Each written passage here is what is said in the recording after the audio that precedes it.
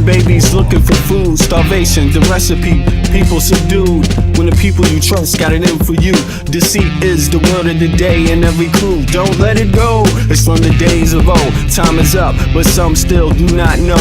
Can I make up my mind? Is it worth the dime? Do I have to take a minute just to make it mine? Life's never fair, but don't listen to the TV. Go out and take a listen to the streets with the people in the slums and the homeless bums with degrees and degrees sitting under a tree. It's not easy in the world for the poor man, the one that brought you to reality. See, they don't want you to know about the black sheep. Even 7 roads to the 12 families all around the globe with an ancient code. Is it really asking a lot to say a death old? Cause we sitting on the earth looking back at extinct, and I'm standing on some ground that's about to sink. I ain't scared for a minute, I ain't about to blink, but I documented for the world what I see and think. Feel we on the call and up and we on the break. All Congress gonna do is waste paper and ink. Vote or die, you voted and you'll die. You can have it both ways, can't say it's a lie. You can march all you want, but they playing you wrong. They only understand war, it's the same old song. They want war, all they really want is a war. Diversionary tactic to make the big score. The diamonds in the morning, you know they want more, but they wanna keep you low, so they manifest the war.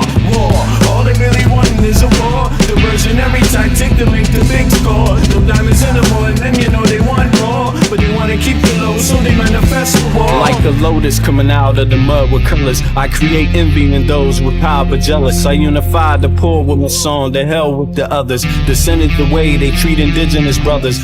Cause I understand we link forever. They try to hate us even though that we keep it together. I'm not talking about controlling the air or the weather. I'm talking about maintaining the truth, the high endeavor. A rebel drops bombs in the midst of trouble. The free world counterattack and now there's double. But nature gets the shit in a way that's subtle. If you stop the machines for a minute you might hear, but they won't cause the TV's whisper in the ear. And capitalism has eyes that don't tear, and they cloud up and get crazy and won't steer. And like an ab, it's hard to get an ass to listen. Living like this is like living in prison. It's hard to keep hope when you're living in prison. The spiritual thoughts, so yes, the mental prison. The outside, yes, it's got to get through. Something's gotta die, so something here can live. Your life is nothing if you got nothing to give. Keeping the spiritual, yes, disguised as religion. Controlling your mind, the mental prison. They want war, all they really want is a war. Diversionary tactic to make the big score. The diamonds in the morning, you know they want more, but they wanna keep you low, so they manifest the war.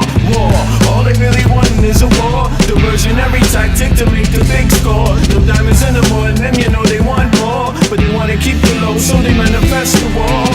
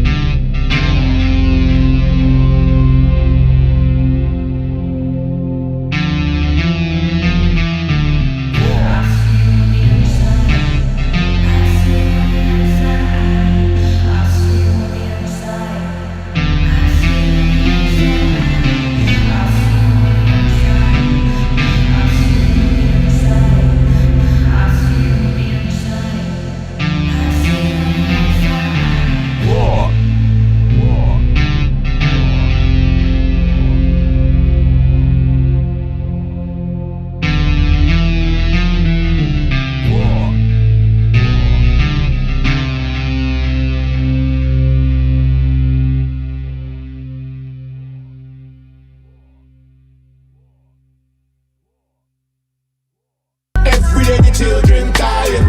What about the children crying? No, no, no. What about the kids? Don't forget the children. Tell them about the children. What about the children crying? No, no, no. Yeah. Digging, scratching, working, struggling, hoping. Some is hustling, every man hustling. Stay alive, that's the game. It don't matter if another gets slain. Pain, recession, other cats want a war. We got the weapon, people want bombs, so they gon' get them. This is the rhythm, the politics ticking. It's sad how we living in this life. It's gonna be a time that we change. Shit is not finite, life is the same. Motherfuckers killing each other to make a claim. Stop that bullshit, you have no respect for each other. You know the truth, you come from your mother, your sister, your brother. So love one another. If we make that change, the whole world will do the same. So listen. Only this one love. Every day the children dying. What about the children crying? No, no, no. What about the kids? Don't forget the children. Tell them about the children. What about the children crying? Oh no, no, no.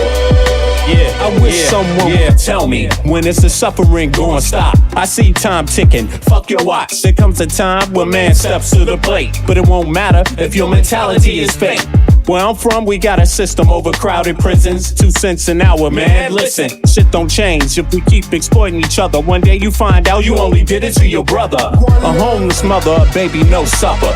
She got a husband and father, they both love her, but they can't find work cause the people with the power, they got a strange way to govern. Their price tag say nothing. Life is funny, then again it's really not. People dying for what other people got. I asked God if he can come and change the shit. He said, hell no, it's you that's gotta change this. Every day the children dying. What about the children crying?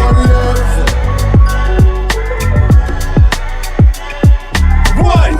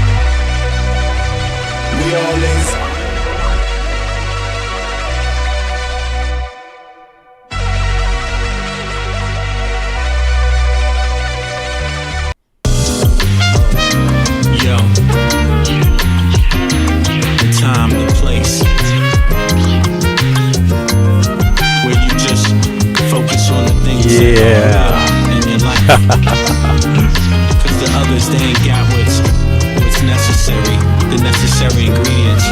But we do. Check it. We got what you need. You want it. We know what you want. We got it. We know what you feel. You want it. We got what you want. You can have it. We got what you need. You want it. We know what you want. We got what you need. We know what you feel. You want it. Damn. You can have it.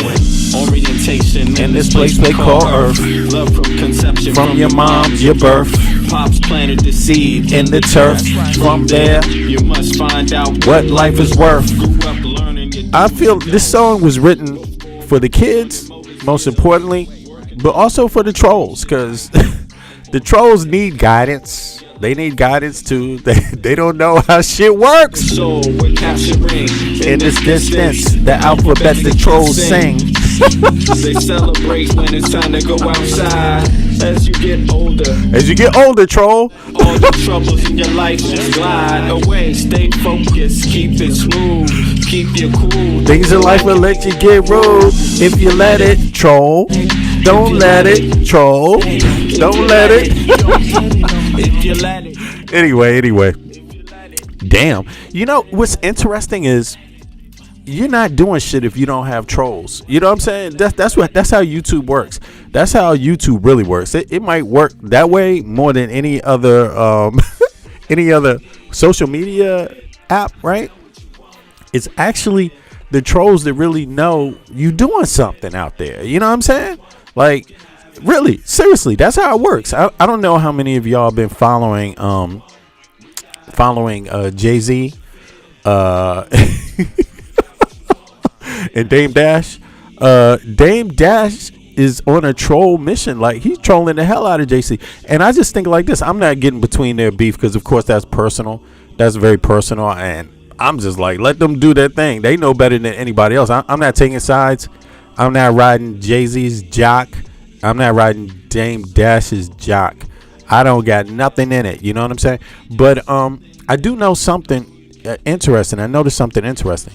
When you have more money, when people see you as having a lot of money, they join your side. They don't care what the conversation is about. They literally, there's a lot of people out there. We talk about that internet, culture where people have been, molested, nurtured into thinking money means correctness, good. That's the same thing what happened with Elon Musk. A lot of people followed him and they just thought believed any fucking thing he said because he had money. He must be right. He has money. I don't know about that one. You might want to check that one. But I do know one thing for sure though. Jay-Z must be doing something, or Dame Dash wouldn't be trolling his ass. Like, Dame Dash gets free attention from Jay-Z. It doesn't matter. He's figured that part out. Like, but see, what I don't get about the trolls that come here is you don't get shit from me. Like literally, you don't get anything. You get nothing. That's a little different than Dame Dash. So if you think you doing as good as Dame Dash trolling, I would suggest you think that one through again. You know what I'm saying? And I'm not even trying to be like Jay-Z. You know what I'm saying? I don't envy Jay-Z. I don't envy that whole Gucci watch thing, Rolex watch thing, because look, you can have on a Rolex watch, but it don't mean you know what time it is. Like, seriously. And it doesn't mean you're doing shit for your community or anybody else or anything to make the world better. So I don't roll like that. I don't believe in that kind of pimp culture and that kind of phony ass culture. You know what I'm saying? People die over gold and diamonds every day in real life. Kids are slaving for someone to wear a fancy watch. You know what I'm saying? Imagine all the people that wore cotton clothes while your ancestors was picking them. You know what I'm saying? Just think about it like that. And that's what's happening with diamond and gold and all this fake shit. You know what I'm saying? Out there, people don't really need it, but they use it as status to be like, I'm the slave master now. See, I can afford this. I can afford to wear things some slave has to slave for. So whether you're white, black, or whatever, Asian or whatever, I'm not down with that shit. Period. I'm just not down with it. By the way, big up to Spain. Yes. Fuck Argentina. And fuck their president. And fuck all that bigotry that they're spreading. They went down. Yay. Hoorah. Big up to Spain, man. I was in Malaga not too many months ago. I was fucking in Malaga. Did y'all see that? I was down in Malaga. Woo! I had a wonderful time. In Spain. Damn. Actually, I'm going to go back. You know what I'm saying? I shouldn't have to say that because it's not that far, but I am going to go back. Spain, it's a beautiful place. The culture is rich. The culture is rich in Spain. Don't be fooled. I went to southern Spain, you know what I'm saying? So I don't really know about all of the different regions, but I was in Malaga, for example, and of course that's not the most south. You could go further south, right? But it was beautiful. The people were beautiful. The food was wonderful. The culture was great. And yes, they kicked some ass yesterday. And you know something? I'm so happy for them because they stood up against Trump. The president is not just the president. I think they got a president and a prime minister. It works something like that. I'm not exactly sure, but I know that twice at some big moments, the Spanish leadership basically said, "Man, fuck you, Trump. You can't talk to us like that. Who the fuck do you think you are? Like, you think you're just gonna talk to people like that and treat people like that, and we're supposed to help you bomb other people and kill other people? Like, Yo, man, it don't work like that everywhere. It might work that way with your MAGA people who you step on every goddamn day and they just do anything you want. But anywhere else, it doesn't work. Okay, you Americans may bow down to Israel. Trump may bow down to Israel while they dog walk Trump all over the place. But you ain't going to be dog walking anybody else. It doesn't work like that, you know? And I think they got it twisted. A lot of Trumpians, MAGA people, they're losing. MAGA lost yesterday. Boo! You fucking losers. Yeah. Just not your day. Just not your day at FIFA. And you really probably tried to rig the game, too. I'm almost sure of it. I'm very sure Trump tried to rig that game. I'm sure Trump was like, fuck this. I'm the president of the United States. That means I can force FIFA judges and FIFA referees to do anything I want. I'm pretty sure he did that. But when you're a loser, you're just a fucking loser. And, you know, Argentina's a loser. First of all, they need money from the United States of America. I don't know why they need it. Why do you need it? Why do you need it? It's interesting how you can colonize someplace and you need the motherfucking money from somebody else to help you. Wasn't colonization good enough?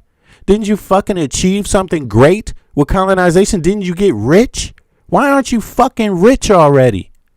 You know, why is your economy bankrupt? You see what I mean? If you know every goddamn thing, you got it figured out and you want to be such a bigot, why isn't your shit number one? Why isn't your shit number one? What? Ain't got enough fish down there? Ain't got enough coastline? Ain't got enough minerals? Ain't got enough what? What do you need now, Argentina? What do you need now to be great? Do you even listen to the Afro-Argentinians? Do you even pay attention? They exist, you know. What about the natives, the native population? Do you even listen to them? See, that's why you lost. Boo you. Boo you. You're a failed experiment. Okay? And the rest of these countries, if they don't wake up, they're going to be failed experiments too. Look at where MAGA's got the U.S. Failed experiment. Total failed experiment. So, oh, well, just another day to lose. And check this out. When you lose in FIFA, it's because your karma is really fucking bad. Everyone thought, could it actually be that, you know, after all that bigotry, they're going to fucking lose? Yeah, it is. Because you can't take that bigotry on the world stage and expect everybody to sit down. No, Spain came out there and ran circles around your ass. Yes. And you know why that is? It's because you're not fucking superior, Argentina. You're not. You're not superior. You see that superior attitude? I guess you're not the superior race after all, Argentina. Are you? How did that happen? Can't be superior and lose, huh? So Spain got the crown now, and I know Spain was happy to walk all over their ass, you know. By the way, seriously, by the way, why didn't you stand up against Trump, Argentina? Why didn't you do that like Spain did? What, you too weak to do it? Where your kahunas at? You know what I'm saying?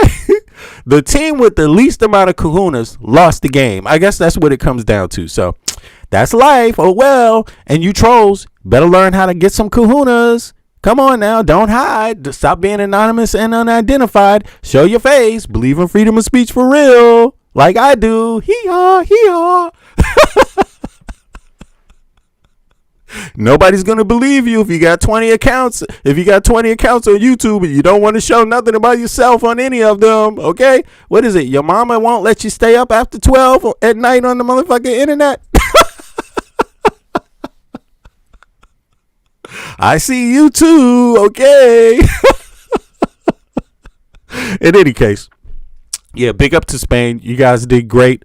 You guys should be proud. You should be proud of your people. You should be proud of your country. Spain is moving up. Spain is moving up. Sure, there's a lot people complain about every day. That's democracy and that's society. But they are moving. Trust me when I say this. Spain is on the upcome. Spain is on the upcome. Do not sleep on Spain. They have a lot of new things happening. It will take time, right, for it to flourish across all of Spain. Some of the new dynamics that are occurring, some of the new infrastructure that's being built in Spain, but it is coming. You know what I'm saying? It is definitely coming. So yeah, I was down there. First of all, good things come to a people with a rich culture, but also know how to enjoy what they have in the simple ways. You know what I'm saying? In the simple ways. Know how to enjoy what they have in the simple ways. I was really impressed with how peaceful and orderly. Can you believe that? Not like the U.S. The U.S. is not fucking peaceful and orderly. No, people are harassing each other. I was in Malaga, and it's not just Malaga, but I saw they have many Senegalese vendors, you could say street vendors like that in Malaga, right? And I saw them, and they were out every day, and they were on the beaches. They were on the beaches every day, right? And of course, maybe sometimes the police tell them to go, or at a certain time. They have rules, right? Certain rules, right? But listen, there was nobody running around chasing them around, fucking beating them, trying to kill them, throw them in the No, none of that existed. Not one time, not one day, nothing. Everybody was just out to enjoy their time. I didn't see one person complain. No, not one person complained. Plenty of tourists. Not one person complained. Nobody got an attitude. Nothing like that. You go to the United States of America, richest country on earth, and people are running around getting terrorized. Fucking terrorized. I'm sorry. That shit is whack. All you did was fuck up your own country. And I say your own country. It's my country too, but I've been living overseas for so long. It's like, I'm going, I'm starting to question, because it's not the country I came from. It wasn't in this condition when I left. You see what I mean? It was in much better condition when I left. And the country has had struggles. But this shit that's going on now, it's almost nothing like it is nothing like the country I've ever seen. I've never seen this side of the country. I've never seen it. It's just not it's not the United States of America. It's not what's normal. And the people that think that it's normal, you deserve your ass kicked. And I hope people bring it to you. Because they're gonna bring it to you one way or the other. And the only question is simple.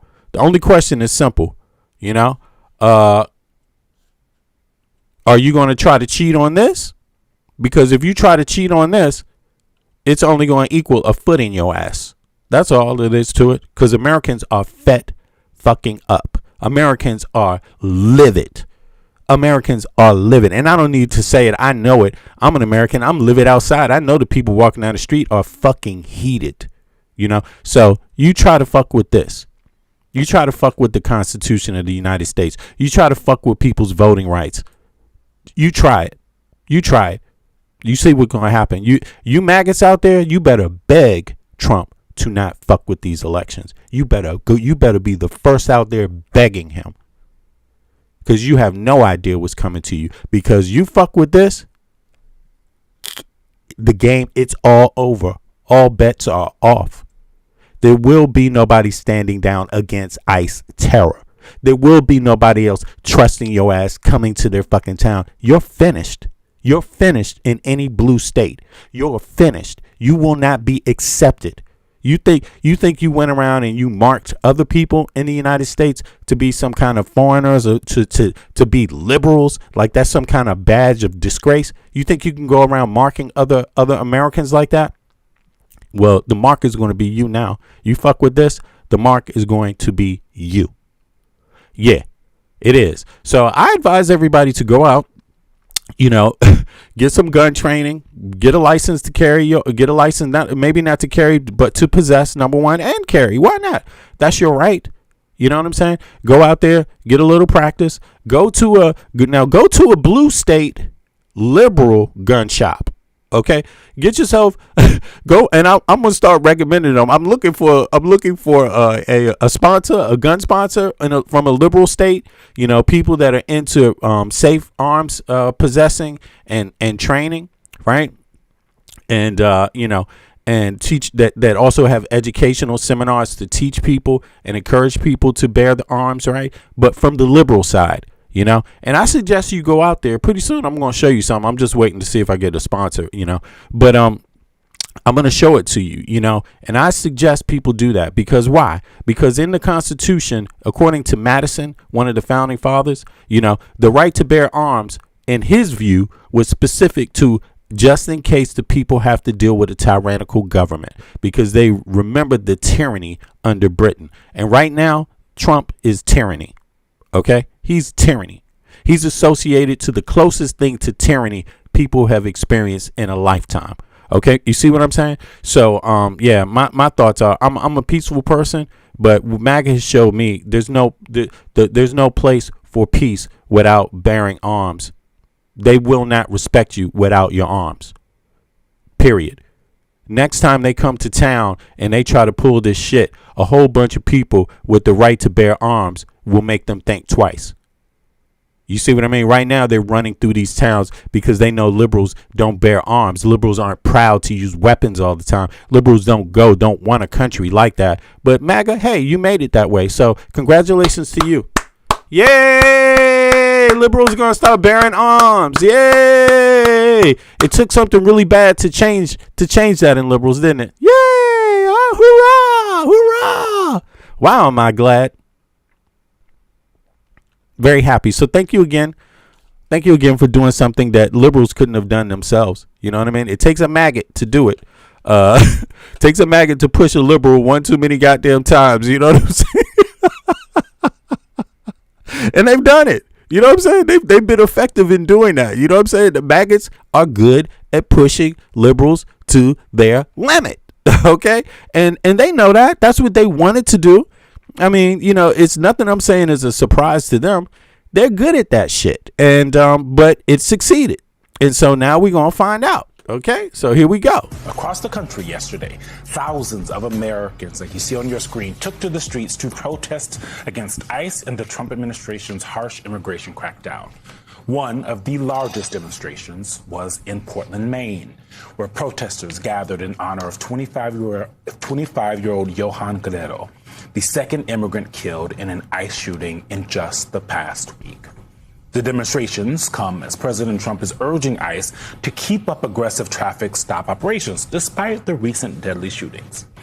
At the same time, President Trump spent his week focused on reviving election conspiracy theories.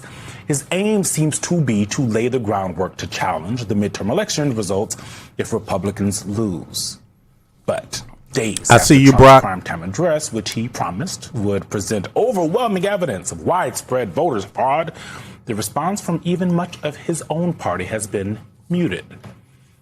Even Fox News largely steered clear of the president's election claims, a decision that has infuriated some of Trump's most loyal allies, including former advisor Steve Bannon. Fox News didn't cover any of that. As bad as it was, Fox News didn't do anything on look, the Murdochs are 100%. They hate Trump. They hate MAGA. Anybody, if you watch Fox and support that crap, you are part of the problem.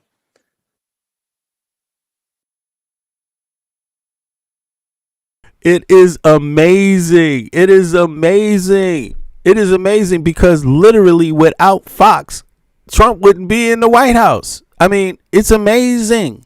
They see this is the message that maggots and trolls need to understand. Kissing ass is where it gets you. Fox News kissed Trump's ass for goddamn a decade, over a decade, literally. There's never been another news agency to kiss one candidate's rotten scumbag ass like Fox News. Like, they literally are not even news. Okay. Rupert Murdoch set out on a mission to get Trump elected. And look at what this fool is saying now. This is what they're going to do. They're going to throw you under the bus because this is it. See, most of you maggots have no money. Most of you maggots are just like every other American, just like every other liberal. You're a couple of checks away from losing your motherfucking house, a couple of checks away from your kids getting kicked out of college, a couple of checks away from you not being able to fix whatever health issue you're living with. Most of you maggots are really just like the liberals. But see, this maggot, he convinced you, you dumbasses. And he has enough money to get his health care. His kids, if he got any, because who would want to have kids with his stinking ass? But he probably has some anyway. But they don't have a problem in school. You see what I'm saying? They got money. Why? Because you maggots made it that way. Not exclusively, but you know what I mean. More so. More so. You know what I mean? You blindly elect people that don't want you to have any fucking money left in your pocket after you pay your taxes and pay your bills. You know what I'm saying? At least liberals are saying, wait a second, can't we get a little more health care out of your stingy ass? At least liberals are saying, can't we get a little more goddamn, of our extra tax money out of this shit instead of always being in war? At least liberals are saying that. Maggots are like, nope, I don't want none of that money. And Steve Bannon is getting all the money. And now he is throwing Fox News, him of all people, throwing Fox News under the bus. Wow. The right wingers. I mean, this is amazing. Let's hear. Fox News. Good for you, Steve Bannon. As bad as it was, Fox News didn't do anything on look, the Murdochs are 100. They hate Trump. They hate Maga. Anybody, if you watch Fox and support that crap, you are part of the problem. They didn't do. They had the vanity last night was embarrassing on what they did afterwards. They cut right away and went to their favorite topic: bombing Iran. We got to bomb Iran. Trump is bombing Iran. What is he talking about? The dude that he kissed ass to like no other human being kisses ass. I mean, goddamn, this guy kisses Trump's ass more than poor people kiss Jay-Z's ass just because he got some money. You know what I'm saying? Seriously, just he kissed Trump's ass day and night. And notice how he didn't say Trump. Motherfucker, who do you think gave the order to the U.S. military to bomb Iraq? Duh. It's the guy you literally worked for and fought and told and said anyone who was against him is a sellout to the country. This dude got some nerve, man. I knew Rupert Murdoch is sitting back there saying, man, who the fuck are you talking to, man? It's your buddy. They ordered the attack. I mean, it makes no damn sense. What's going on here? Which way is up? You know what I'm saying? Which way is up? Now I know what that Richard Pryor movie is about. Which way is fucking up? I don't know. They hate. What the hell? What kind of fucking gaslighting is this? Loyal allies, including former advisor Steve Bannon. Fox News didn't cover any of that. As bad as it was, Fox News didn't do anything on look, the Murdochs are 100. They hate Trump. They hate Maga. Anybody, if you watch Fox and support that crap, you are part of the problem. Anybody here watched Fox? Any Fox supporters in here? Where the maggots? Where are you guys at? Any Fox supporters? Put a one in the chat if you've been listening. Where are the trolls? Where y'all at? Y'all don't listen to Fox? He's talking to you. Hear these words again, trolls. Fox News didn't do anything on look, the Murdochs are 100. They hate Trump. They hate Maga. Anybody, if you watch Fox and support that crap, you are part of the problem. Wow. Here we go. Look, the Murdochs are 100. They hate Trump. They hate MAGA. Anybody, if you watch Fox and support that crap, you are part of the problem. You are part of the problem. Is there? There's no lie detected there, but I'm just trying to figure out. I'm trying to figure out him of all people saying this. Hey, he's a fucking hypocrite. He's saying it. It's the truth, but it's the truth coming from a hypocrite. Okay, so fuck it. We'll take it. They had the vanity last night was embarrassing on what they did afterwards. They cut right away and went to their favorite topic: bombing Iran. We got to bomb Iran. Unbelievable. Wow. What to do? I mean, what a conundrum this is for the right wing. What a conundrum this is for MAGA. If they can spell conundrum, what the fuck? Have you ever heard there's a word called conundrum? Let's look it up. Do you know what it means? This is it right here. What to do? I mean, on one hand, they praise Trump. They fought tooth and nail. They cheated every way possible. They lied every way possible to get this MF in power. And now they're turning against each other. I mean, it's like Steve Bannon has amnesia or something. It's like he was in Men in Black and they were just like, fuck it. Steve Bannon, where you at? Poof. And he just forgot. He just forgot one day. I don't know. Who am I? You the motherfucker that plotted and schemed to get the person who gave the order to bomb Iran in power, asshole. Like, what the hell? Yo, what the hell? Joining us now, Angelo Corazon, president of Media Matters. Thank you for getting up early and heading to the table. Let's start right there. Fox News has 787 million reasons not to engage in more conspiracy theory lies. But the larger ecosystem on the right, how did this land? How much were people actually talking about it? So it's true about the Fox thing, and we should make it really explicit. I mean, after the speech ended, Bret Baier said that Fox News can't confirm anything the president said. Then they didn't talk about it in prime time. They didn't talk about it at all the next day. In fact, if you only watch Fox News, you think the big speech this week was Marco Rubio. You wouldn't know anything about Trump's speech. That's how much they ignored it. I mean, they went out of their way to ignore it. And sometimes that's a way to help, right, to carry water. But I think the larger message has been penetrated, this idea that elections are to be doubted. And that gets to how did it play broadly. Because the audience it's not to convince America, right? It is actually, there were three groups that he was speaking to. It was the operators, like the Steve Bannons. It was the faithful, the people that are really diehard election deniers that have been waiting for him to make this a big thing and do something. And they're talking about Trump's speech that wasn't really covered by Fox either. And impatient people, that they want something more substantial. They want action like a national emergency or the Insurrection Act. Those people are excited. The impatient people are still impatient. Yeah. But the rest of them got the message loud and clear, which is that this is the premiere. This is the starting gun. He just fired it. And they think they're off to the races. So broadly speaking, it was a total dud. And it can be easily measured and dissected from that perspective. But to the key audience that he was speaking to, they're ready to go. The people who might need to take action, or whether that's running action or rhetorical action from now until That's right. I mean, they see it as this is the moment to start to mobilize around not just local polling stations, but in particular the story that people who should not be voting are going to be voting. So anything and everything is on the table, which is prepare for some type of armed presence at these polling stations, to doing your own independent investigations to track down people that shouldn't be voting. This was for them was the starting gun. This is the. So you're saying his supporters were not disappointed? They were not. They were not disappointed. You mentioned three audiences, but before I give you my question, let's play the exchange that our colleague Vaughn Hilliard had Thursday night after this. You know what video I'm about to show. If you don't know the video I'm about to show, watch now.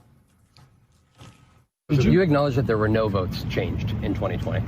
All I can acknowledge is what the intelligence shows, right? I only know the intelligence community has zero evidence that someone has that a foreign power flipped a vote in 2020, 22, or 24. And so the 2020 election was, in fact, the results as we, the American public. I'm still researching, so let me.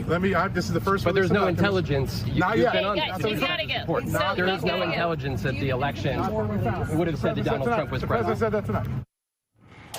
Now, Angela, I wanted to show that because you mentioned the president was talking to three audiences. Yeah. But I wonder if this was just one audience, but it was reversed. And this is something that I think Eugene brought up yesterday. That what if, and I don't know if this was actually on air or during a commercial break, right, so I apologize in advance, Eugene. But it had all the feel of his cabinet, the people around him, just letting him do this, just so he could get it out of his system. And I say that because we don't have to, showed the picture yesterday, but it's the vice president, the chief of staff, the acting attorney general, the FBI director, the DNI, acting DNI. They're all in that room. as he spouts all these falsehoods and lies and relitigates the 2020 election. And that's why when Fox News decided, we're going to show it, but we're not going to talk about it, was this just a let's make the big guy feel good about himself? I think, I'm sure that's a part of it. But what I think we can't discount are a few things. One, that John Solomon guy, he's bad news. Okay, he's a harbinger of bad news, and it's worth remembering. I mean, especially in the context of that silly video, is that he is largely responsible for Donald Trump's first impeachment.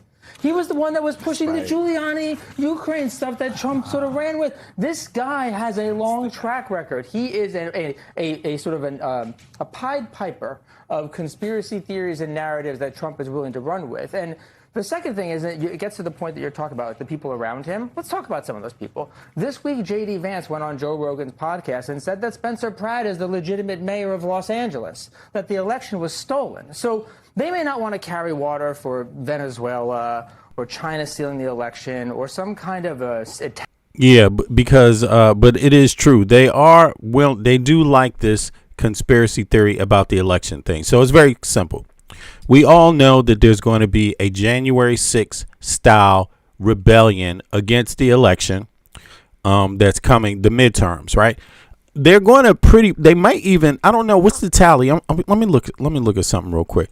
I'm curious about what the tally is given the last the elections that have already been happening, the early midterms or the special elections that have already happened. I'm curious how close the Democrats are to taking the House. But of course, Republicans, and I encourage Maga to understand this. If you really think your family needs something out of this election, stop thinking about who you don't want to vote and start thinking about what you want out of your goddamn tax dollars. Because think about this. I mean, it's almost like you don't have a job if you don't think about what you want out of your tax dollars. I mean, you maggots, you act a lot like you don't have a fucking job. You act like you don't pay taxes, because a rational citizen would be most concerned with where the tax money is going to get spent. Why is that? I'm only saying this for the maggots that don't know, or the people that don't know. It's because in the United States of America, when you have a job, you have to pay income tax, state and federal.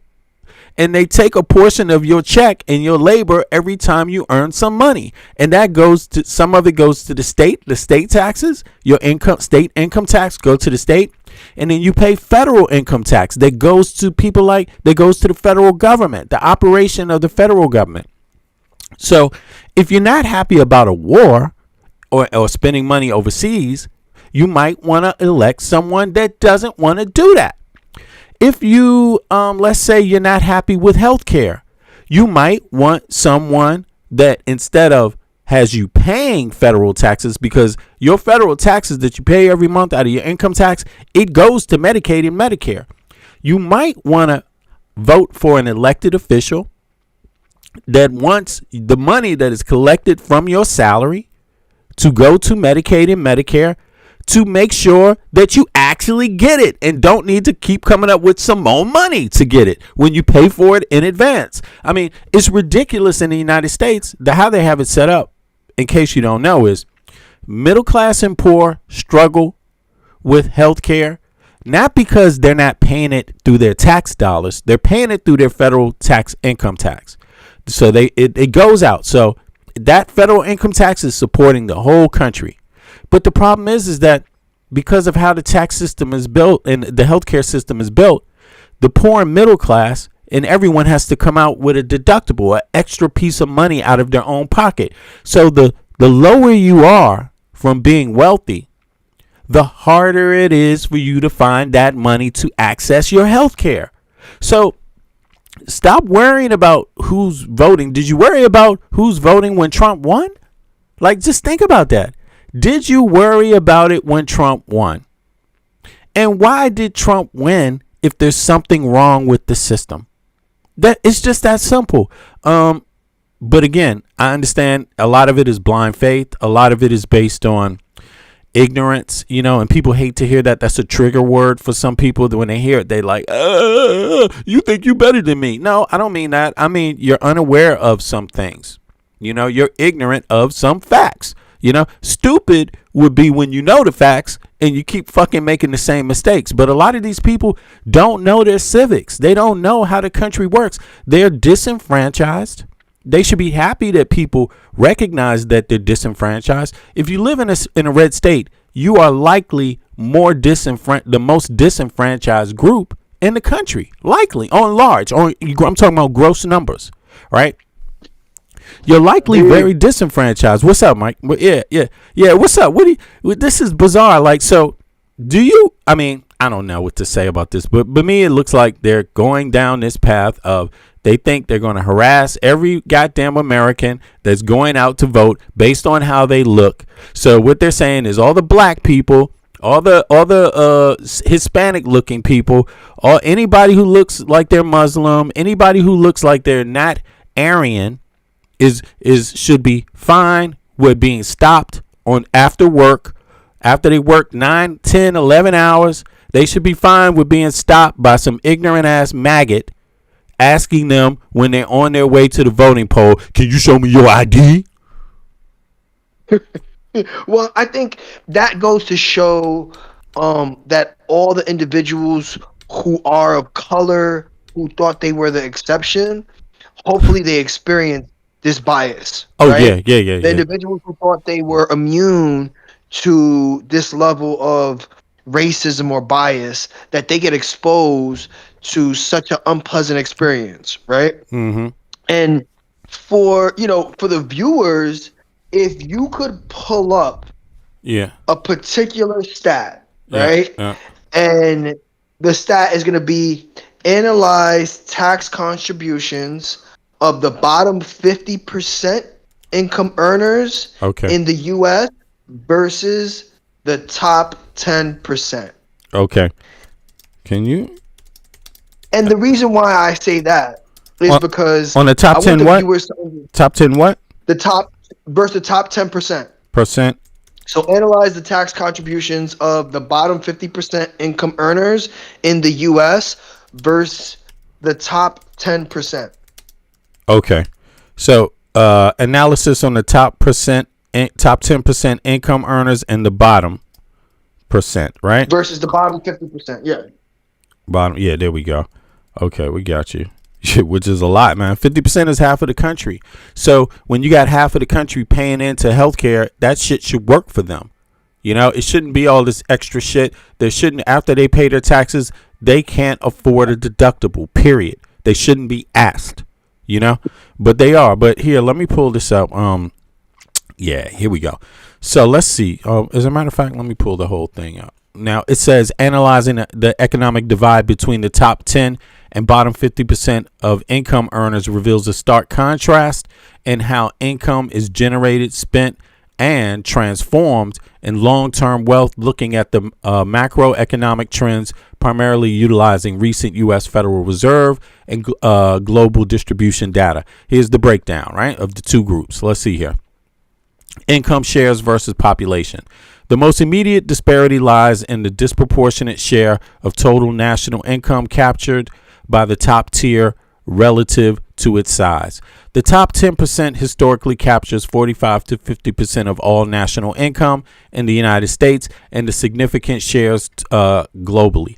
That's half of the economy the top 10 have. That's crazy.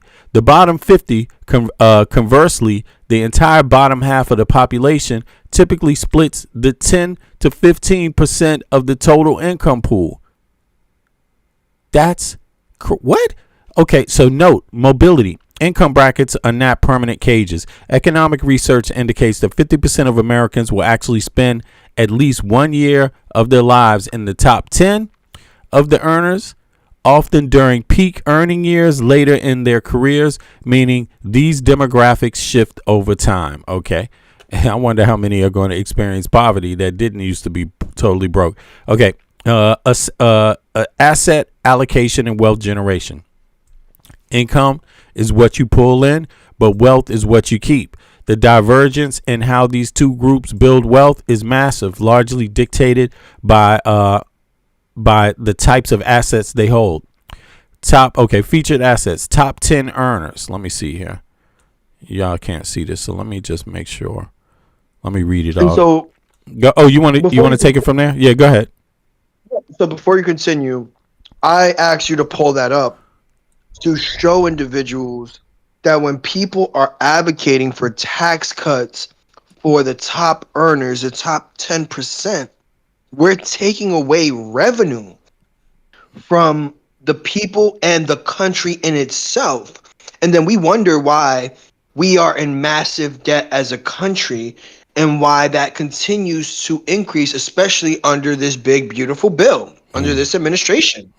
Essentially, if we had an increase of 20 to 30% of the percentage for the top earners, we could eliminate the taxes for the bottom 50%. And that would essentially spark plug a middle class. Yep. Do you understand what I'm saying? Yeah, but say it one more time so everybody gets you. Say it one more time, bro. Exactly. I agree 100%. That's very interesting too. But go ahead, say it one more time so people get. If we raise, instead of advocating for lower taxes for the richest, like this big, beautiful bill does, right, we could effectively tax the richest individuals, the top 10%, at a 20 to 25% higher rate and eliminate taxes for the bottom 50%. Right. 50%, which would impact a larger group. We could eliminate that tax and get that tax from the top 10% earners. And what would that? Yeah, go ahead. And why is it? What would that do? What would the indirect effect be? What would the indirect effect be? The direct effect. Tell us what the direct effect would be in practical terms, and what the indirect effect would be. So the direct effect would be immediate stimulus to the market on an economic level, and that stimulus would be more genuine than the injections we see now by big corporations, right? So the bottom 50%, because they are lower earners, they by default spend the most money, right? Frequently, right? They're not building the amount of assets because they haven't acquired the wealth or the money to be able to buy or heavily invest in said assets. So the bottom class lets all their money flow through the system.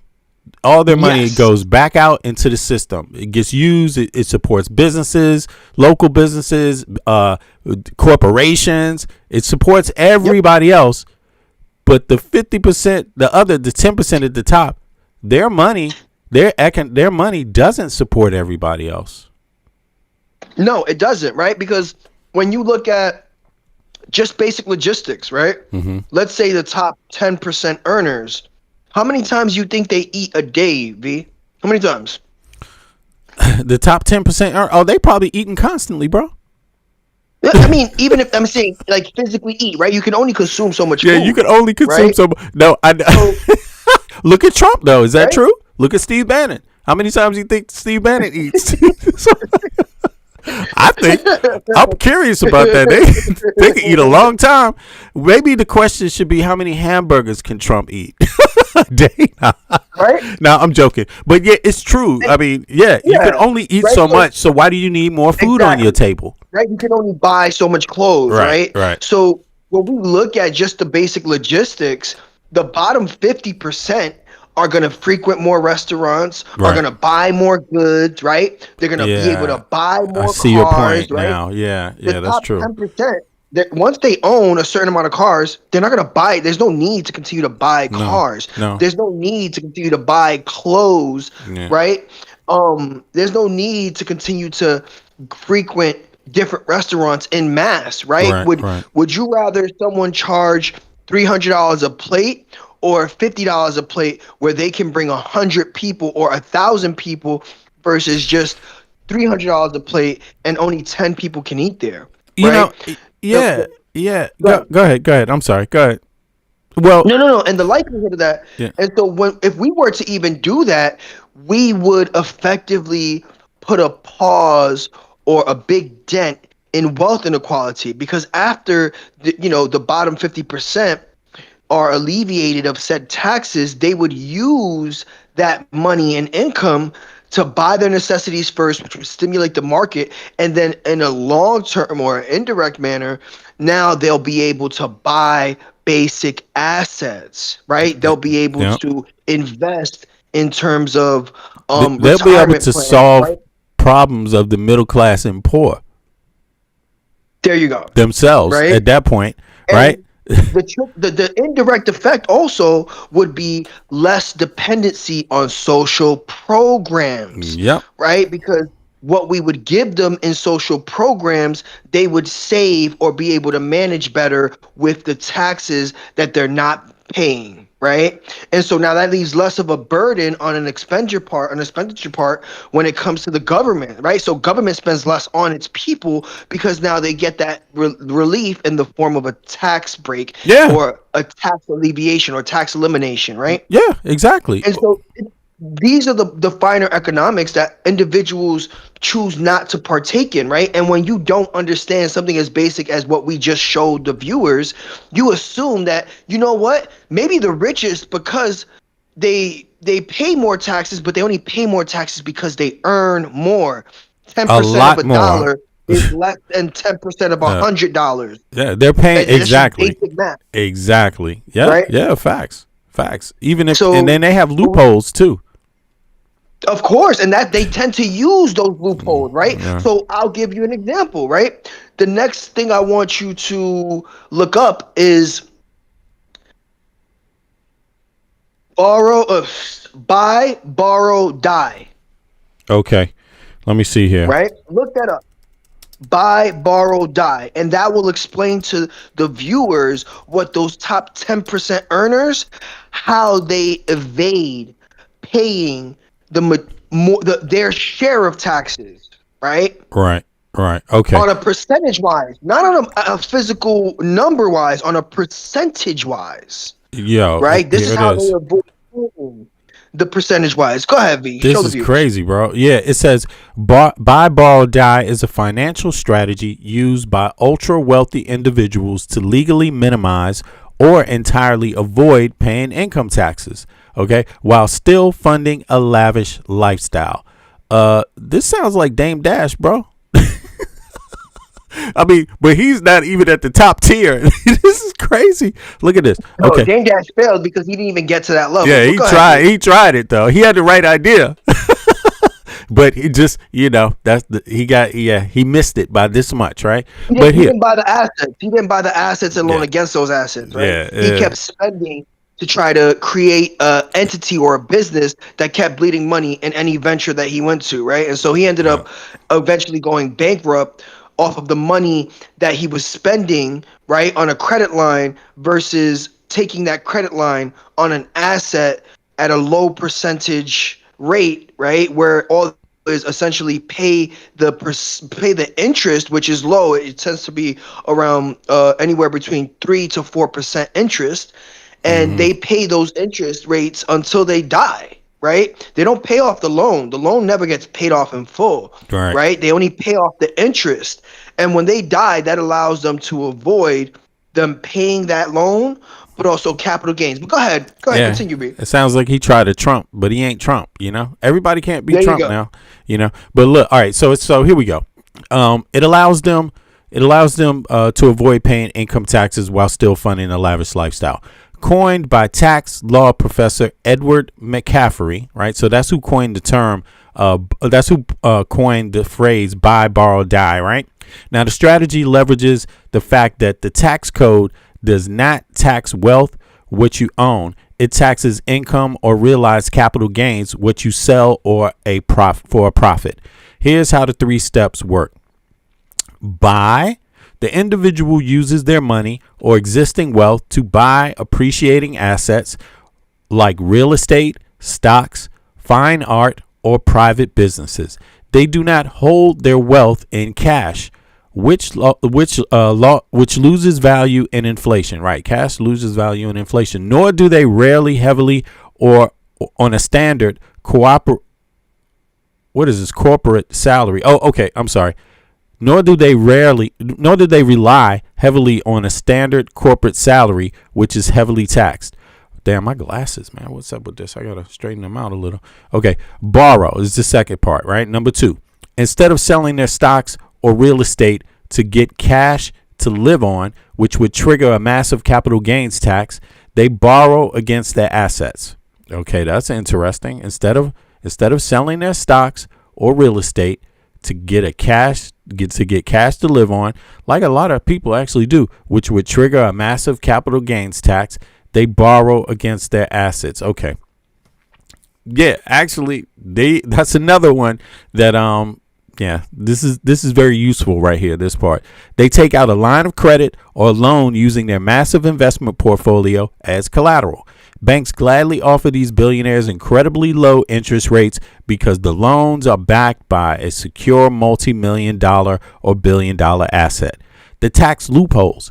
In the eyes of the government, the loans are not income. Therefore, the money they receive from the bank is 100% tax-free.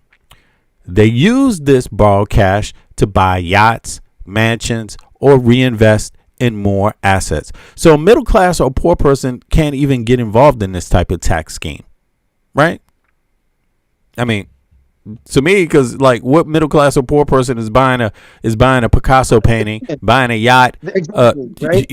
Right. They have to buy appreciating assets, and the closest thing, which is also linked to the American dream, the closest thing they can get to this asset is home ownership. Yeah, that's pretty much the only way. And home, right? Exactly. Yeah. Home ownership is usually the first asset that now, once you acquire it, you now pay it off, and over time, now you refinance that mortgage, right? Now you use that money now to essentially maybe buy another asset, invest in another asset, right? While paying off the interest of that slowly but surely. Now you move in tenants, so they pay the mortgage while you essentially focus on the interest of that loan that you took out to refinance that home. And that is what builds the basic American wealth. But we already know that the idea of home ownership has gone so far stretched, right? And I can take you down the other rabbit hole, which would be, what is the difference between the average salary, yearly salary, and the average cost of a home, a starter home? And wait on that one. Let's do that right after this. Let's do that right after 3. Right. Yeah. Yep. I get your point. And this was what popped in my mind right there, is that, I mean, Kamala Harris was talking about home ownership. That was one of the things she ran on. And even Trump tried to talk about it, right? Where they're trying to create the 50-year mortgage, right? Essentially because they know that home ownership is the most accessible thing and closest thing to an asset that your average American can still try to strive for, even though the numbers say different. But go ahead, baby. Yeah. Okay. All right. So here we go. So the third one is die. This is the third component. Eventually, the individual passes. That's the person that has the yacht, the yacht, the Picasso painting, and all this other shit rich people have, right? Eventually, the individual passes away. Under the tax law, selling those assets would now trigger a huge tax bill for their heirs, except for a rule known as step up in basis. Aha! When the owner dies and passes the assets to their heirs, the assets cost basis, the original purchase price, is automatically adjusted to its current market value on the day of their death. For example, if the individual bought stock for 10 million and it's worth 100 million, when they die, the heirs receive it with a new baseline value of 100 million. The heirs can then sell a portion of the assets completely tax-free to pay off the bank loans that the deceased individual accumulated during their life. keeping the remaining fortune without ever paying the capital gains tax on that 90 million growth. Does that seem fair? I mean, put a one in the chat. Despite whether you're Republican or Democrat, despite whether you're a MAGA or a liberal, despite whether you're independent, put a one in the chat if you think that's fair. Put a 2 in the chat if you think it's unfair. Let me see what people are talking about here. And I hope everybody participates because the chat is open. It's in good faith that everybody participates, that's utilizing the chat. You know, that's how we keep it open. I want to see. And what I mean by everybody, I mean everybody, because I like to use these 1s and 2s to qualify other statements that you may have previously made in the chat. So let me see here. 2. Okay, damn, that's good. Okay, 2. Let me see. Okay, 2. I haven't seen any 1s. Somebody deleting the maggots or what? Where they at? Where you guys at? Let me see. Yeah, I don't see any 1s yet. Okay, let me see. Deville 6595. Did you answer? Deville 699. Okay, maybe not. Yeah, don't be greedy. Exactly. Okay, well, nobody put a 1 up yet. So, I don't think the shit is fair myself. I mean, I think it's an interesting point of interest here because did Eric put a 1? Hey, so, oh, you think that's fair, Eric? That's interesting. Why is that? You got a Picasso painting or what? Let me see here. Damn, Eric's the only one who got a Picasso painting up in here. Eric, you living well, man. You living lavishly, man. Let me see. What's fair? Do you think it's okay? I'm gonna repeat the question. Here, let's bring it back so everybody can see. We're talking right here about the borrow, buy, borrow, and die concept coined by McCaffrey. The strategy leverages the fact that the tax code does not tax wealth, what you own. It taxes income or realized capital gains, right? So the last part that I was asking about is the die part, right? Eventually, when the individual passes, we're talking about the person that has all the assets, passes away. Under standard tax law, selling those assets, and we're talking about a lot, right? Under the tax law, selling those assets would now trigger a huge tax bill for their heirs, except for a rule known as step up in basis, the rule. When the owner dies and passes the assets to the heirs, the assets cost basis, the original purchase price, is automatically adjusted to its current market value on the day of their death. That's if you're the person that has the assets. Example, if the individual bought stock for 10 million back then and it's now worth 100 million when they die, the heirs receive it with a new baseline value of 100 million. Yeah, that's great, right? But the heirs can then sell a portion of the assets completely tax-free to pay off the bank loans that the deceased individual accumulated during their life, keeping the remaining fortune without ever paying the capital gains tax on that 90 million growth. Okay? So what I'm asking is that fair? Is it fair? Put a 1 in the chat if you think it's fair. Put a 2 in the chat if you think it's unfair. That's what I'm curious about. Yeah, and Davil, also you put a 1 or a 2 because I'm not sure. I don't see where you answered, Davil, and that means you wasn't listening. Oh, no, Davil put a 2. Okay, I got you, and he's a Trump supporter too. Okay, that's interesting. I got you. I see you, Davil. Okay. In the chat right now, we do have someone else in the panel right now. Oh, okay. Let me see. Who's this? How you doing, sir? What's your name? And let people know where you're from and who you are and where you're from. The person's on mute. Let me see if I can take them off. Oh, there you go. I can hear you now. The Discord was just bugged out. No, my name's Nick. I'm from Australia. What's up, mate? And we have fucking worse tax than you guys. Oh, sorry, I won't swear. We have heaps worse tax than you guys. What do you mean by worse? Everything's taxed. You gotta take it like your whole solution is to increase tax on everyone, right? Like no, but What do you mean? Well, it's basically you want to push up tax on the rich people, but the second you do that, but that's not everybody. Like if I want to start up a business, right? But that's not everybody. You said you want to put taxes up on everybody. The rich is not everybody in the U.S. But it works out that way without you even realizing it, right? Like, no, you got to put a tax up on a rich person. He earns less money. He jacks the prices up to increase it. Then small things could be a supplier for a company that makes some sort of chemical that goes in your food. That jacks that price up. That increases that price of the food. Your old mate making $7.50 down at the steel mill. Now that's just pushed that one. Well, it's only one part of the supply chain, right? You do that all over the place, and then instead of the high skilled jobs being here, when I go to build my next company, which I did, I'm going to go, well, fuck this. The tax is too high. It's not worth the juice isn't worth the squeeze. I'm taking all the risk. I'm going to go make it in Singapore instead, where the taxes are super low. What's your name? Make 150. Yeah. Okay. 1 second. He said where he was from. What's your name again? What's your name? Nick. Okay. Yeah, it's Nick. Michael. Yeah. Nick.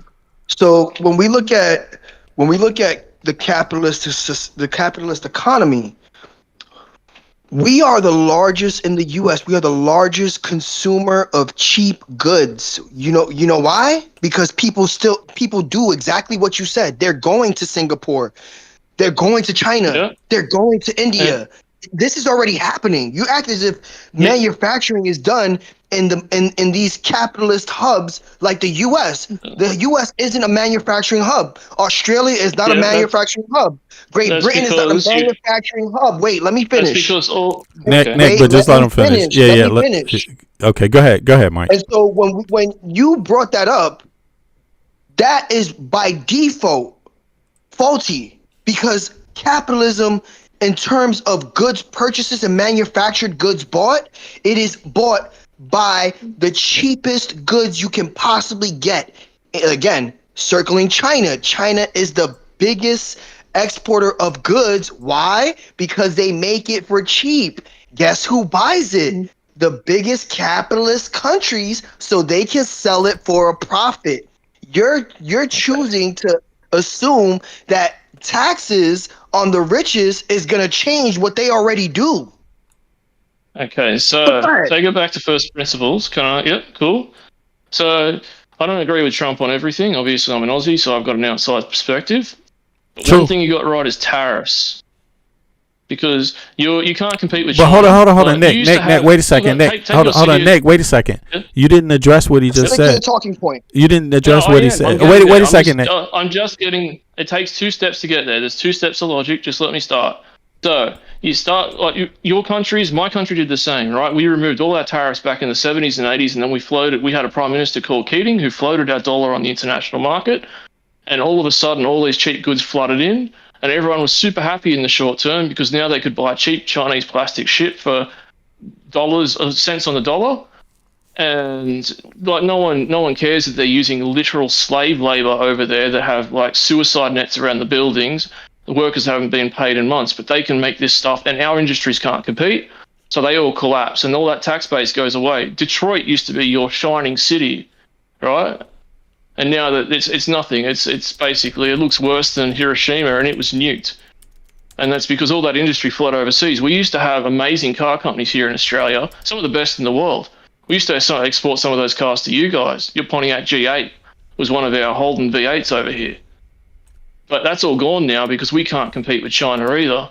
So that tax base all disappears. All those nice paying jobs, all those stuff that people have done for 40 years, it's all gone. And then what's happened instead is they've opened the border. So that 50% at the bottom you're talking about, most of those are unskilled workers. They've got to take what they can get. Hold on. They've got to take what they can get. In order to be taxed, you need to be a citizen. And most citizens, that means you're telling me 50% of our workforce is unskilled? Stop it. Yeah, absolutely. It's actually high. It's higher than that. No, when I say unskilled, I mean they don't have specialized degrees or tertiary education that is directly required to do their job. For example, I hire software engineers. My average wage is about $150,000 a year, but that's skilled work, right? Joe Blow can't come off the street and compete against them, or an illegal immigrant from. Why? Can I explain to Go you why that ahead. logic is flawed? Because in a hypothetical world where we send everyone to go be an engineer, a software engineer, guess what becomes less valuable? The software engineer job, right? It The becomes point less is, valuable. The reason why it inherently holds value or higher value is because it's limited, right? And that bar of entry is set by loans that you have to take out to seek higher education. no, Usually that is dictated by the wealth of your parents, especially in a place like America where they can borrow against that asset and send you to college to go pay off that loan, right? Or you come out of okay. school in debt, right? Which also the accumulation of that debt or the acquisition of that debt now allows you to be in a specific small sector like the amount of software engineers. I'll do you one better. In the past 5 years, the percentages in terms of needed software engineers has decreased. Why? Because guess what we have now? AI. So now that you need less software engineers and less individuals who know how to code, because all you're going to have is an even smaller amount of software engineers needed in order to just overview basic aspects when it comes to coding, right? Okay, So, two thing. Oh, sorry. go ahead. There's two things to address there, right? Before we go any It's a further, good otherwise debate, they'll lose yo. them. It's a good debate. Two, Good two conversation you things. guys having. Good. I like this, On the man. software engineers, on the software engineer side, doesn't matter how many degrees you hand out. Most people can't do it. They're just not smart enough. No amount of training or time will ever let them do it. It's not even smart enough. Sorry, they just don't have the way of thinking that's required to do certain things. Different people think in certain ways, and you need to be a certain type of the way you think and do things to That's where fit we that job. disagree. That's where we're No, disagreeing, this is right? Because no. I assume. Look, if I someone can't. gets I can't go do science. And the second one, sorry, if before someone you gets to, if disagree and go someone gets to further, before you go early further, enough, hang on. Hold on, I'll Mike. stop you, buddy. Let him finish the thought, though, Mike. Let's hear it. Go ahead, man. The second thing, there's a lot of complaining going on, saying like you got to have your parents' money to be able to afford to go to university. I'm the first person in my family tree to ever pass high school. No one else did. there's a reason We for were that. poor as Go ahead. fuck.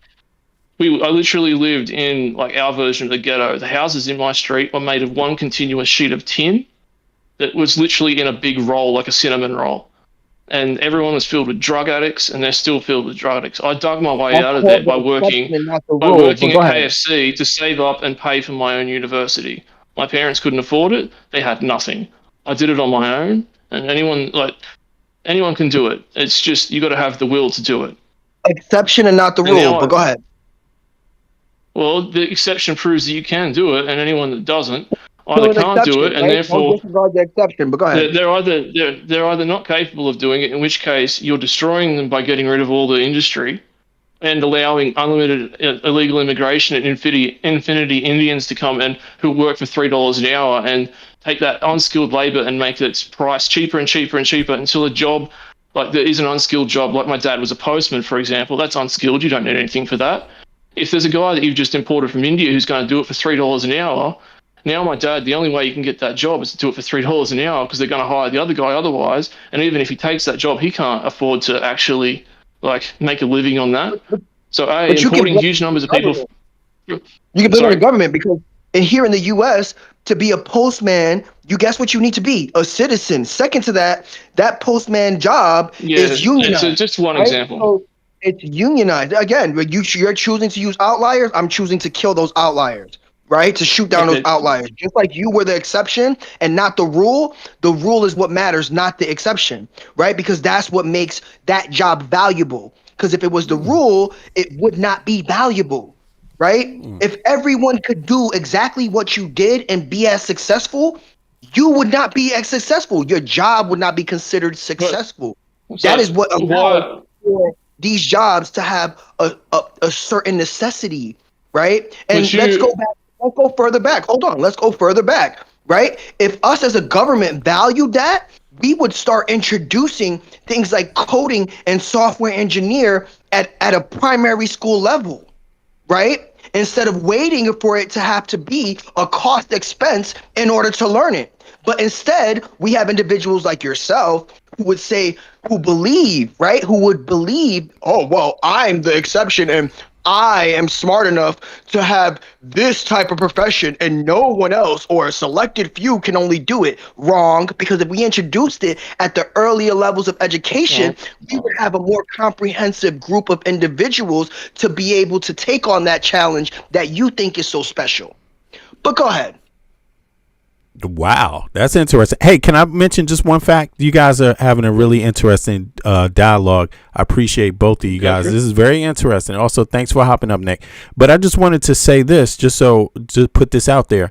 The step up basis rule, right, which is the tax code we were talking about, the loophole. Well, maybe some people don't think it's a loophole. Maybe some people think it's just fair that way, right?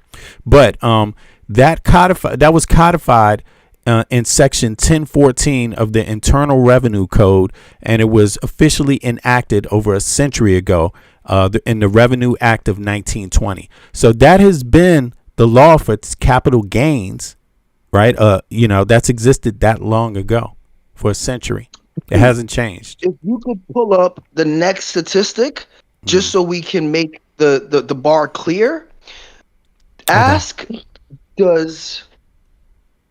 do lower taxes create job growth? Because that's essentially what Nick is essentially getting at, right? By taxing the highest individual, right? So now I'm going to show you why you're wrong. But go ahead, because this is public information, right? But go ahead. Go ahead. Just take it back to first principles, right? The current economy we have is tax and spend. Hold on. Before you get into the nuances, let V look that up, and then we can discuss what's said afterwards, right?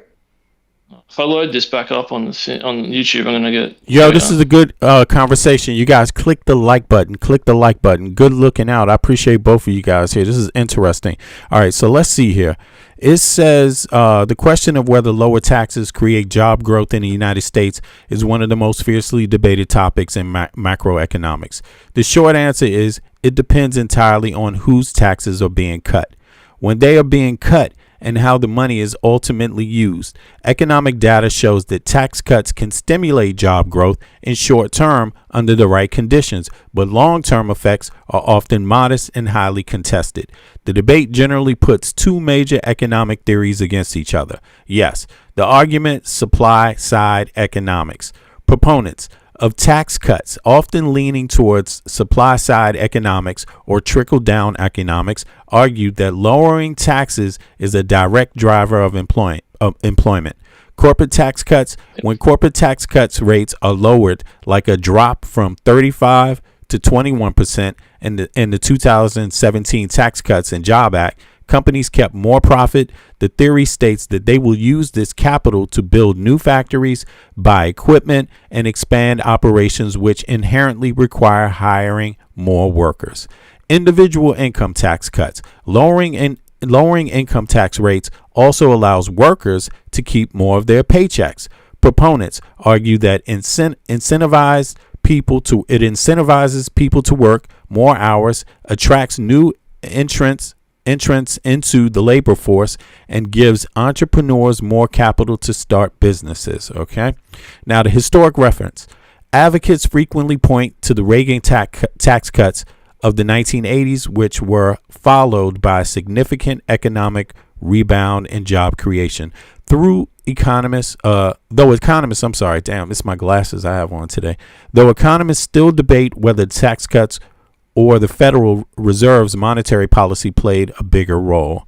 Okay, so the no or its muted argument, demand side economics, critics, Keynesian demand side economists argue that cutting taxes, especially for corporations and high income earners, is an inefficient way to create jobs.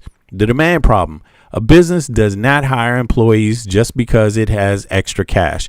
It hires employees because it has increased demands for its products or services. If a company gets a tax cut but consumer demand is flat, it has no reason to hire.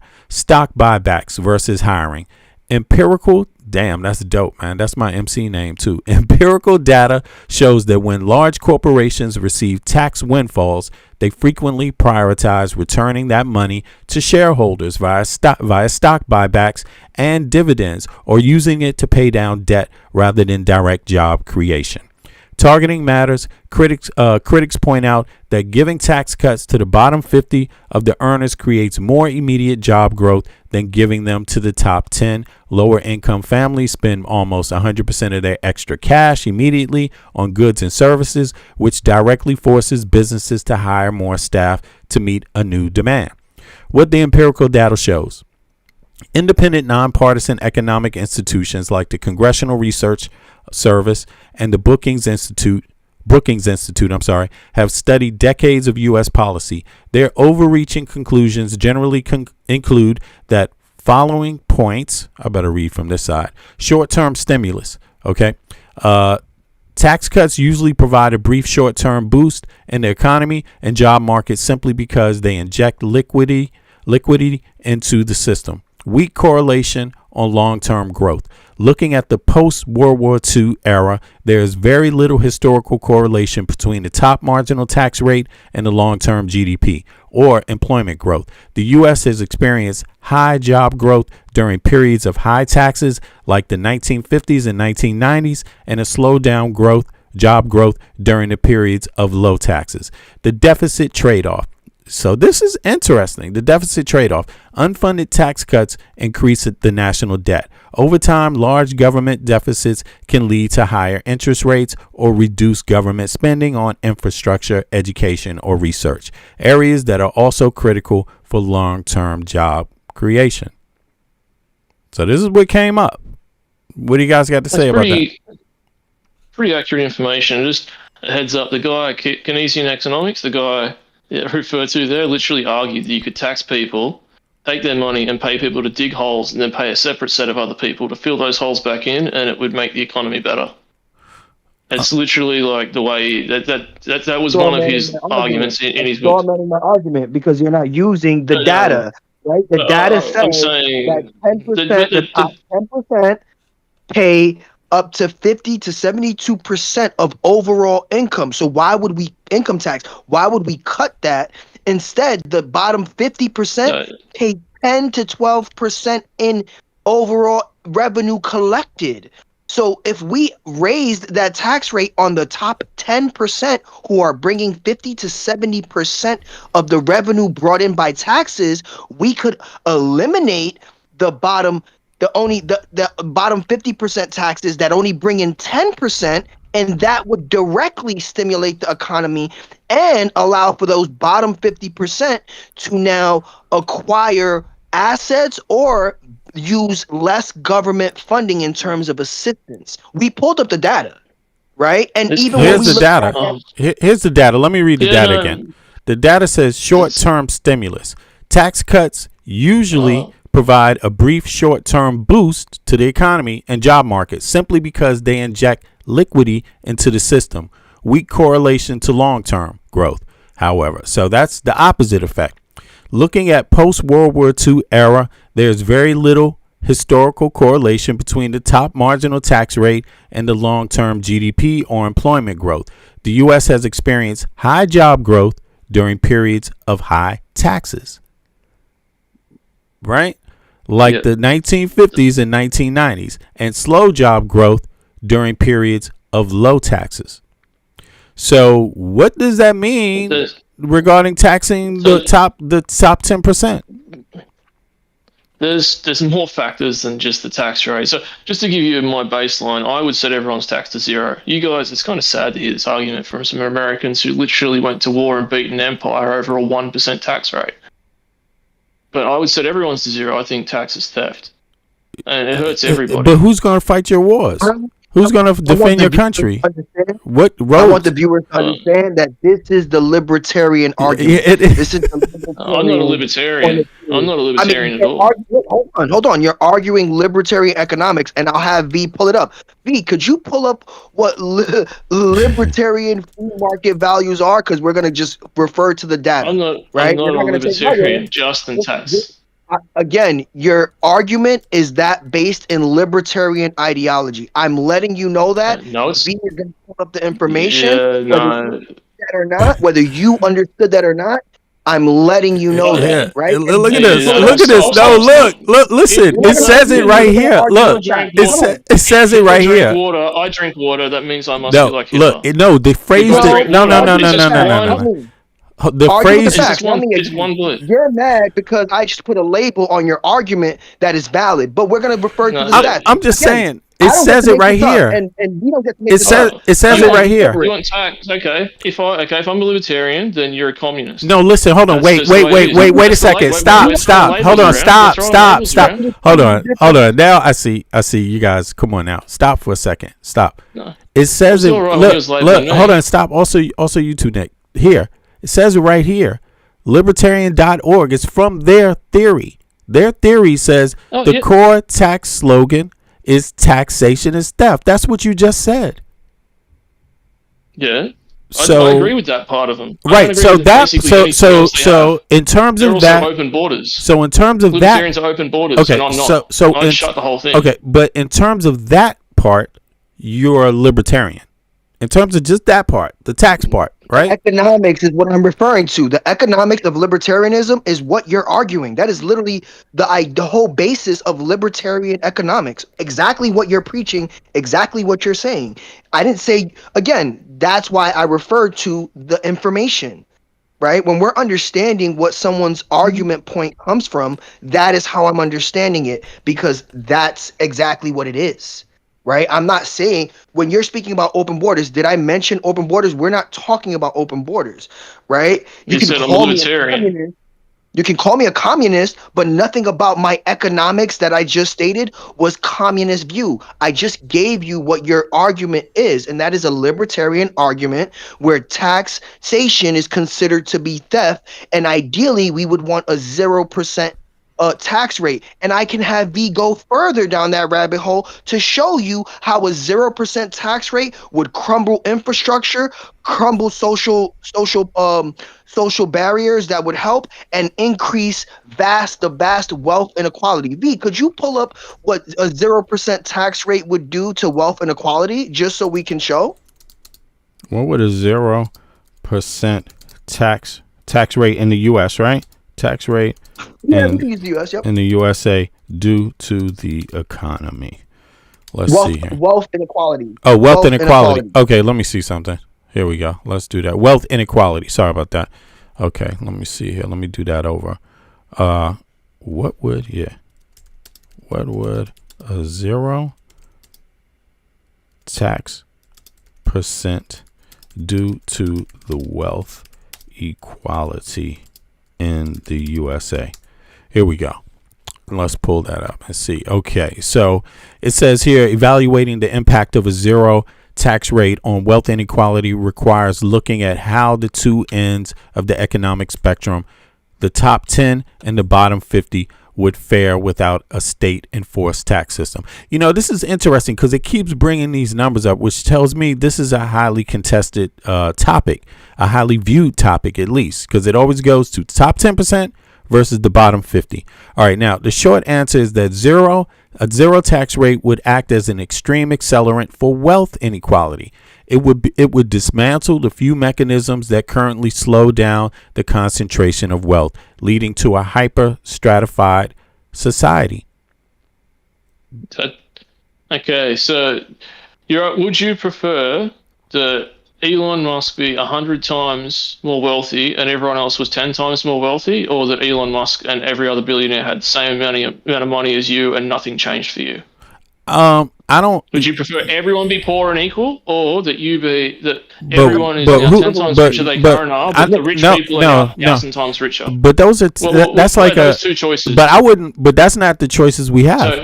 Those aren't the choices we have in a democracy. Wealth inequality is not a thing to aim for, but it doesn't always mean that it's bad on its own. If everyone's wealth goes up, just because someone's wealth went up by 100 and mine went up by 10, I'm not going to complain about that. But let's put it. But hold on. But Nick, let's put it in a practical sense, so people can use it for something. It's not. We don't need just the theory. We need people to see how it's going to affect their life.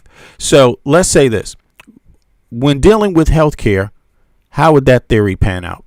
The healthcare system that the United States has. The problem with your healthcare system over there, is it's a cabal.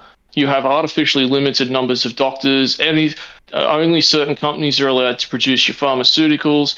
It all goes through, the government department that says yes to all the drugs. And half the people that work there are ex-pharma people. So it's a revolving door. It's a qualification of drugs. The FDA just said, who is it? I never said, but the ones that go through the research trials and approve everything, half those people worked at the same drug companies they're now approving for. So because you've got government interference that says only these people can be doctors. Is that a libertarian view? Is that a libertarian view? No, I'm not saying what the view is. I'm saying because that's the case, you've got an artificial scarcity, and where you have scarcity, you have an increase in costs, and then you have your insurance system on top of that, where because your government's kept trying to make it so poor people can have Medicare, which is exactly what they should like. I'm not saying it's a bad thing. Medical insurance, they've worked out because the big daddy government, same as your universities, right? Because the government's stepped in to help. Now there's more money to go around, so they jack up the prices. Insurance, sure, we'll charge $1,000 for a Percocet, or it's the same when they brought out the guaranteed loans for university. It's an easier example to understand, right? They thought they were helping students, but now students that previously couldn't afford it can afford it with these loans that are going to ruin their life. Okay. So the universities have increased their prices by 10 times. But it's the same thing happened with your medical. But how does artificial scarcity? But how does that fit into what you said in the beginning? Like you just talked about the corporation that makes Percocets jacked up the price. They just jacked it up, right? But then when you went back when we talked about taxing these corporations, you had the opposite theory. Yes. So no, I never said what opposite theory. The top earners would somehow stimulate the economy, which again, it is a short boost. They ripping them off. No, I'm saying. They ripping them off. That's why we want to tax their ass. They ripping people off. Yeah, but there's no. Of course, if I'm a guy with no morals, and I've worked out that Big Daddy government's going to step in to help all these people, and they're going to pay for the drugs they need to not die. I'm just going to make those same drugs 10 times the price because the government's paying for it. No one in the government cares. But isn't that... It's a private insurer. It's a private insurer. We don't have a universal healthcare system to take advantage of. We have private Medicare and Medicaid. That's not universal. That's private. That's private. Individuals that you're advocating for tax cuts for. Sorry?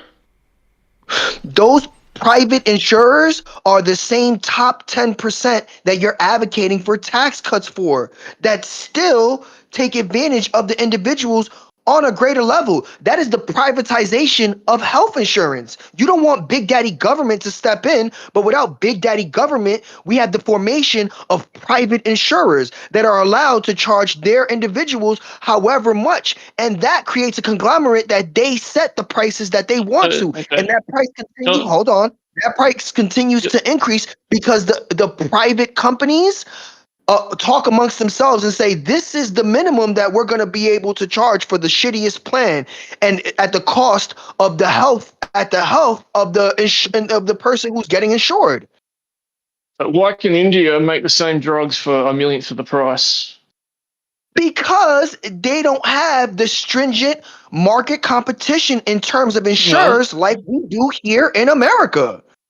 And when we talk about currency, hold on. You brought up India. Can you pull up the equivalency of the USD to the rupee, the Indian rupee? Can you do that so we can explain why the American dollar and the Aussie dollar is a whole lot more valuable to their economy? Can we pull that up so we can show why it's a lot cheaper, even in you misunderstood their market? What I was. But you misunderstood the point. It's got nothing to do with their currency. Why is it cheaper? Why is it cheaper? Yeah, no. When you ask why it's cheaper for you. When we use the average Indian, it's true, and the average income of that Indian, they cannot afford. It is not as affordable to them as it is to you, because you're looking from your perspective at the Indian economy, not as an Indian within the Indian economy. Go ahead, V. Okay, so why can't I go to America and just start a company and make the same drug for 1/1000th of the price? Because it can be made at that price. We all know it can. It's because there's an artificial monopoly and limited scarcity. These companies, You know, this is the thing. Wait a second. Stop. Just hold on. This is the same argument Elon Musk made. It's the same argument. And what's he doing now? What is he doing now? He's living off of taxpayer dollars, blowing up rockets, getting nothing done. But this was the argument he made. He made the same argument. You know, he was talking about being the outsider. Hold on. But Trump made the same argument. The whole idea is that these people are monopolies in the government, the experts in the industry, who the government picked them to work on these things, and somehow they're the ones scamming it. And so the guy on the outside says, I got a solution. Get people from the outside and we'll fix that. And then the guy from the outside comes in, and instead of fixing the problem, they scam even more off the people. So this is where we get the tax conversation from. Because Americans have lived through this already. Americans are like, man, fuck all that. Fuck the promises. It's over. No more promises. Look, in 1920 is when that loophole was created in the tax law. 1920. That's a century. These people have had buildup of capital gains barely being taxed on it for a century. They have 100-year start on everybody else, everyone else in the country. That's not enough. Is 100 years start in a race? You mean you can't win the race? You got 100 years advantage. You started 100 years ago running. Everybody else had chains. You don't have enough now? You don't have enough advantage? You mean you're going to blow it all just because somebody want to tax you a tiny bit? Is that what the argument is? So two things. I'm not saying to go bring in an expert, outside expert. I'm saying just take off the limiters. Let everyone make everything. No. What I'm saying is the taxes. Back to the taxes, because that's where we started. We started with that. That's what we were talking about. So let's bring it back to that. Are you saying I didn't have a century's head start. What? I came from absolutely nothing. Like I said, I'm the first person. No. You said no. Listen, we were talking about that loophole. Not the rule. We were talking about that loophole in the tax. I know hundreds of others like me. We were talking about the tax. Those are called the exception and not the rule in comparison to the majority. Otherwise, everyone would have the same. We were talking. Look, some rich kids that blew through daddy's money in less than a generation. All right, I'm gonna bring it back here. I'm gonna bring it back because I can see we're not remembering where we started at. Right? We started at buy, right? Borrow and die. Right? This is what we were talking about: buy, borrow, and die. Right? So then, when we got to this part, the third part, die, it says this. Right? We talked about this. Eventually, the individual passes away. We talk about capital gains. Passes away under standard tax law. Selling those assets would now trigger the huge bill for the heirs. We talking about the 10% and the 50%. 50% is not included in none of this shit. We're talking about the 10%. Okay, so huge tax bill for the heirs. Except the rule is known as the step-up basis rule, which is created in 1920. Right, when the owner dies and passes the assets to their heirs. The assets cost basis, the original purchase price, is automatically adjusted to its current market value on the day of their death. Example, if the individual bought the stock for $10 million and it's worth $100 million now, wonderful. Million now, and when they die, the heirs receive it with the new baseline value of $100 million. That's wonderful. The heirs can then sell a portion of that asset completely tax-free to pay off the bank loans that the deceased individual accumulated during their life, keeping the remaining fortune without ever paying the capital gains tax on the 90 million growth. That's what we're talking about. So if you want to change this, that's changing the tax system. That's changing the tax code. That's taxing the 10% more. So would you say get rid of it? Don't have no tax? Not even any tax that they should pay on that? Or would you say it should increase beyond 10%?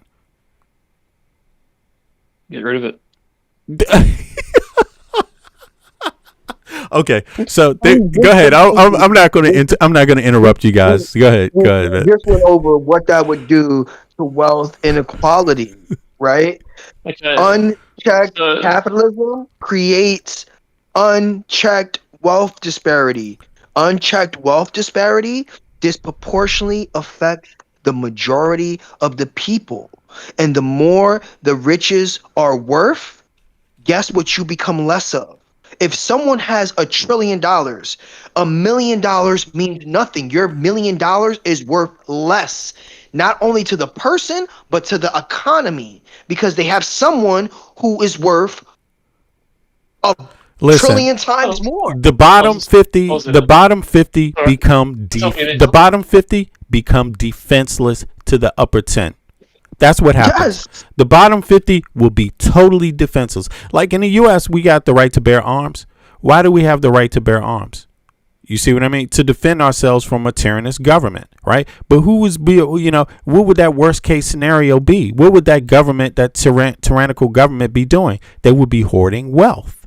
That's what they would be doing, right? Otherwise, what the fuck else is there to it? Why would they want to be tyrannical if it's not about hoarding wealth? That's what Hitler did. That's what all of them do, right? So, and that's what the king did. That's what people fought against in the United States. So here it just says it clearly. It says shift from government to private feudalism. That's when the government has zero tax revenue, it can no longer fund the public legal system, police, force, military. In a vacuum, the state power wealth becomes the ultimate arbiter of safety. The private security and enclaves. The ultra wealthy would use their massive untaxed fortunes to hire private security firms and build gated, self-sustaining communities with private infrastructure. The bottom 50%, right?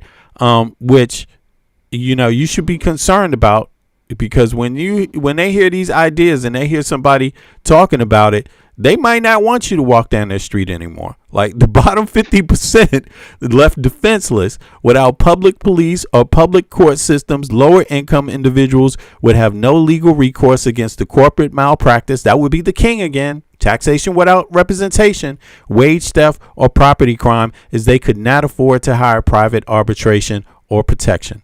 It's feudalism. That's what people are asking for. And see, here's the thing. I have no doubt Elon Musk wants something like this. I have no doubt, because he's the one that's going to be making these private armies. Peter Thiel too. That's exactly what they're doing right now, making private armies for the wealthy. And who's paying it? And who did they trick in to pay it? The taxpayer. That's who. So the United States taxpayer is getting ripped off by the corporations, and now they're getting ripped off by private companies that are getting taxpayer dollars. To do what? What do they plan on doing with all that money? Why do they? Are they for this? Are they for this? When the government should get rid of all taxes? Is this what they want? Is this what that? Yeah. It sounds like this is what they want. We've covered it before. What was Prospera? What was Prospera? Prospera was just that. Can you go back to Prospera? Can you just look up what was Prospera so we can give the viewers, we've covered this well before. And who was Prospera built by? Peter Thiel and the PayPal mafia, whoever got rich off of PayPal and the selling of PayPal, all those billionaires, they want, and this is where now they are currently suing the government of Honduras because they went against Prospera, but Prospera is essentially what a libertarian wet dream is, right? 0%, zero tax, right? And so, unfortunately, Nick left the conversation. Oh, why did he leave? Why'd Nick leave? Nick, where you at, man? He couldn't. Let me put the link back down. I was a bit too overwhelming, but I brought up facts only because I've heard this argument from many libertarians over and over again, and I know what the facts are. Like, there's no arguing the facts. This is why I asked V to bring up certain facts to just nip it in the bud. Hop on right? up, because Nick. the minute we start believing certain things, right? The minute we start believing certain things like zero tax is gonna benefit everyone because the bottom is gonna be able to. No, that's not how it works. Well, unchecked wealth. Why you want to get? I mean, it's so obvious because why you want to get rid of the tax now? Why you want to get rid of it now? All these people paid into it, and that's built up the entire country. This tax. What do you think this tax money was used for? You think it was just spent on crack and soda and shit in the middle of the night? No, it was used to build up the infrastructure, roads, hospitals. Shit people need, water supply. And water. Yeah, you know what I'm saying? And now all of a sudden, nah, we don't need that anymore. Shit, no. Not only do we need that, not only do we need that tax, but we need you to pay more of it because we need more infrastructure. What happens in that now, the only people who can create infrastructure, who are allowed to have police, who are allowed to have a fire department, who are allowed to have sanitation, are the individuals who can pay for it. Yes. What do you think happens to the bottom? Not even 50. I'm being generous. The bottom 75%. Right? And This is scary, bro. The more the top 15 to 10% continue to gain wealth, your peanuts mean even less. That $1 million means a whole lot less to the economy when they have individuals who are worth trillions. Facts, right? Bro. Yeah. It's scary. It's like devaluing the $100 bill. That $100 bill now becomes the $1 bill because people have the $1 million bill. You know right? what this is? Worth $1 million. But go ahead, B. Prospera is essentially a scam for the wealthy. It's a ultra. What do they call here? It's like a ultra scam that is like in a burst. It's speedy too. It only has to exist for a small amount of time for it to just make the entire economy evaporate, get into private people's hands, and leave the rest of the country destitute. Leave everybody. And that's why stop the creation of Prospera, because they understood that if they allowed Prospera, the billionaires that would move there and pay zero taxes, it would create a short stimulus from what they buy and develop. But the long-term issue is now they'll end up buying the country. Yeah, right? That country will no longer be a sovereign country because they'll be able to buy that country effectively. It's like an accelerated destruction plan.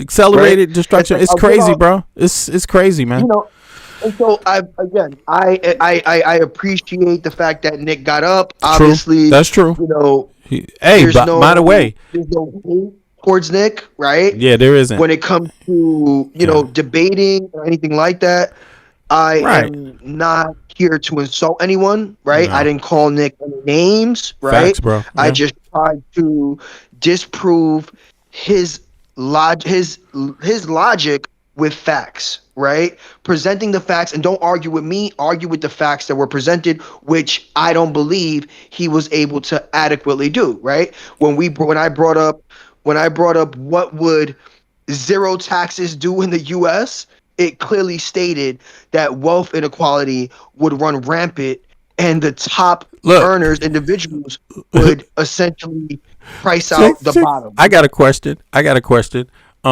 If you just got zero tax, then what the fuck are people voting for? What happens to democracy then? What's democracy is about taxation without representation. No taxation without salary. Guess who would so look, salary? If there's no taxation, then you don't even need to vote. You don't even need a government. Guess who would pay the representative salary? The rich people, the rich folk. There you go. Yeah, you'd have a whole new kingdom, the United Kingdom of the United States. You know? It would be the United Kingdom of Elon Musk. No poor people allowed. You know what I'm saying? Yes. But slavery's legal though, unless you're a slave. They wouldn't advocate. Exactly. They wouldn't. No, you would essentially be a modern day slave, right? It's because insane, now the bro. laws would be against the bottom 75, even the bottom 90%. I'll argue, right? Because this we're talking, and I'm being vague when I say bottom 50 because I want to use it as a barometer from 100. Okay, 50%, but really it's the bottom 90%, right? Because if we're saying 10%, imagine this: 10% of 100 pay. Are responsible for up to 50 to 72% of the overall revenue. That means that the bottom 90% are essentially contributing what they contribute in comparison because of how wealth inequality works. They would be contributing up to 30% of the overall 90%. 90 would be contributing 40 to 30% of the overall revenue in comparison to the top 10% who contribute 50 to 72%. That is insane. It is insane, bro. That is insane. And with money comes power. With power comes laws. And that is where we are right now in America. When we speak about the affordability issue, that has a large responsibility dealing with the affordability issue, right? And now when we look at that and we look at the big, beautiful bill, guess who recently became a trillionaire? Elon and then Musk. Obviously dropped down. Exactly. And that's what he want to take everybody else through. That's what they want to take the whole country through. They want that. They want us to just go through that in reality. You know what that would mean in reality? Let's put your life. Let's make your life a part of SpaceX. Let's make them operate it like SpaceX. Do you know you would not have a home to go home to? There would be no fresh water. There would be no goddamn transport system, right? There would be no local police. It would collapse. It would totally collapse. You know, you would have work camps, where they provide the shelter, but you work to pay the rent for that shelter that they own, and you just go straight to work to pay for the same shelter that the richest owns, right? Which we had those before. We had work camps before when we didn't have taxes. Facts, right? Bro. Exactly. The Rockefellers of the world, where we didn't have labor laws, where we didn't have any type of unionization. We experienced, this is history. This is not some hypothetical world that we're speaking about. This happened in America, right? And not too long ago. A century ago. It's just 100 years, bro. You know, and that's the centennial. That's an important time to study law, to study voters, what the voters wanted in the country, what new laws were implemented because of that centennial. Like that, what happened then will tell you a lot. That these people in power right now talk a lot of bullshit, you know, because they're not. All you got to do is go back 1 century ago and find out what all of these kind of libertarian law. Look, exactly. People, the reason why you have a tax on the wealthy, just a little bit of tax, you know why that is, right? Because they wasn't trying to. The 100 years ago, all the middle class and poor paid for everything, and the rich people paid nothing. Do you understand that? And guess what happened? That's a hard time for Americans. That's a fucking hard time. Like, seriously, it's no joke. People voted to say, give these motherfucking rich people some tax. God damn it. That's what happened 100 years ago inside of the United States. Guess how people were living? Squalor. They were hoarding the wealth in the United States 100 years ago. That's why you have just a tiny bit of tax on the rich right now. That changed then. That people got tired of the shit back then. And now people want a repeat of those days. Now people want to argue the same kind of shit. You know, it's like, what are you talking about, man? All you got to go back is a centennial ago and see what everyone was talking about. See what the voters were saying. See the condition of the country. See how the American people felt. Are you crazy? The American people were having no fairness in this tax system. The middle class and poor were paying for all of the government literally 100 years ago. The rich people contributed nothing. I hope people in the U.S. see that. That's the United States' actual history. You know, so when you go back and you talk about the Rockefellers, don't forget that. To talk about that, you could talk about what they were doing then and compare that to what Elon Musk and Trump and all these libertarians are talking about now. That's what they're talking about. No tax. You want to go back to that? That's what they're talking about, because they know you won't survive without a government. That's what it's all about. So they're saying, really, all they're really saying is that they don't want to pay no taxes. They don't want to pay to uplift the country. They don't want to pay towards the infrastructure. They don't want to pay towards the military. They don't want to pay because if the military is not going to do what they want, a minority of Americans, then they don't want to be a part of America. That's what they're really saying. So is it a democracy or not? Is it one man, one vote or not? There you go. Right. And that's what wealth inequality makes happen. It makes the vote of one person the voice of many, when that's a false equivalency. That's not representation. That is not true representation, right? And when we look at, you know, when we look at the Musks of the world, right, and how they've grown under the big beautiful bill, right? We can point to contemporary points, right? The big beautiful bill, the economy's at an all-time high, which it never really goes down unless it was 2008 and a slight dip when the pandemic happened.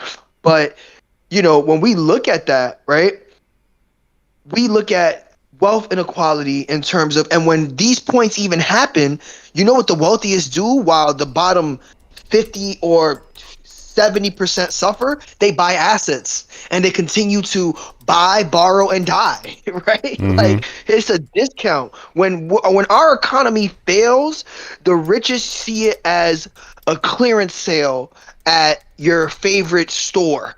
I get to buy this at a cheap value and let me buy up a bunch, right?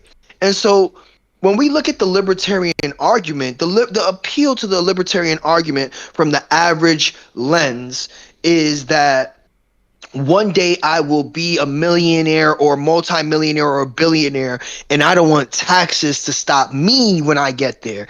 That's the appeal. But when we look at the percentages, chances are you're not going to reach there. And in fact, you're probably going to struggle the older you get and the more wealth inequality happens while you get displaced in a workplace. Without workers' rights, we would not have we wouldn't have the right to not discriminate against people's age, color, religion, right? When you're talking about longevity in terms of being able to be a high income earner, there's a reason why at a certain age you stop, and especially in this current contemporary workforce, you stop becoming valuable, because guess what? They don't want an older person who can't work those long hours. They don't want an older person who can't vigorously have the same zeal as the younger individuals who they can pay less to. So instead, they rather lay you off. Now you, at an older age, now trying to continue to compete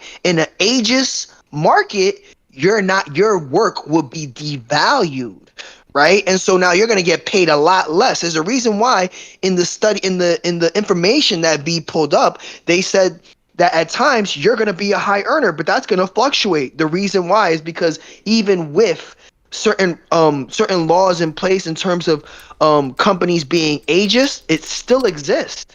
Right? If you think you're going to go get fired at 50 years old and then go get hired at the top of the top companies, it's not going to happen. It's not going to happen, right? You're going to be forced to now work a lower paying job. Now you have to restructure your whole life. And now that's going to, hopefully you invested enough to secure your retirement. Because if not, now you're going to be working until you die. And that is essentially what Trump and this administration, what the libertarians want. That's essentially what they want. Either you become rich or you work till you die. That is the end outcome of libertarianism. Period. And that's why I'm a staunch component against libertarianism, right? Because I don't want to see my fellow Americans, the 80% of Americans work till they die, while the top, and I'm giving it grace, the top 20% prosper and get to retire or do whatever they want with their lives, while the rest of the 80% have to work till they die. That causes rebellions. That causes governments to burn, right? That causes riot. When people have to see that and start seeing that that's the reality, that's when people start to revolt. And I don't want to get to a country where that becomes the norm and then there's some sort of uprising. Some people may think that that's the only way people are going to usurp this current government, but I choose to be somewhat of an optimistic person, and I rather encourage voting.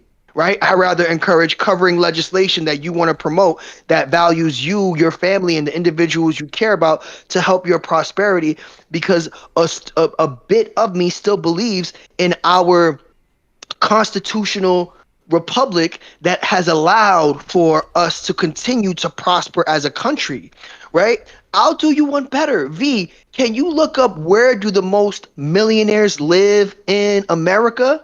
It's not a red state. I know the state, but go ahead and look it up, V. Let me see here. Okay. It's not a red state. Where do they could choose to get the tax cuts, but they don't, because they want the privileges. You that said come billionaires? Along. You said billionaires or millionaires? Okay, millionaires Millionaires live in the USA.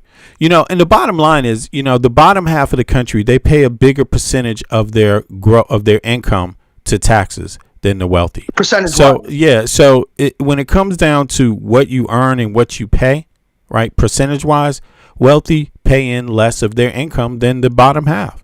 That's how it is. And you're coming off of a century where 1 century ago the wealthy didn't pay any taxes. It was the bottom half that paid for everything. The government, even the things that the wealthy, like the middle, the lower class, the middle class, and you know, the bottom half was essentially paying for the functioning of the entire country, including the military and everything. So when they needed services, when the corporations needed services, right, to protect them, when they, you know, they actually benefited from the bottom class, you know.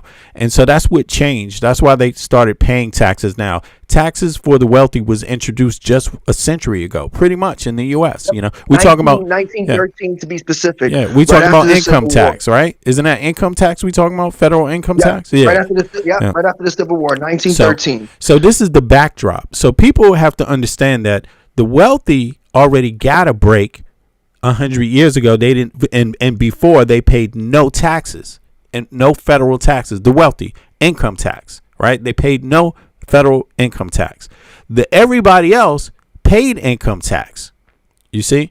So you have to understand the wealthy paid for their private corporations to grow. Everybody else paid for the infrastructure of the country to grow, the civil services to grow. You know, water treatment plants, you know, these kind of things. Of course, it might have intersected with some of the wealthy, but people need to know this. People need to know and review that history very closely, and they need to know the core dynamics of it. Laws were passed because of what was going on a century ago to force the wealthy to pay taxes. And why was that? Because the rest of the people were angry at the wealthy for not contributing their fair share. So today, the wealthy is saying they pay too much. It should be none. That's what they're saying today. So you decide as an American, do you want to revisit the country, what it was like 100 years ago when they didn't pay taxes? Is that what you want to do? Or is there something do you want to lower their taxes? I mean, we already reviewed the tax code. It already says it's not going to, you might, if the corporations wanted to invest that back in jobs, yes, it could help the economy in theory, but they rarely do that. They usually just take the profit and run. You know what I'm saying? So, but when you give the tax break to the bottom half, they have nowhere to run to. So they spend their money in that area where they live, which bolsters up industry. They go to the grocery store, so they need an extra employee. They go to the gas station now because they have more money for gas, so they need an extra employee. They go downtown to buy. Even the corporation benefits when the tax breaks go to who? The bottom half. You know, and it's just time and time again, this theory is played out in the U.S. where you find out, what are the wealthy going to do if they got a tax break? Come on. You haven't figured it out already? They are fucking greedy. They're greedy. Even when you have a billionaire out there, who's the billionaire? What's his name? It's the guy. What's the guy's name? He always says it's Warren Buffett. He says he'd be happy to pay more taxes. The rich don't pay enough taxes. He's a billionaire. That's going to be the next thing I ask you to do after you cover what I just asked you, right? Because I'm linking it into that. So after you cover what I just asked you to search, the next is going to be, did Warren Buffett pay less in taxes than his secretary, which he admitted? But go ahead. Yes, he pays less of a percentage in taxes than his secretary. You know, I mean, but look here, we're going to go through this. Do me a favor. If you haven't, or do us a favor, let's do everybody, the community, a favor. Everybody in the chat, everybody watching, let's do ourselves a favor. Click the like button. I clicked the like button. Did you click the like button? The like button is what allows the stream to get out to more people like you. That's how detailed these analytics are. You know, I don't know how many people realize this.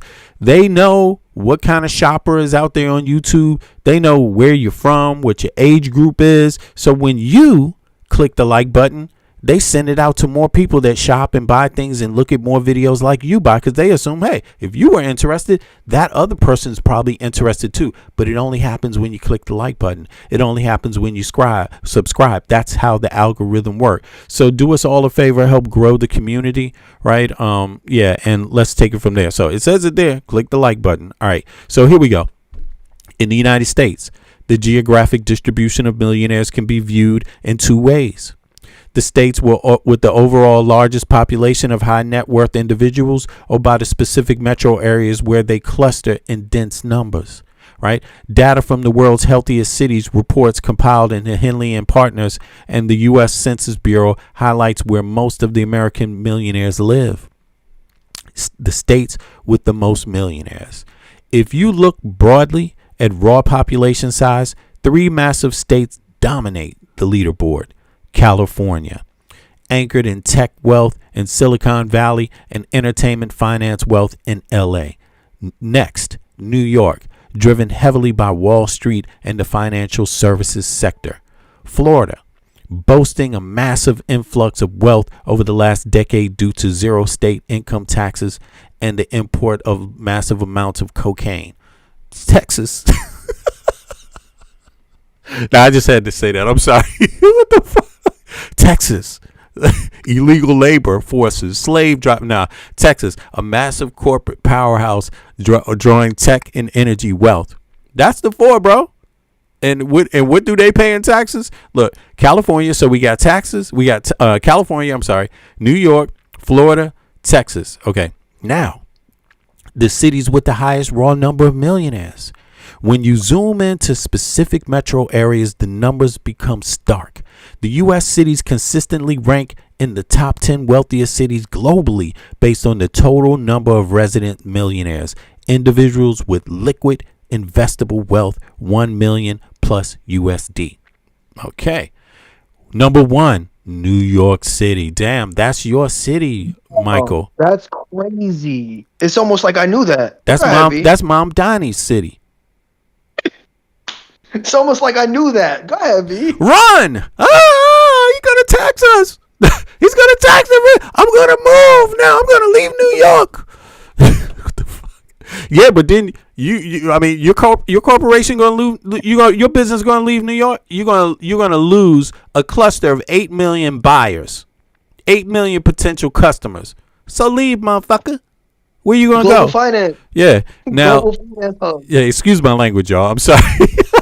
Okay, let me get back to my age and shit. All right, so let's see here. Number 2, San Francisco Bay, 33. Damn.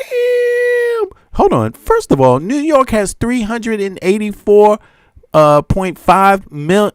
million. This is 3. And guess what, V? God. Guess what? That number increases every year. Year over year, that number increases. Right? It make it make sense. Everyone's gonna argue, well, you have these lower. The only reason why these lower taxes are even in the millionaire conversation is because individuals from California and New York moved to Florida and Texas with their wealth. But go ahead, V. Yeah, man, and you guys are paying you guys pay more in your federal taxes, right? I mean, you're a giver state. New York's a giver state, right? A lot of the federal taxes. We pay the highest effective overall tax rate when we combine housing, the tax on housing, the real estate tax. When we combine all our taxes together, New York pays the highest in the nation. Second to, well, no, we're paying the second highest. The first would be Hawaii. Okay. But when it comes to dense population, right here in New York City, we pay the highest taxes. Okay. Right. Okay. So again, and that goes to show you that even with the highest tax rates, guess what we have? The most what, V? You got the highest millionaires, bro. Yeah, you got the highest millionaires with the highest tax rate. So that kind of proves that theory is wrong, you know, because libertarianism, right? Wow. Libertarianism economics. It's crazy. It's almost like I knew that. Exactly. They would plummet New York. Overnight, New York would become destitute, a barren country with fucking, and that's probably what they want, because they want to send robots out there, and they want to have everybody living in trash. They don't want services working.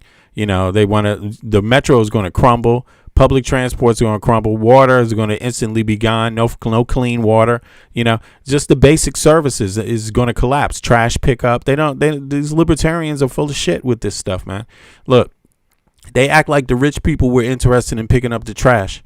Okay, let's see here. San Francisco Bay Area, 342 millionaires. Wow. Encompassing San Francisco and Silicon Valley, this region has experienced the fastest wealth growth in the country over the last decade.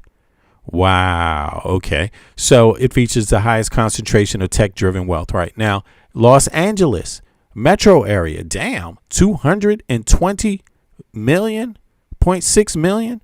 And San Francisco is number 2. So that's 342 million. Damn. Okay.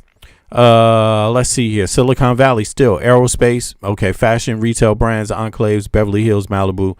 Okay. So now Chicago has 127 million millionaires.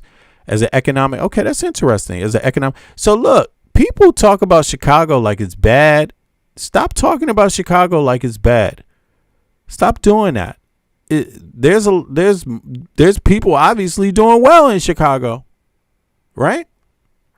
I'm not saying that there's not issues, but I mean, there's a whole lot of millionaires living there. So I mean, couldn't they be a part of what's going on too? If it's bad, right? Is it, or they only can do good, millionaires, and everybody else is bad. All right.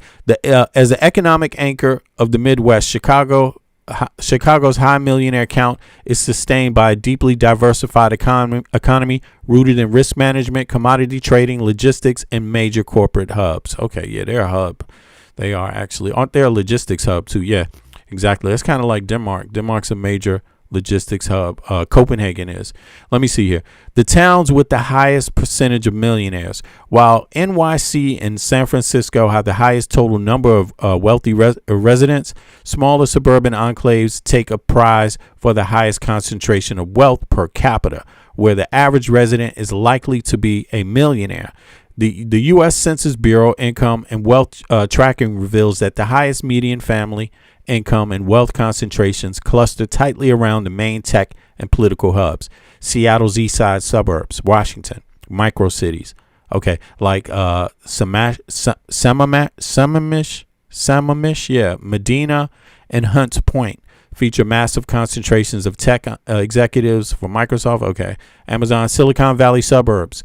Okay, so yeah, these are the suburbs. DC suburbs, Maryland, Bethesda, Virginia. Okay, McLean. Okay, that's interesting. And Florida has that's always been like that. And Florida has Palm Beach and Miami Beach. Okay, yeah. So that's what the data says. So you want to take it from there, Mike, or?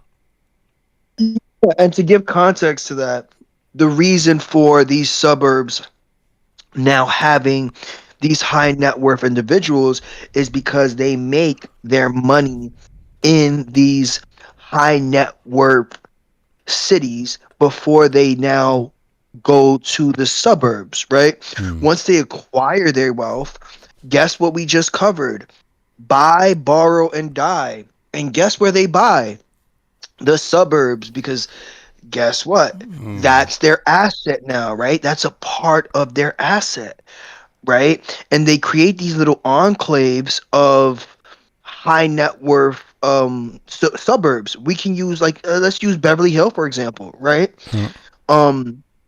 They may make their money, in a city like LA or a neighboring or a city like San Francisco, but they choosing to now create their own private space by acquiring assets, and it creates an environment where in order for you to live next to me, you also have to have a set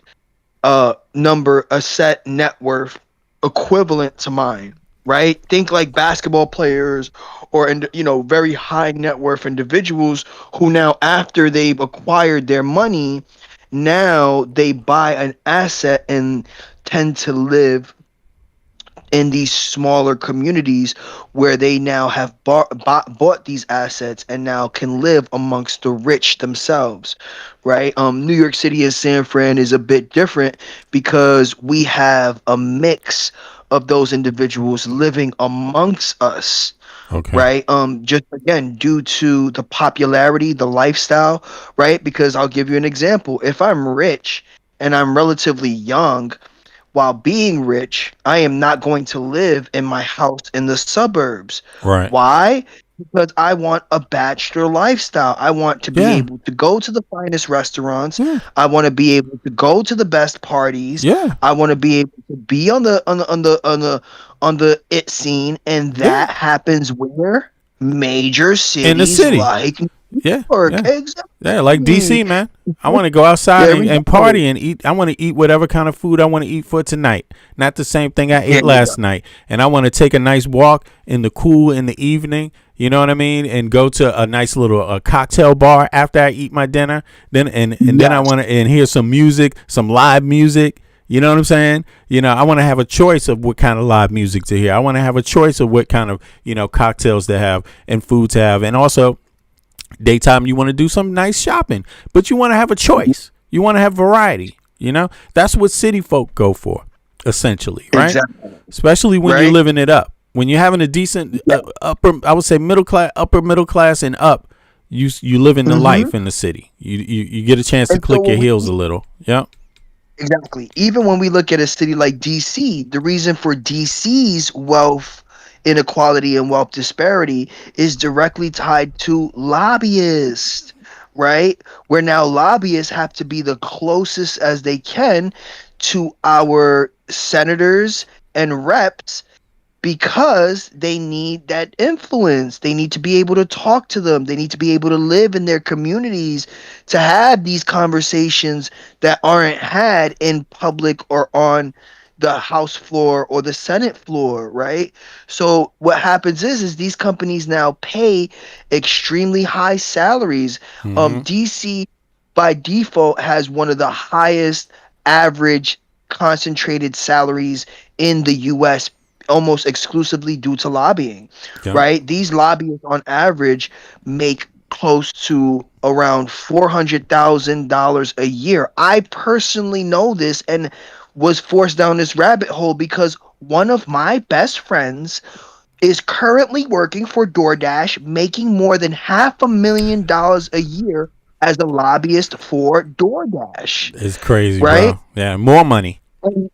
Just exactly. as a lobbyist. And he visits DC twice a month, right? And when DoorDash wants to choose to ramp up their lobbying, he may have to be forced to move where?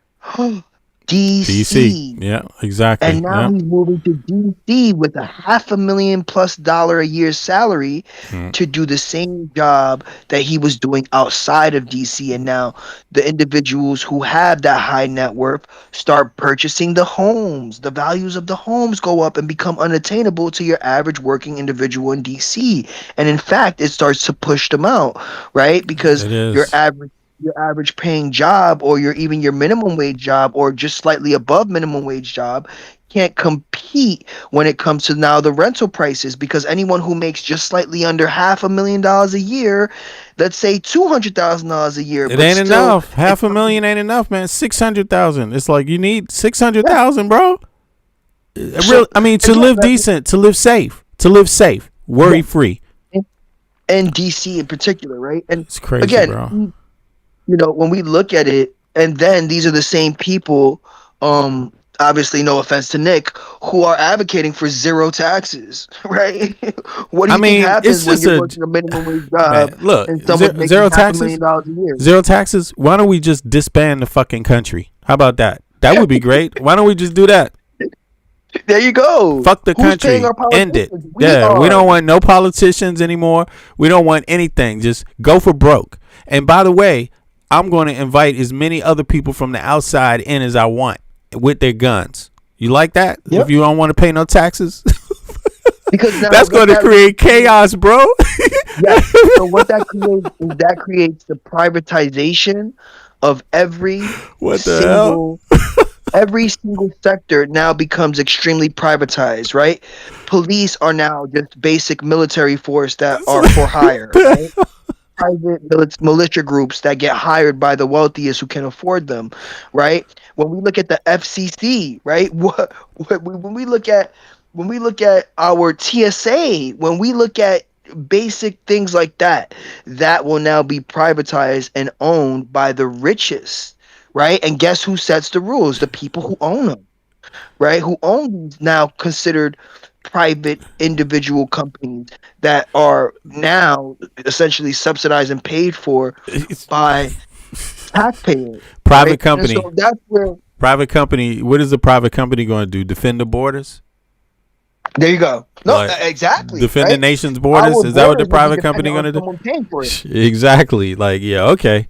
That's what you're gonna do. Because I just think it's it's just sad that we have to have these conversations right now. But it does show you that a lot of Americans, even though Nick was from even though Nick is an Aussie, right? So he doesn't know all the laws in the U.S. But let's say it's sad because we having this conversation because a lot of Americans, we took our civics for granted. We took our civics for granted. We talk a lot about what it is. A lot of us like to be superficial American with the flag, but when it comes to the civics, know nothing. No. Yeah, go ahead. It's also economics, right? Like me and the conversation Nick was having. That's an economic conversation. That's economic theory at that point, right? But we have again empirical data that shows that libertarian economics does not work.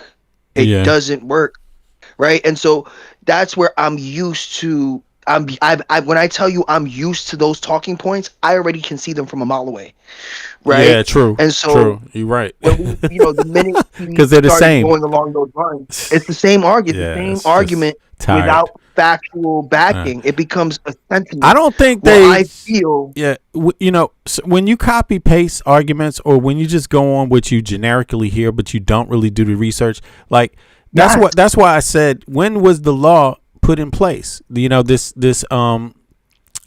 tax on what is it? Your equity, right? What is it called? Capital gains. When did it come into place? I mean, when you're making these arguments against these kind of tax laws, you should at least know when it came into place, so you can know what the times were like and why they became laws in the first place. Why you have taxes, and if you're not willing to review the history of taxes in the U.S. and qualify it with the population, how was the population of people doing?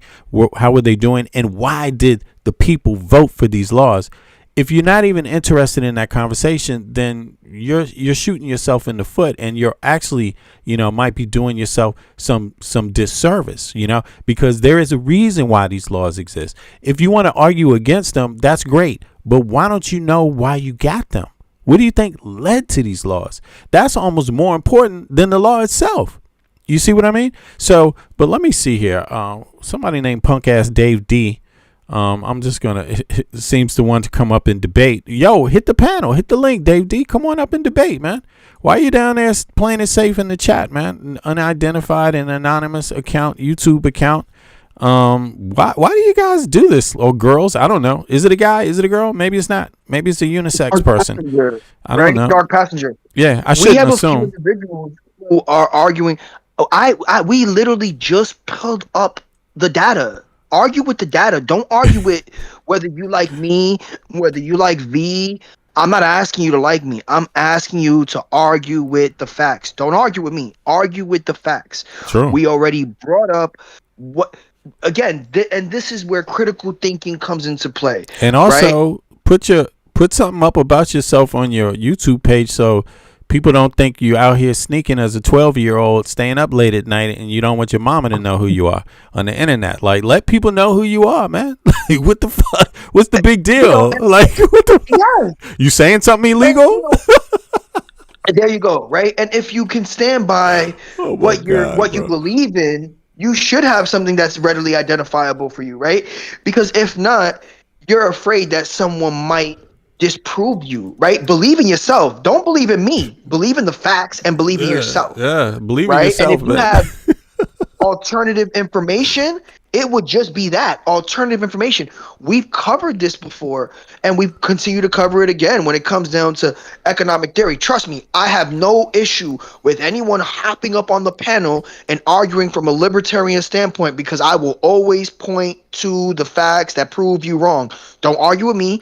Argue with the facts. Wait a second. David D said he's arguing with somebody else. He's not arguing with us. Okay. Yeah, no, because it's probably Dark Passenger, because he's made several comments. It's like, don't argue with me. Argue with the facts. Yeah. V, did we not pull up what would a 0% tax rate do to America? Did we not pull that I up? always assume when somebody's saying some negative shit, they talking about me or you. But listen, no worries. Check this out. Yeah, you want me to pull something up? But I wanted to do something else, bro, because look, you opened up a good point. You made a good point with this tax stuff, this libertarian shit, because I thought maybe that would be a good time to go back to this, because this thing about the gas, this funny ass gas company that all of a sudden, you see what I'm saying? How does that fit into this argument about taxes and right? Should we do that? Yes, we can segue into that, and essentially it's a grift, but we'll have them cover it. They do a great job of covering it, and how it manipulates the voter mindset. Right. Obviously, in the midterm elections, and exactly specifically where it is located is meant to sway a vote in a swing state, right? Why is it that they're doing it when they don't have to do it? Why is it that this trend is not the national trend? Right, because I don't know exactly what they're going to say, but from what I heard, the gas prices are supposed to be cheaper, right? Exactly. And supposedly, since the private corporations weren't voluntarily doing it with the tax breaks, they got the biggest tax breaks in history, and they didn't voluntarily all the corporations didn't voluntarily start making shit cheaper, right? And maybe you could say it's because of the tariffs. I mean, how do you do tax break and then tariffs at the same time? I don't get. There you go. And then the people pay for it. So this is all of a sudden appeared out of nowhere. Like, wow, cheap gas. How did they do it? And I'm just curious, what they're going to say and how it's going to fit into the tax code. Is it a superficial gesture to the public to say that, there you go. You see, it's working. The prices are coming down. Trump did this. Right? Trump did this. Keep in mind, I did this, right? America, Trump did this. It is meant to just be a pony show for, to have voters in a swing state believe in him and vote and continue to vote, or a swing in the red way, right? Those gas stations won't be up for long, but obviously it'll cover more. But just like you said, V, these tax breaks apparently created more jobs and allowed for them to lower the prices on gas, because they got so much money from their tax breaks that they felt that they should do their patriotic duty and somehow just lower prices like everything else in America. Wrong. It's not what happened. And then they did it after introducing tariffs after the tax break. The tariffs don't affect jobs. Like the tariffs don't affect the cost of goods. It's like, what's going on? From an economic level, tariffs, if done in a specific way, targeting certain specific categories, groups, and sectors, can slightly hold a benefit for the U.S. Blanket tariffs is never going to do that, right? So when we, obviously it's a whole larger conversation that we can't have right now. Yeah. But individualized, specific tariffs can impact an economy in a positive way. When we have broad tariffs like the ones we do now, it will always negatively affect an economy, right? But go ahead, B. Yo. Akum Bazooka YouTube, you better not talk to your daddy like that, man. Okay, your daddy is one. Okay, your daddy is that in whatever you typing in there. Okay, don't ever forget it. Go get a DNA test. All right, now let's see here. It's another troll, another anonymous, matter of fact, let me just go there. I want to see, what do you have on your page? Do you have a picture of your daddy? Let me see.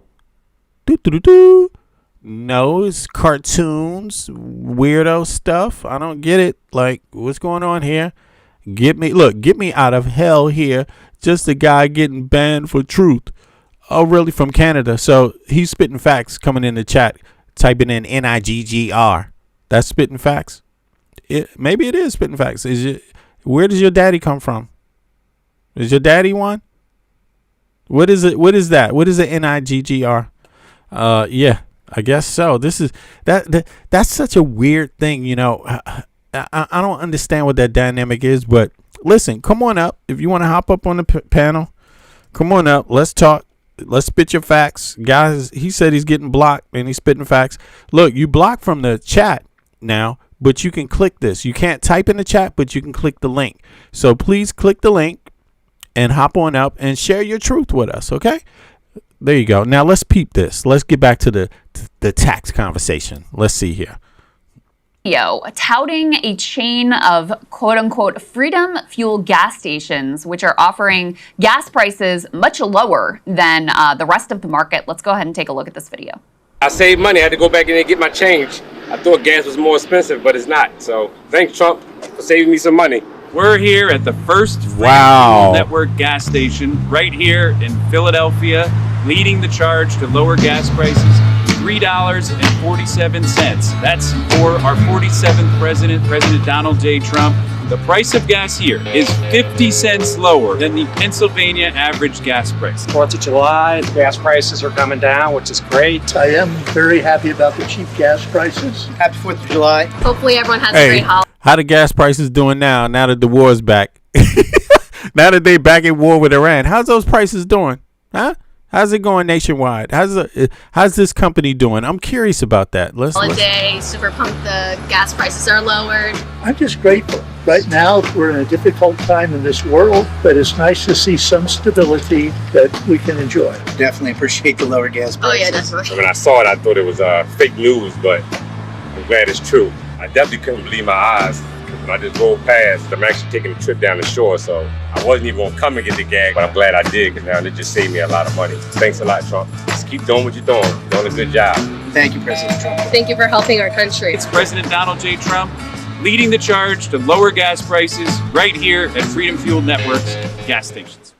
Okay, so this went out from an official White House account, and there's a lot to be this interesting about this. I mean, first of all, I think, Sagar, the politics of it are very interesting. It exposes the fact they see this as a major problem for them. Like, they needed to do something, put out some propaganda of, like, we're bringing prices down, which, by the way, 347, of course, in honor of our 47th president. 347 I didn't even pick up on Oh, you didn't pick up on that? Of course, yes. Okay, got it. Although, apparently, some of the stations have already upped their price a little bit to, like, 350 something, according to the latest reporting. But in any case, it was originally $3.47. Was that in Pennsylvania? That was in Pennsylvania, right? That happened? I'm curious about. I mean, they cover it later, but it is within Pennsylvania, eastern Pennsylvania, and southern Jersey, New Jersey. Okay. And those tend to be the independent or indecisive areas within the swing states. Right? Okay. And so that's the reason why they strategically place them in those particular areas. So they want to buy votes. Look, you said it. I didn't. Okay. They want to get some. Thanks, Trump. Thank you, Trump. It's like, there you go. But he's not running. By the way, he's not even running for office. What's going on here, man? Like, what about the governor that made that happen? Did they even know his name? No, thanks to the governor. You'll understand that it isn't the governor, right? It is. You'll find out later on in the segment that it's the gas stations that are providing this discounted gas is essentially a private entity, right? And they still have trouble. Investigative journalists still have trouble tying it down to exactly what group or who owns these particular gas stations. But the last person who did have major ownership was tied to Trump in terms of donations and other ties to Trump. But Wow. Go ahead, V. That's deep, yo. All right, let's play it. Let's play some more. It's very mysterious what is going on here. You can put the New York Times reporting up on the screen because the White House claims they don't have anything to do with this, that they're just celebrating this, whoever is behind this chain of like 25 gas stations that have lowered the price to such a point that they are likely losing money on, for every car that fills up there, they're actually losing money at this price because of what the wholesale price for oil is at this point. So they say Trump is promising freedom fuel for $3.47 a gallon. Who is behind it? These are different gas stations that had a bunch of different branding that are now in this Freedom Fuel Network umbrella. A Delaware corporation was just set up for this Freedom Fuel Network in the past couple of weeks. The funders, investors, whoever's behind this are being kept secret. So no one really knows what is going on here. Now, it does appear that there is an asset manager that owns at least some significant number, or did own, potentially still does own some significant number of these gas stations. And it is an asset manager that Trump just happens to have millions of dollars of investments in. So you have that tie-in here of potentially, corrupt angle as well. But certainly an indication that they realize this gas price thing is a major, major problem for them. And they're desperate to score any kind of a propaganda win on that front. Yeah, it's very right. So this ties in essentially to the war, right? In Iraq, the Israeli-American Iranian war. I'm sorry, I said Iraq. I'm sorry about that. Excuse me, anybody who's Iraqi or Iranian. But yeah, isn't that where the gas issue comes into play? It's the war, or isn't that what made the prices go up and it is. And then So the pressure to bring the it major down? conflict Okay. restricts the oil flow, right, or oil production allowed to hit the market, right? And the more limited that production is, the more valuable or higher price the oil that does make it to the market becomes, right? Okay. So that's where the Iran conflict directly impacts gas prices currently, right? In terms of daily oil production, right? So the less oil production we have mixed with the daily demand now raises that price for your average oil, right? Your average oil or gas barrel, right? By barrel. And so that's what essentially is what we're dealing with now when we speak on the current spike in gas, right? In gas prices. Okay, and I wonder what the pricing is now. Let me see something. Is the Freedom Fuel prices the same as opening sale day? I guess that's what it's called. In Pennsylvania, and Jersey, Southern Jersey. You would do the Freedom gas stations price in comparison to the average gas price in, Pennsylvania or New Jersey, and that would give you the comparison. That should give you the comparison. It says Freedom Fuel here. Look, it says the prices of Freedom Fuel are no longer the same as they were on opening sale day. While the prices across 25 locations in southern Pennsylvania and southern New Jersey remain significantly lower than the regional market average, they have begun to creep up since the network first launched. Here's how the prices have shifted. Opening sale day, early 2026, the network initially made headlines launching with the heavily promoted price $3.47 per gallon for regular unleaded, intentionally set as a nod to Donald Trump being the 47th president. A few select locations even featured brief $2.50 promotions to celebrate the nation's 250th anniversary. Current prices, according to the recent Gas Buddy and local tracking data, prices at most Freedom Fuel locations have risen to $3.57 per gallon or higher. Okay. Despite the roughly 10% increase, the stations are still offering a steep discount compared to the standard regional averages, which are hovering around $3.99. Pennsylvania and $3.94 in New Jersey. Many oil and gas industry and analysts note that the initial $3.47 price point was below estimated wholesale acquisition costs, leading to ongoing speculation about how the long-term sustainability of the network discount model would be. Yeah, that's interesting because, I mean, what does this say? What is this? Do they still not know who's behind this? Let me see. Not know who is behind.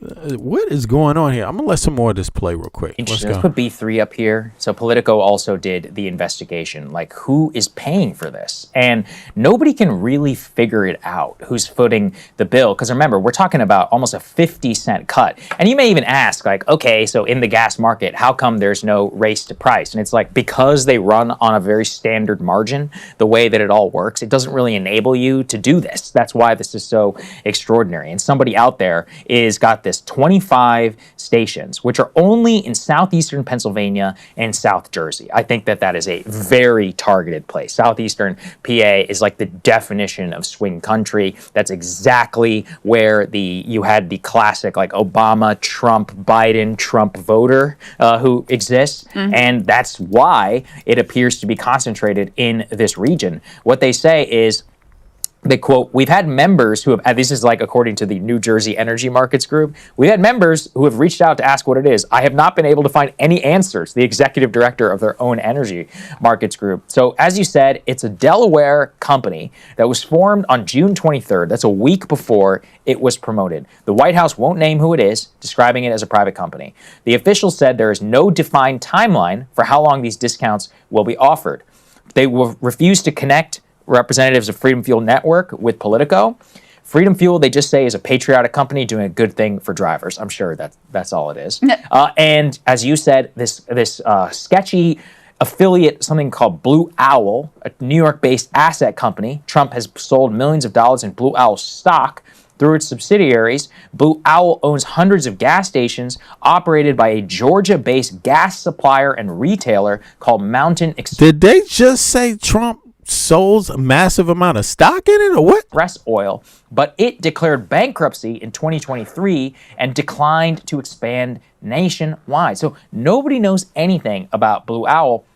The White House claims Blue Owl has nothing to do with Freedom Fuel, but it is one of those stations which did previously host to an American Trump White House official at an unveiling ceremony last Friday. So we could start to put some of the pieces together here. And Trump about still what's has, going on. he sold some Blue Owl stock last year. He still has millions of dollars of Blue Owl holdings. Yeah. They seem to be Trump friendly. It says at least 7 of these stations that are now in the Freedom Fuel Network are owned by affiliates of Blue Owl. So that seems to be the most likely thing here. I don't know. My own theory, and this is just a theory, is that this is some Trump-aligned billionaire. Yes. He talked to them. They hatched this idea. Whoever this person is that is fronting the cash that would be required to sustain these losses, because that is what's going on here. Right. So this is basically a loss.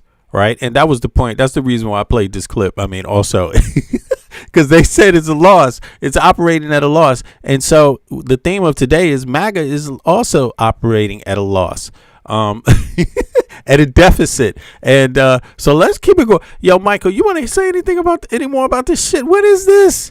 This is. Is it a company? Is it a good business idea? What's going? Is it communism? What's happening? I mean, it is. I would consider it a form of appeal to socialism, but essentially, it's. Is that right? I don't think so, man. This is not socialism, bro. This is no. It's not socialism, because socialism would work. What the fuck? It would make sense mathematically. This is some other shit. Gas, right? Socialized gas, right? But socialized gas that comes at a cost of a private investor or a private investor group, right? Okay. Who has ulterior motives, right? Because they're taking charity. It's charity. Yeah. It's rich people charity. Basically, yeah. Or rich people charity with the price being them losing a few dollars in order to gain some sort of favorability public wise, right? That's interesting. And that's when we talk about wealth disparity. It's when we talk about when people have so much money that they can take a loss, right, with something like this stunt that they're pulling just to sway the perception of the public, right? And that's what happens when you have unchecked wealth inequality. You have people who are rich enough to do something like this, To toy around right? with your Give brain. them- Yes. To Right? toy with people. Yeah, that's interesting. And go ahead. Did I cut you off? Sorry about that. Go ahead. You're good. Go ahead, B. Well, it says the estimated daily total losses because Freedom Fuel announced that their low prices triggered an explosive growth in volume, surging their traffic to 50% from 50% to 100%. So okay, I still don't understand where they're going, because if they're trying to sell this are they trying to sell this as a model? Okay, I don't understand this. Should everyone else do this? Is that what they're trying to say? Or are they just saying we do it whenever we feel like it? All right. Their losses actually multiplied the busier they got. This is crazy. A typical high volume U.S. gas station pumps roughly 4,000 gallons of fuel per day. A single Freedom Fuel station pumped a surging volume of 6,000 gallons a day, while losing a conservative 20 cents per gallon. That the individual station lost $1,200 a day. Okay, multiplied across, it's a good to know these numbers, because shit can sound a lot of different ways, but if you don't have the details, you don't really know what good is and what bad is. Okay, multiplied across, or how much you're being bought or sold for, your vote. All right, multiplied across all 25 locations, the network could easily be eating upwards of $30,000 a day in lost profit. Over the course of a few weeks, this adds up to hundreds of thousands of dollars in lost revenue. The loss leader strategy. Why would commodity trader Yoni Gontotnik and his partner willingly burn through as much cash? In retail, this is known as a loss leader. Instead of spending millions of dollars buying traditional television commercials and billboards, the owners are using cheap gasoline as their advertising budget. The stunt successfully generated millions of dollars worth of free primetime news coverage and presidential social media endorsements. Furthermore, the massive lines of drivers dramatically increased footprint traffic into the attached convenience stores, where the owners can try to recoup some of their losses via high margin items like cigarettes, drinks, and snacks. So they plan on getting their money back. They're going to sell you some chips at a more expensive cost. All right. So, damn. This is interesting. Let me see. Skeptical. You can watch. Okay. All right. Well, in any case, I guess it is. But I want a core number. Give me a core number. Give me a flat number total in losses. Because I want to know what the flat, because again, if you don't have a real number to go by, you don't know how good it is, how bad it is, how much it takes to buy a certain amount of people, right? It says, so look, y'all, 2-week period, $420,000. That's what you're dealing with. $420,000, 2-week period, with all these gas stations, right? Yeah, exactly. Average premium pump right. Location 6,000. Okay, hold on. Now, wait a second. Is this all of the stations that participated?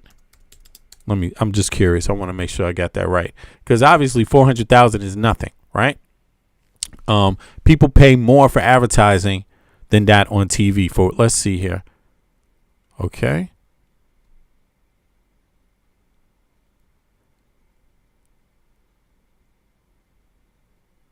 Yes. That's it. All these fucking locations. Look. So when you look at it, look, there's 1, 2, there's Egg Harbor Township. Wow. Let me pull that up. I'm glad I actually bothered to look. This is not assuming TV right here. I don't assume shit. Like, for real. I'd rather ask the parent company. Look at this. Freedom Fuels Network LLC. acquires the overnight red flag these specific 25 properties, which were previously a mix of independent and unbranded stations, along with a few Sunoco, Shell, blah, blah, blah. The first list of participating stations includes, right, New Jersey, 5, Egg Harbor, Little Egg Harbor, Malton, West Berlin. Pennsylvania, 20 locations. Bensalem, Boothwyn, Bristol, Brookhaven, Camp Hill, Dresher, Eagleville, Lansdowne, Milbourne, Potsdam, Southampton, Springfield, Warwickshire. So look, while the ownership initially teased plans, okay, but look, the bottom line is yes, these 25 locations make up the entire network. Listen, they lost $420,000. That's what they lost. So think about that. This was that's not a lot of money. We talking about 2 weeks time. That's not a lot of money. Versus the commercial advertisement. They got. How much does a commercial cost on primetime TV? How much does a commercial on primetime TV normally cost? Or let's say versus daytime TV per minute. Let's see here. I'm just curious about that because I really like to know things. It comes down to the details. The devil is in the detail, right? So look, here you go. Look, for a minute. Okay. This is basically how much your ass is worth here. Okay, average pause for 30 seconds. This is crazy. Yeah, they factored this shit out. You could best believe they factored this out long before they gave you any of these prices. Look at this.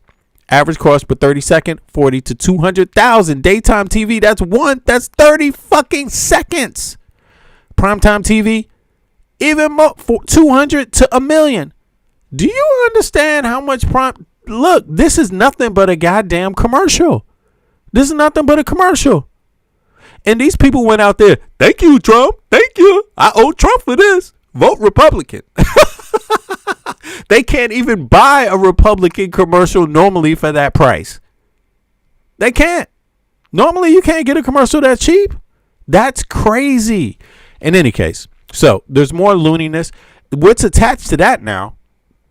Don't get it twisted. There are things that are, what can you say, adjacent to it, right? Adjacent to this. Now let's see what that is. Here, this is what's going on now. That was 2 weeks ago. I guess the party got pooped on, because this is now. Resources are coming under fire in Kuwait today. Iran struck a power and desalination plant there, prompting urgent public warnings from the government. Those warnings were to conserve water and electricity even as temperatures soar into the mid-40s on the Celsius scale. Iran also says it targeted US assets in Oman, Jordan and elsewhere, and it is threatening the ports of its Gulf neighbors. This all coming after an escalation in US attacks, including strikes on bridges in the south of Iran in what was a sixth straight night of bombing. CNN's Nick Robertson joining us today from Jerusalem. And Nick, 30 days after the, very what felt like historic signing of that MOU, it does seem as if things have escalated in a way that makes it feel very uncomfortable in region. What do you make of these developments? You guys should see a post I have on my timeline here. It's ridiculous. It's about this war where I put up a post and I said, Trump won the war. The United States lost the war. The people of the U.S. lost the war. Trump won the war because he pocketed money. It's all about his stocks and oil and all of this shit. He's getting paid. Everything is self-interest, and the U.S. is secondary, right? Safety is secondary.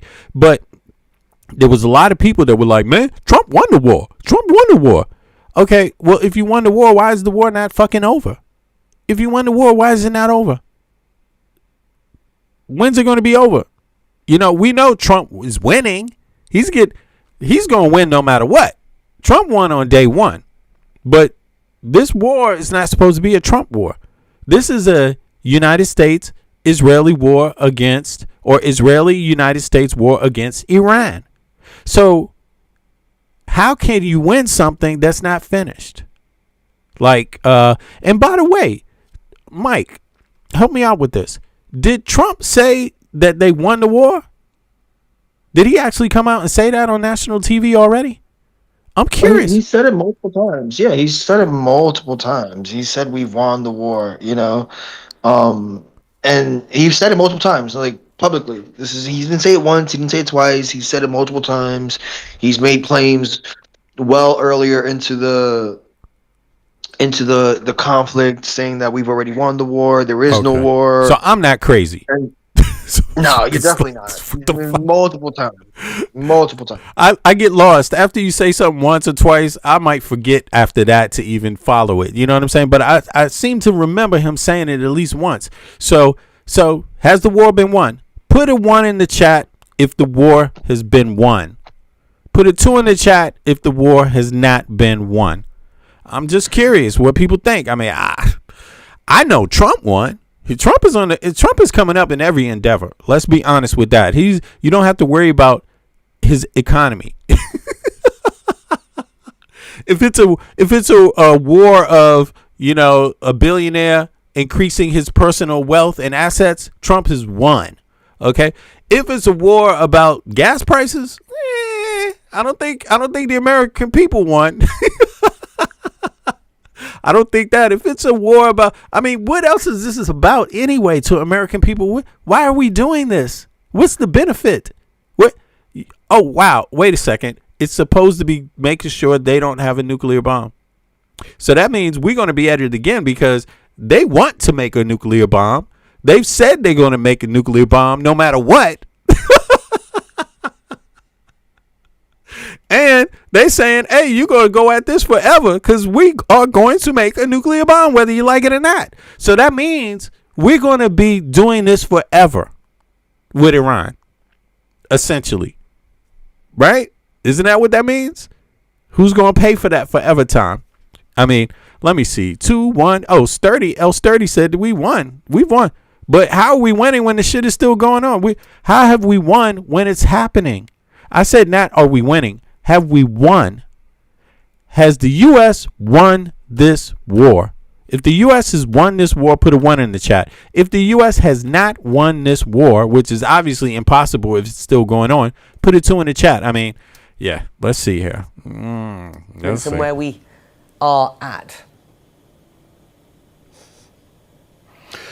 I think, obviously, we're on an escalatory military cycle. I think that because neither side has said we're outrightly scrapping the MOU sort of remains marginalized completely on the sidelines of these military operations, but it's still a document that's intact, and one can possibly see a time where either side can recommend going back to that, having decided that through the military means at the moment they're not getting where they want to. So I think on the diplomatic front, that document, although it's no use to anyone at the moment, can be again useful in the future because it is the blueprint for the way out of the current situation. But if you just look at the range of these strikes that are going on and break it down very, very simply here, both sides have a reason for hitting the targets that they hit.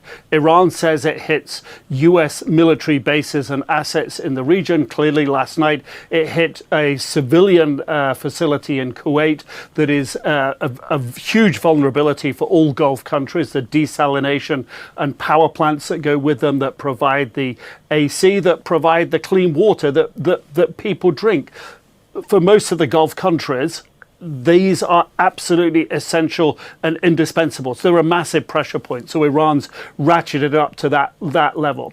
If you look at what the United States is doing and understand how militaries work, they won't just be throwing their munitions around, we'll put some here, we'll put some there. They'll be thinking of what are we planning on doing next week? Where do we think we might be in a week's time or 2 weeks' time? So we'll have operations that shape us towards that. Number one, making sure that the Strait of Hormuz is going to be safe for the travel of vessels, which means taking out infrastructure, port facilities along the Strait of Hormuz, but it's going beyond that.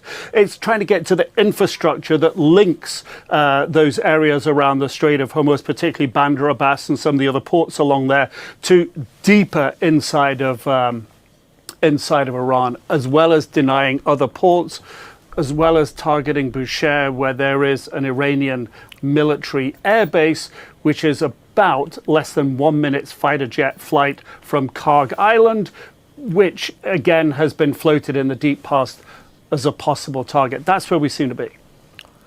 All right, so they're still going on with this war. American people, the last I heard, American people are not happy with this war, right? Most Americans, and think about this, most MAGA people, they actually voted for Trump specifically because of the no foreign wars thing. That was a very big, that was a MAGA almost movement, the no more wars, right? But Trump is almost instantly engaged in war, right? Doubling down, and we're talking about costly war. You think Ukraine was costing the U.S. money? This is costing the U.S. way more money than Ukraine. Just even more. So I don't understand how could somebody go from I like Trump because of no more wars, let's get the U.S. out of Ukraine, it's costing us too much money, to I still support Trump when he's spending even more money on another war. Because Israel said that they're going to have a nuclear bomb soon, but they never had a nuclear bomb. So all of this is it's speculation, essentially. So we spent a lot of money on speculation. These are the same things we criticize George Bush for. We criticized the George Bush, and this was the Democrats now. So the Democrats, or not Democrats, maybe it's some Republicans and some Democrats, criticized Bush for the yellow cake, for talking about Saddam Hussein has weapons of mass destruction, all of these things, right? So, Bush went into Iraq. Now we're speculating that Iran is going to have a nuclear bomb in a certain amount of time. If we don't go in there, they will have a nuclear bomb. And now we're in a war that's costing the American people substantially more than what they were involved in Ukraine. You got to understand, the United States is involved directly in war with Iran. Being directly in war cost you extremely more amounts of money than not being directly in war, right? The United States was not directly in war with Russia. They may have given Ukraine some logistics. They may have traded them some weapons that were going to wear out, because, you can't have weapon stockpiles there just sitting around forever. They have a time limit. So the United States gave them weapons that they weren't even going to use. To be honest, if they didn't get used, they would lose value, right?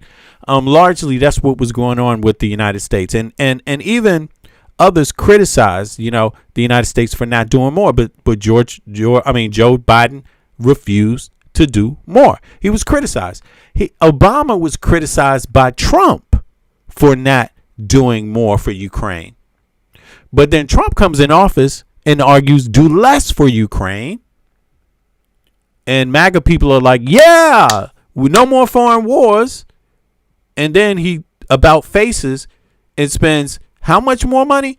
Now, I'm curious about this. I'm going to play this. This is Chris Nolan. I want to see. He's saying there's a lot more deaths now in this last interaction between the U.S. and Iran. So I want to hear about that. And I'm going to look up this data about the cost between the Ukraine investment under Joe Biden and the cost of this particular war under Trump. Let's go. So there's a lot going on right now. And I want do me a favor. In the meantime, click the like button, please. It's how the actual stream gets out to people like yourself that are watching. Maybe if you watch it, maybe someone else like yourself might be interested, even if you don't agree. Some of the trolls are here like, man, fuck this, I don't like this. Well, maybe some of your troll ass cousins might want to come and criticize too. Come on, let's have a party, trolls. But for the people that like it, The easiest way to share information on the internet is through the algorithm, and the YouTube algorithm has how old you are. They know how old you are when they're watching. They know what you buy. They know what other things you watch, and they're going to immediately, when you click the like button, when you click the subscribe button, they're immediately going to send out an invitation or a what do they call it? A notification to people that like the same stuff you like on YouTube. So that's how it works. So do us a favor, the conversation a favor, and click the like button, click the subscribe button. I appreciate it. So let's go. Let's see what Chris Nolan is reporting on here real quick, and I'm going to look up that data. I want to keep you informed. This is the headline, Wall Street Journal. U.S. service member killed in Iraq as troop death toll in Jordan likely to rise. What? So basically it works. A U.S. service member was killed? Oh, wow. I had no clue. This is my morning news that I'm doing with my latte. I'm about to get a latte refill. I've been here. It is 3 hours into this stream. So we got about 1 more hour to go. Damn, it's a lot of news, but I did not see this. Rest in peace. Rest in peace to our service member, risking their life at the orders of Trump. So, another service member, his life has been taken. So, I'm going to look up this data. Expecting the numbers to get worse, more casualties, and the war is escalating, essentially what that is. This is then from Bloomberg. Iran conflict escalates as U.S. announces third troop death. So that was the Jordan attack. And also they illustrated the escalation. The U.S. is basically sending more resources, more bombers, more fighters, ships, etc. It's just more escalation, essentially. Then this is just 23 minutes ago. You can see it just minutes ago. Air raid sirens are once again sounding across Bahrain after Iran launched a new wave of ballistic missiles, one-way attack drones targeting sites in Bahrain, Jordan, Kuwait, and Iraq. So again, this is just a few minutes ago. And then 28 minutes ago, this is from the U.S. side, CENTCOM has released an updated tally from the second phase of a naval blockade. As of today, coalition forces had redirected 6 commercial vessels. So we're doing the blockade. More airstrikes are coming in on both sides, right? This is then in Iran. U.S. strikes leave Iranian isolated and scared. So basically, local people are just saying there's bombing every night. All right, let me ask one question. Now, if you think the U.S. should be involved in this war, click a 1. If you believe the U.S. should be involved in this war, if you think Trump should have obliged Netanyahu and said, yeah, we're right there with you, put a 1 in the chat. If you think Trump should have silenced Netanyahu and said, no, you listen here, Netanyahu, you need to listen to us. Stop, cease, and desist right now.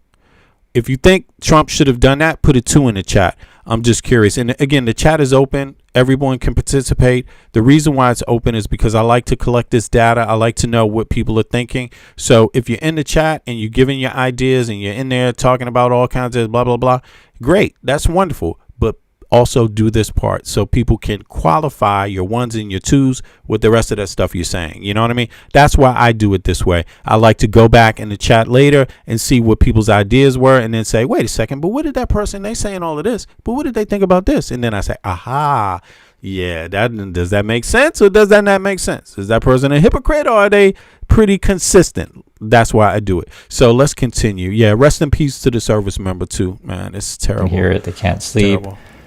Tunnels, bridges, roads, right? These kind of things is literally what it's saying. And this is going on like right now. And then the U.S. side is showing you guys escalating and just regular people want to live in peace. I just want to make sure that's clear, just get back to life as normal. But yeah, I have to make a service announcement to Republicans in the chat, MAGA people specifically.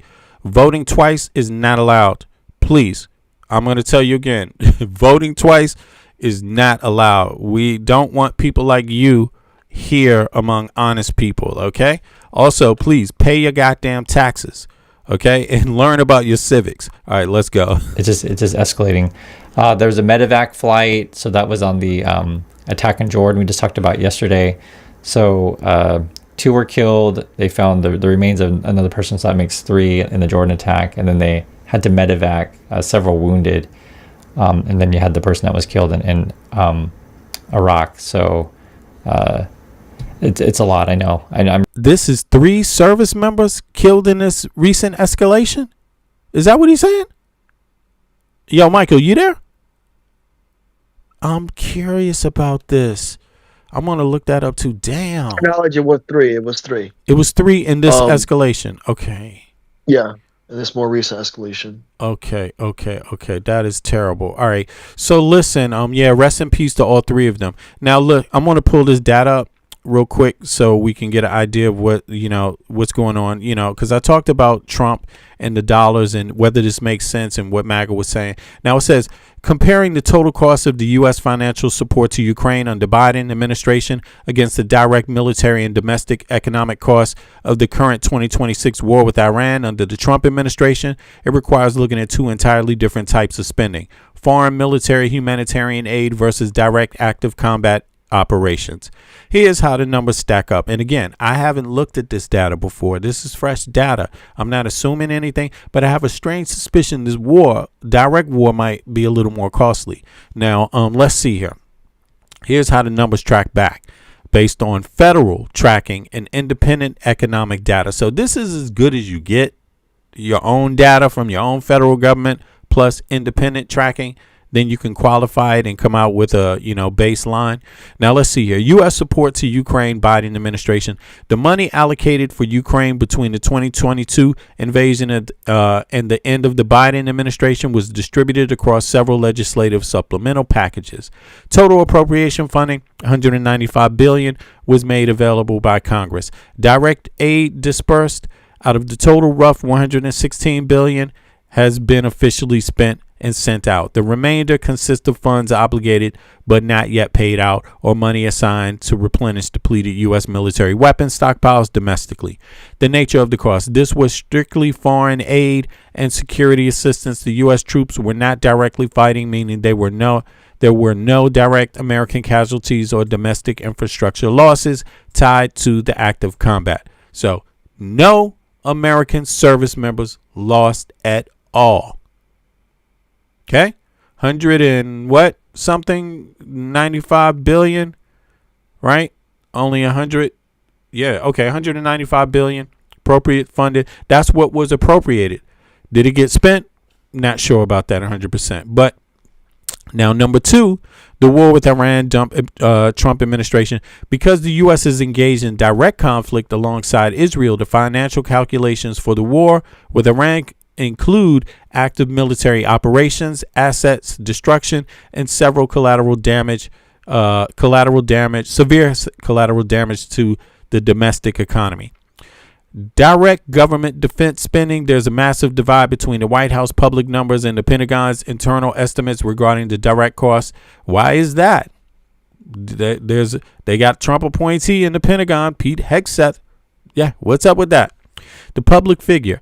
Office of Management and Budget, OMB, publicly told Congress the conflict has roughly cost $30 billion to $33 billion in direct defense obligations. Anybody believe that? I mean, you out of your mind? What the fuck?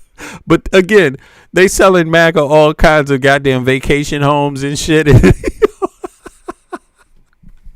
Internal Pentagon estimates, leaked internal Pentagon intelligence and independent researchers like the Center for Strategic and International Studies estimates that the true military cost has already surged between $80 billion and $113 billion. This includes $47 billion in wages, in weapons. $29 billion in operations and $20 billion to replace destroyed military assets, such as the extensive. So, in other words, this is just the cost. This is just the active duty cost, right? Internal Pentagon estimates, public figure, right? So 113 billion, between 80 and 113 billion, right? So that's just the estimate, right? For just this engagement, just the engagement with Iran versus Biden, 4 years of supporting Ukraine, no direct military involvement, no losses of U.S. military troops. Okay,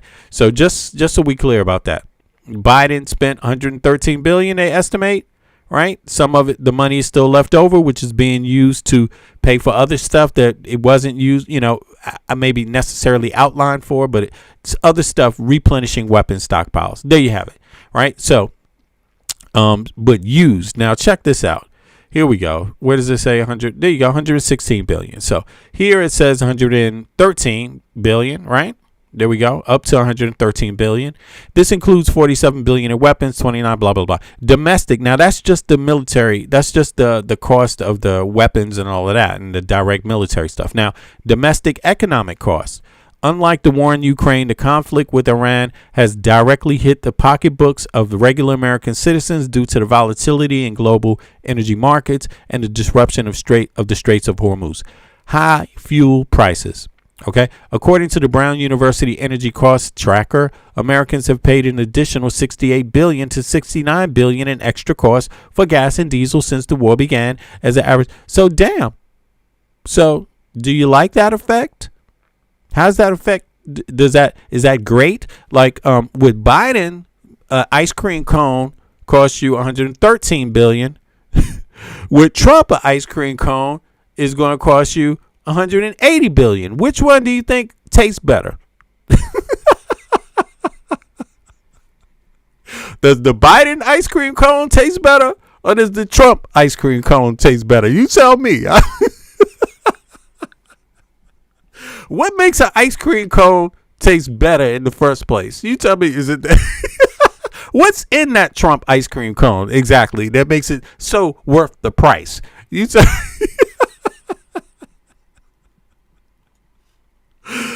God damn, that's some expensive ice cream, bro. All right, let's see here. So inflation borrowing, look at this. This is not even over. 69 billion in extra costs for gas and diesel in the war and the average prices at the pump. Inflation, though, look, there's more to this. So it's not even 180 billion anymore. The ice cream cone. Look at this. Inflation and borrowing. When factors in the broader microeconomic ripple effects include spiking inflation and raising interest rates, the war cost the U.S. economy an estimated 150 billion. Okay, across energy, airfare, groceries, and borrowing costs average roughly $1,000 per household. Okay, so it wasn't 180 billion. It's 150. No, god damn. Wait a second. Let me open this up. Make sure I get all of this. You can't see it. Let me fix it so you can see what I'm saying. Yeah, I don't want you cheated out of what I'm saying because let me bring it down. Pull this up on the screen so everybody can see what I'm looking for. Looking at right here. It might be small, but don't worry. There we go. So here it is. For people that want to blow their screens up later, feel free. Now, this is what it says. Okay. Metrics. Comparison summary. Ukraine support from Biden, 195 billion appropriated, 16 billion spent. War with Iran, Trump 2026, 33 billion publicly claimed, 100+ billion Pentagon estimates. Okay, so type of expenditure: foreign aid, weapons transfers, and humanitarian support. That's what Biden gave. The U.S. is active. The Iran conflict, 100 billion plus. So they don't really have an exact number. Active U.S. military operations, munitions deployment, and base, including military lives. Maybe it's up to like 15 military members dead now, U.S. Direct costs to U.S. consumers. Minimal domestic price under Biden impact 1% of the overall federal budget. Under Trump, 68+ billion in increased gas and diesel costs. So it could be as high as 168 billion. This little skirmish with Iran, right? Of course, this is only a year and a half of Trump, right? Versus 4 years of Biden. So we got to put that in the numbers. U.S. military assets. So let's say Trump continues with this for 4 years. Is that a good thing? Okay. Now, U.S. military assets lost under Biden, 0. Old stockpiles sent to U.S. bases unaffected. Yeah, because the stockpiles, they have a time limit. If you don't use them with certain weapons within a certain time, they go bad anyway, meaning the U.S. taxpayer loses money. But when you give them to somebody else, eventually they give you that money back. So if you give somebody like Ukraine stockpiles that are about to run out, you don't lose that investment from the American taxpayer. You actually give it to someone else that wants to use it right now before it expires, and then they give you the money back when they have peace times and trade with you or business. Right? That's how that works. So now let's get back to the rest of this. Wow, that was pretty interesting. Let me see here. Boom. So let me see. Let's get back to Chris Nolan now, his reporting. I'm just showing you guys what's going on. Regarding the one in Iraq, it says, separately, a U.S. service member in northern Iraq was killed in action during July 18th during a controlled detonation of unexploded ordnance from downed Iranian one-way attack drone. And then another person was hurt. Second service member was wounded and getting medical treatment. So that's what's going on there. This is Marjorie Taylor Greene, former Trump ally. She's against this now. She says, sacrifice. What the F are you talking about? They did not willingly sacrifice themselves. They were killed because of the war you, Trump, and the administration are waging on behalf of a foreign country, Israel. You mean their deaths fuel your bloodlust for a senseless war.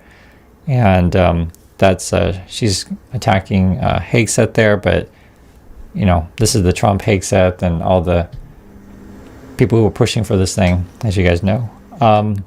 This is then Mike Johnson, who's trying to scare you. Marxists have it wrong because they deny the existence of your creator himself.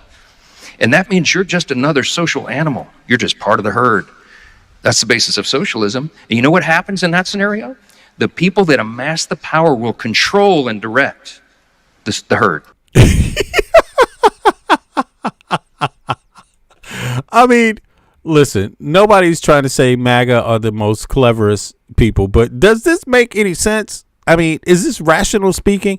Like, there is no one left. Everyone, the people at the top that he's working with and gave the tax break, what was that? Was that socialism? When they gave the big, beautiful bill, the top 10%, the biggest tax break in the history of the country, is he calling that socialism? Because listen to what he just said. Listen to what he said happens in socialism. The existence of your creator himself. And that means you're just another social animal. You're just part of the herd. That's the basis of socialism. And you know what happens in that scenario? The people that amass the power will control and direct the herd. The people that amass the power will control and direct the herd. You don't say. What a coincidence. Who are you talking to? You're talking to the herd, aren't you? You lose your freedom. It's a road to tyranny. And I know it's all whacked out. I just wanted to show you what it is. So Johnson's basically telling everybody today, if we change anything, you're going to lose your freedom and you're going to lose your God and stuff like that. It's the kind of stuff. And I guess for his followers, they eat that stuff up. I'm just showing you what they're saying. How can you lose your God? How's that even possible? What does that mean? You mean God doesn't exist because what? When would that happen? When will the day come where God doesn't exist? Can you get to God? Can you get to God? Where is God? Can you touch him? I mean, this is just, it is sad because people in the United States want more of this than they want out of their goddamn tax dollars. And this is the limits that motherfuckers like MAGA Mike Johnson go to keep ripping these people off of their tax dollars. You know what I'm saying? Like, seriously. I mean, they have people looking for communists, and meanwhile, MAGA Mike Johnson is behind them, taking the money right out of their pocket. They don't even notice it. Just picking their pockets. Okay. But this is what's going on here. It's like you have the Trumpers and the Hegseths and the Mike Johnsons all telling you, you're going to lose your freedom. We got to keep fighting, though. You're going to lose your freedom if we change, but you got to keep fighting. It's like, it's crazy, right? And then I told you guys about this story yesterday, right?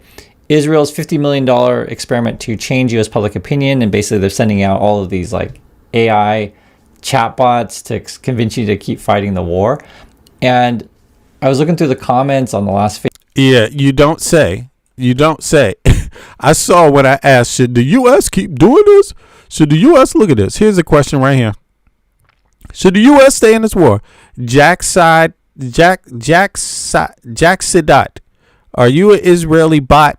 Lisa Ann F7C. Are you an Israeli bot?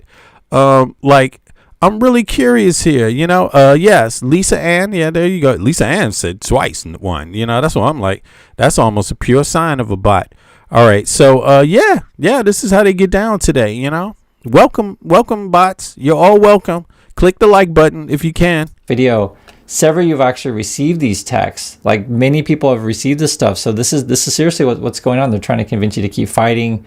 And I guess if we change and provide health care for Americans, the Trumpers claim that you'll lose your freedom and lose your God. So I guess from their point of view, keep fighting, go sacrifice yourself for you know who. So there's that.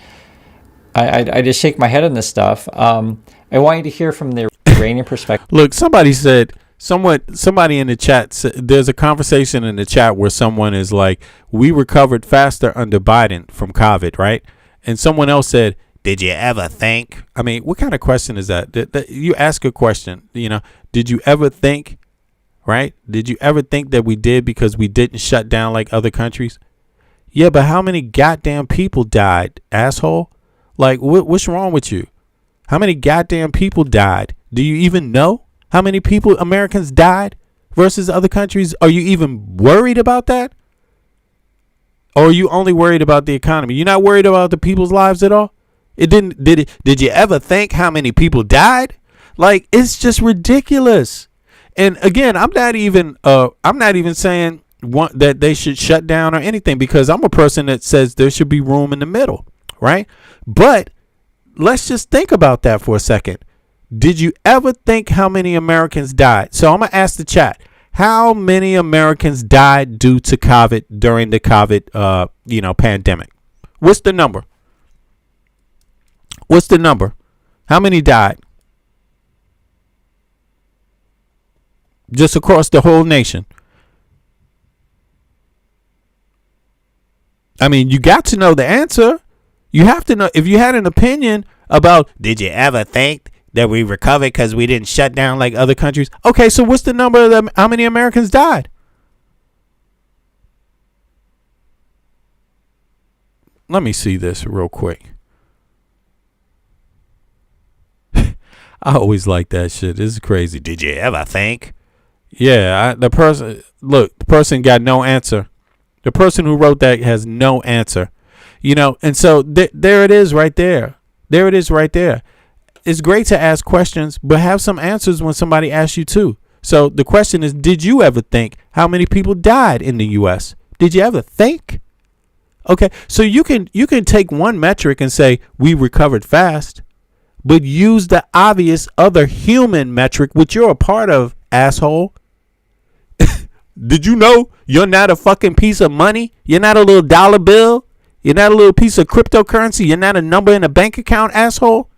You're supposed to be, unless you're a bot. Are you a bot?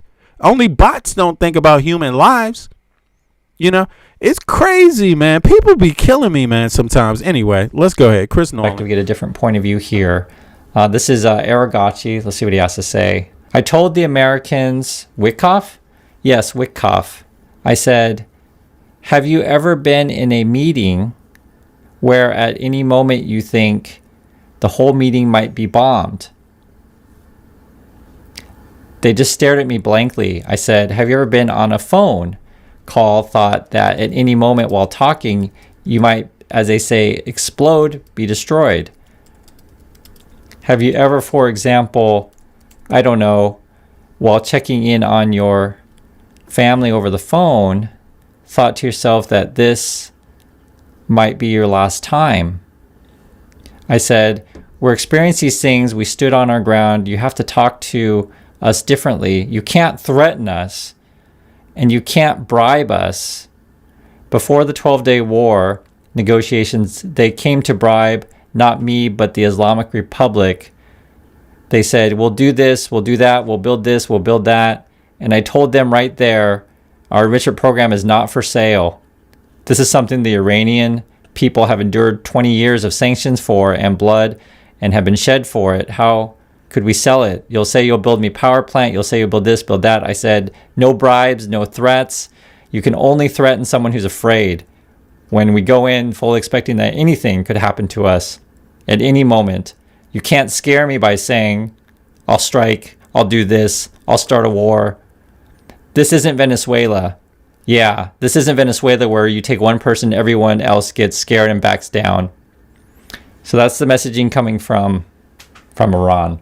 Right, because the U.S. and Trump keeps threatening, oh, we're going to destroy, all your bridges and power plants, and the only thing Trump can do here, which he's already achieved, is he's destroyed the U.S. reputation around the world. That's it. Once this is over, all Trump can prove is that he's willing to kill more people than would ever be killed by anybody else. That's all he's going to prove. And when you go about things that way, people remember that. And that becomes part of your identity. And it takes a long time to wear off. People aren't going to fear you, because what they're going to do is they're going to look. I'm going to tell you exactly what they're going to do. They're going to look to China, and they're going to say China is not running around bombing people like this to get their influence. They're going to say China is not Russia. China is not the U.S. That's what they're going to do. There are clear examples set here. Clear examples being set. China is benefiting from other people who are warmongers without even having to be invested in any violence themselves. Do you call that smart? Is that smart? Is that a smart strategy? Put a 1 in the chat if that's a smart strategy. Of course, only an asshole would think that. And put a 2 in chat if it's totally stupid. It's terrible to see this. When you have a person like this on the screen here that is telling you straight up that you can bomb as much as you want, you will never break our people. See, in warfare, everybody's equal. You can have stronger weapons. You can have an advantage militarily. Your military size might count. But there's one thing that also counts. There's one other thing that also counts. And that is your morale. How your people feel. And Trump has excited these people. Trump has insulted these people. Trump has given these people a reason to fight. Is that what you want to do in a conflict? You want to give somebody a reason to fight? You want to give somebody a reason to say, no, fuck you. I don't care. I'd rather die. Is that what you want to give them? Because this is what you're looking at right now. You're looking at somebody saying, fuck you, I would rather die. Bring it on. Come on. Is that what you want? Because that's what you're getting. Who's going to let me ask you something. Are you happy that the U.S. service member died? Are you happy that in this skirmish, 3 U.S. service members died? Is that a success story? Or is that a sad, tragic event? But even if you think that's a sad, tragic event, why don't you care about somebody else's life? Because Iran has not bombed the United States of America. Iran has not bombed any citizens or any military targets inside of the United States of America. Why don't you consider that a good thing? Why don't you consider that positive? Is it your arrogance? I don't know. Maybe people are different. Maybe you judge people different. Maybe people that don't bomb you and your citizens, maybe you have more respect for the people that do bomb you and your citizens. And maybe you have less respect for the people that don't bomb you at your homeland and your citizens. I don't know. You tell me. Yeah, this ain't going nowhere. They don't like you. They don't like MAGA. They don't like Trump. And they're telling you to go fuck yourself.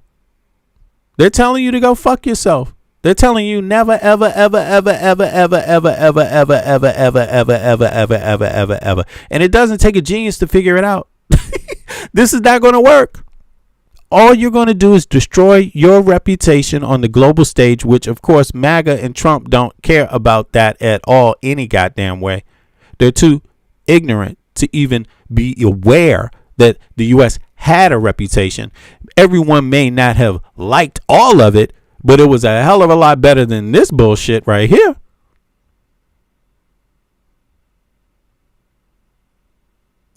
I mean, what's this going to do to your Middle East foreign policy now? Is that helping you? How's it going to help you? How's it going to help you? What do you make? What do they need? What are they going to buy of the U.S.? What products are they going to buy? They're going to buy more Chinese products, or they're going to buy more American products? What do Americans make? What do you make? You make some green energy? What are you making? You making solar panels?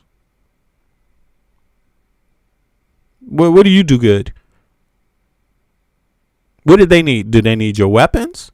No, not really. Not really. They buy them because they'll buy weapons from anybody. But you ain't the only person selling weapons. Surprise. Surprise. What do you have that they need? I mean, you could have been a good arbitrator of fairness and peace in the region. And trade, arbitrator meaning you could be a person in the middle, you know, actually having some influence. But it's been blown now. Now it's been blown. Because you wanted to take a side. You wanted to take a side against Israel or Iran. There's no prosperity in that. There's no point. There's no use for you in that. The United States is not a Middle Eastern country. So you already had an advantage because they allowed you to be an arbitrator of peace. They allowed you to be there and negotiate between parties. They allowed it. We had some success. Whoosh, it's over. They're laughing at you. Saudi Arabia laughing at Trump. Bahrain, they just give you a motherfucking give Trump a plane and ha ha ha ha. They had to abandon the plane because he's not smart enough to know it's a goddamn spy device. Wow, that's deep. I mean, all you can do here is prove that you're willing to be more evil. That's all you can do. You're willing to kill more people. That's all that's going on here. Nothing diplomatic. All the diplomacy is out of the window. You have lost that part of the war. You have lost the moral high ground. Period. Once you lost the moral high ground, you have failed in your objective. It's utter failure. You guys know, end your civilization, that kind of stuff. And the war just keeps escalating, right? And then I just should tell you what they say. When you look at what Trump is doing here, I guess we're at the World Cup today. This is Trump and Ivanka, and they're doing a flyover. So wow. There's Trump saying, wow, you got it. So honestly, guess who lost? Guess who lost? Argentina. Losing team. The Trump team got 40 billion American dollars. Bad luck for your FIFA team. Oh well. You mean you got 40 billion dollars and you couldn't even fucking win FIFA? Congratulations to Spain. Bravo. Job well done against those fascist pigs. Job well done. They were not superior on this day. They were inferior. The goddamn Argentinians were inferior. I mean, you know, they couldn't even do it with your economy is inferior. You need 40 fucking billion dollars from some people that don't even like your ass. I mean, come on. This is like a small percentage of elitists in the United States that made that 40 billion happen. Average MAGA doesn't give a fuck about you. And you needed that money for your failed ass economy and you lost the game. And you happen to be fascist. Okay, like, damn, that's deep, bro. So MAGA lost on this day. Argentina lost on this day. Trump is trying to pretend, wow, like he's interested, man. Get the hell out of here, man. Trump, this is total photo op and shit. I mean, this is what you call professional begging. You know, I hope I'm still relevant to the people. No, motherfucker, they're going to chase you out of town. They're going to chase you out of town. Guess who else is going to get chased out of town? Guess who else? I tried to tell people this a year ago before Trump came into office. Do not join the. Get whatever weapons you need from Russia. Do whatever trades you need from Russia. But do not argue on Russia's behalf, because what Putin is doing in Ukraine is irrational. He cannot win. He is a loser himself. He doesn't even like you. He doesn't like anybody else. Africans, Putin doesn't give a fuck about you. Use him, get what you need, abandon him because of this. He's trying to get you to fight his fucking wars. You crazy? Stay silent on the diplomatic front. Get what you need, but stay silent on the diplomatic front. Don't fall for this. Don't fall for what this dude is doing. This guy. Because look at what he did. It's the same thing in the Cold War. They went around, they overspent themselves, they just went way past what they could sustain. And guess who creeped in at the end after they blew their wad? History repeats itself. Don't expect in the foreseeable future any social unrest which would change the regime. No. This scenario doesn't exist for foreseeable future.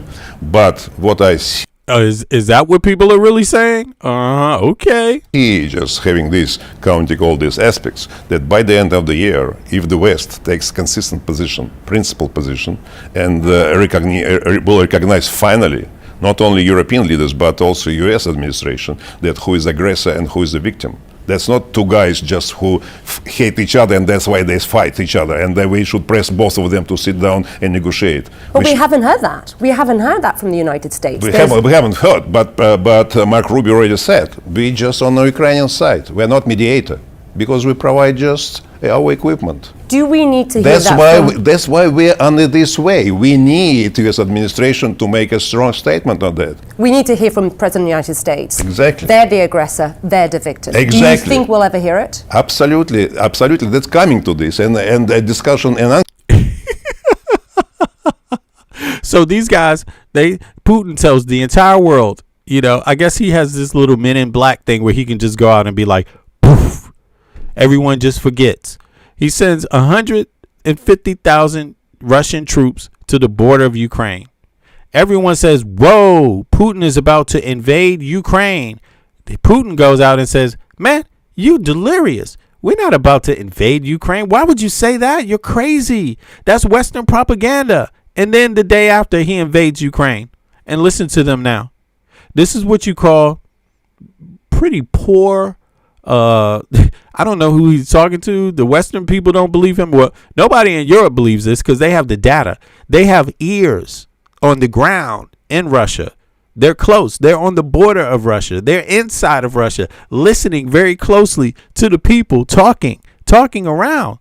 They know what's going on in Russia. And let me tell you, even though it's not, you know, for some reason on CNN, even though Trump doesn't seem to want to talk about it, but people know Russians are pissed off at Putin. They're tired of this shit. And it's not only that. It's some of the oligarchs too. They're losing every fucking thing. Do you know Russia lost 1 million goddamn troops? Who loses 1 million fucking soldiers invading another goddamn country? Who does that? In 2026. In 2026. They out on CNN though, doing their little begging call. Oh wow, it's called professional begging. You know, professional begging, Russian style. They go out there and make it sound like you're the aggressor. You're the aggressor, dude. You lost 1 million fucking troops invading a goddamn country. You got troops from North Korea to invade a country. What happened to those troops? They're dead. They're dead. They're capturing people from Africa that are like, I didn't even know I was supposed to be in a war. You know, they just grabbed my ass up and shit. I thought I was going to Russia for school. I got a grant. I got free tuition and shit. And next thing you know, I'm on the front line of fucking Ukraine. Like, what the fuck? Oh shit. Something has broken inside Russia this week that Western analysts were not ready for. The fuel crisis has crossed the line from an economic problem into a public order problem. Russians are now attacking each other at gas stations. In some regions, they're actually killing each other over gas. The Russian mafia is also re-emerging in this fuel shortage to control the black market for gasoline. And ordinary Russian citizens are now on camera, openly and publicly saying they hope Vladimir Putin dies. That's the only way to save Russia.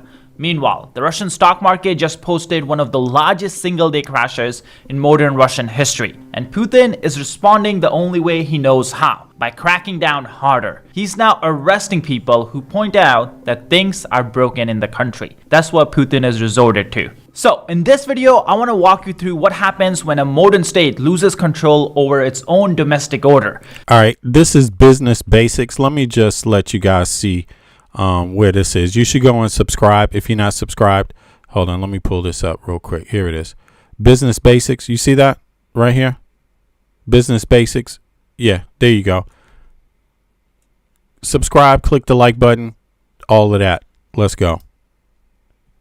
The specific shootings and gas station knife fights that are taking place across the country right now, and why journalists and pro-Russian, pro-Kremlin bloggers are being arrested for finally telling the truth. This all leads us to Putin's approval numbers that are dropping in his own rigged polling. And then we'll talk about Ukraine's domestic politics, because even that is not looking pretty. Zelensky just fired one of the most consequential figures in the Ukrainian government at the worst possible time. And then we'll talk about what's happening on the front lines. My name is Sam and you're watching Business Basics. Let's start with the shootings that are happening inside Russia and why people are calling on Putin to just die. You see, ordinary Russians are attacking each other with pistols and knives over gasoline. This kind of stuff only happens in failed states. And now it's happening in the capital of a nuclear superpower.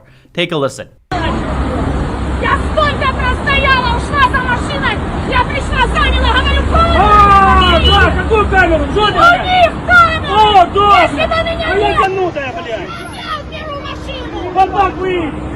Ты мне не указ! За сидеть стоишь, похорони! Ублюдок! Пошел нахуй отсюда! Now, unfortunately, this isn't as bad as what happened next off camera. Here's the report from a Russian media. A shooting at a Russian gas station in Chelyabinsk. On July 11th, at a Gazprom gas station, a driver attempted to cut in line at a pump.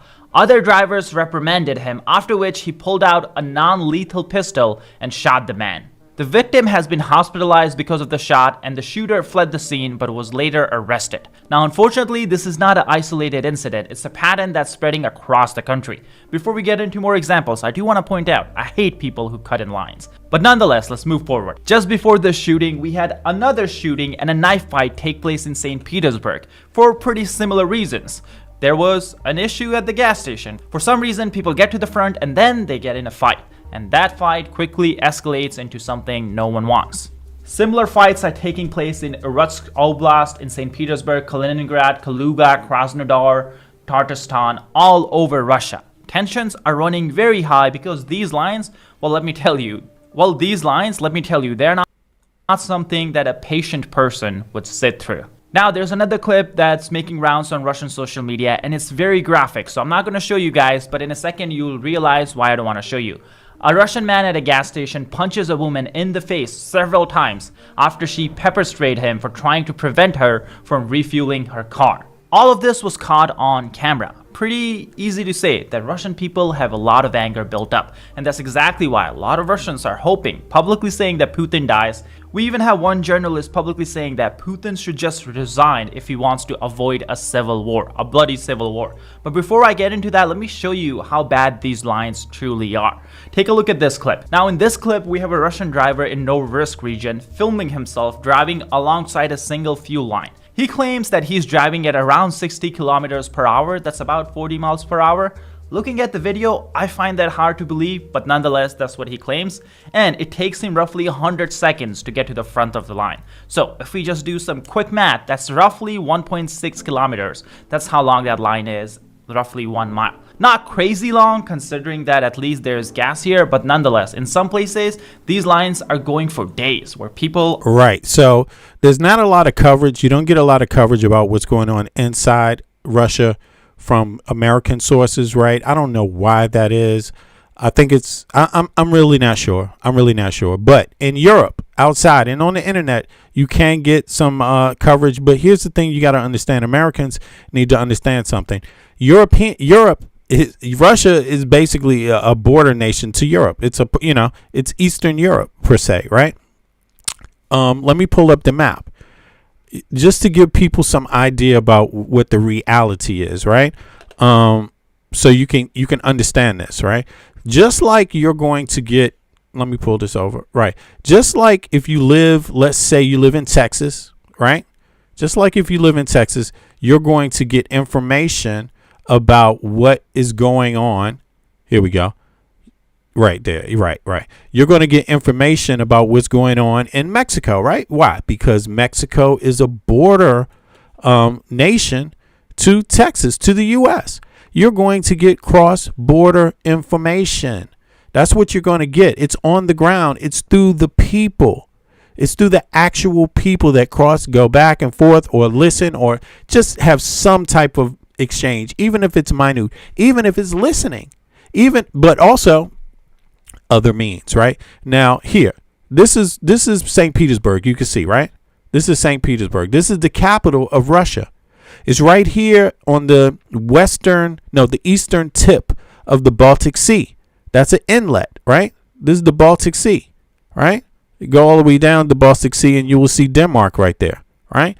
But if you go back up and you make a right and you go to the most eastern tip, that's St. Petersburg, right? But who is the neighbor? The neighbor is Estonia and Finland. So they are very much aware of what is going on in Russia.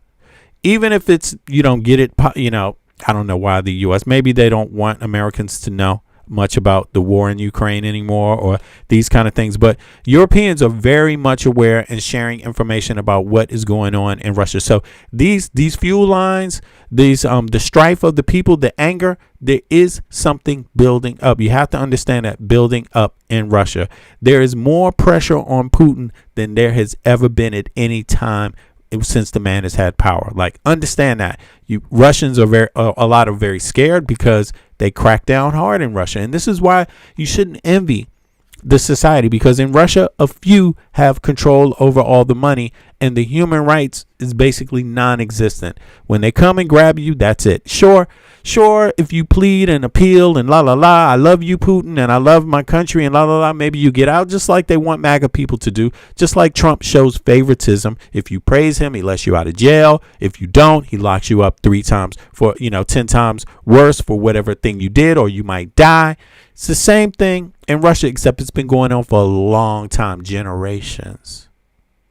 So the behavior is a little different. That's why people say, man, Russia is, people say some cruel things about it because the behavior is induced by a lack of freedom that has persisted for generations at this point now, So people need to be aware of that. Now, let me go to the next one, and then pretty soon I'm going to get out of here. This is some data on Russia right now, too, on the polls, right? Let's see here. Well, for years, one number in Russia has barely moved, and that's President Vladimir Putin's approval rating, parked comfortably above 70%, no matter what happened at home or on the battlefield. But now that seems to be changing. I want you to look at this graph. Now, this is Vladimir Putin's own state pollster. It's known as, did you see right there, Lisalum, tracking his approval week by week over the past year. What you're seeing is a steady slide down to 65.1%. That's the most recent figure. Oh, right. I see somebody said Moscow is. Yeah, that's correct. But yeah, St. Petersburg, not the capital, is Moscow, right? But in any case, you get the point. It's Russia, and Russia is a neighbor to Latvia, to Estonia, to Finland. And that's pretty much the point. But thanks for throwing that out. Let's see here. Let's go. This is the approval rating. This is the approval rating right now. Of course, people can contest it if they like. I say contest it. Why not? But me, I'm more into mathematics, right? So my view of this was very simple. I approached it very differently. Russia has 150 million people. It had an economy smaller than Italy's before it engaged in this last round of war with Ukraine. So I looked at the math and I said, the math is not mathing. That's what I did. Then I looked at Europe. It's 450 million people. It's the second biggest economic power, second to the U.S., only rivaled by China. So I looked at those numbers. Then I looked at the history of Russian aggression and how they do things typically, how they operate on the global stage, right? And history has shown that Russia, in these kind of long distance, long things that span over a long period of time, they've never been that good. You know, it's not that they haven't defeated people before. Yeah, Napoleon fucked up trying to invade Russia. Bad timing, bad logistics, all of that, right? But having said that, the Cold War ended for Russia pretty bad. They overexerted themselves. They went totally bankrupt. And guess who picked up the pieces when they ran out of weapons, when they ran out of logistical supplies? Guess who picked up the pieces? The United States of America. That means all that energy they exuded, somebody came in at the end and said, thank you very much. We'll do things here from now on. And that's not a smart way to do shit. Okay. And it's the same thing with their aggression against Ukraine. The first question is, if you got only got 150 million people, you're lacking manpower. Secondly, not over Ukraine, but just you have a less smaller ability to generate things than the United States or than the EU. Weapons capacity, all of that stuff you're going to need, right? Also other things, you just got less manpower.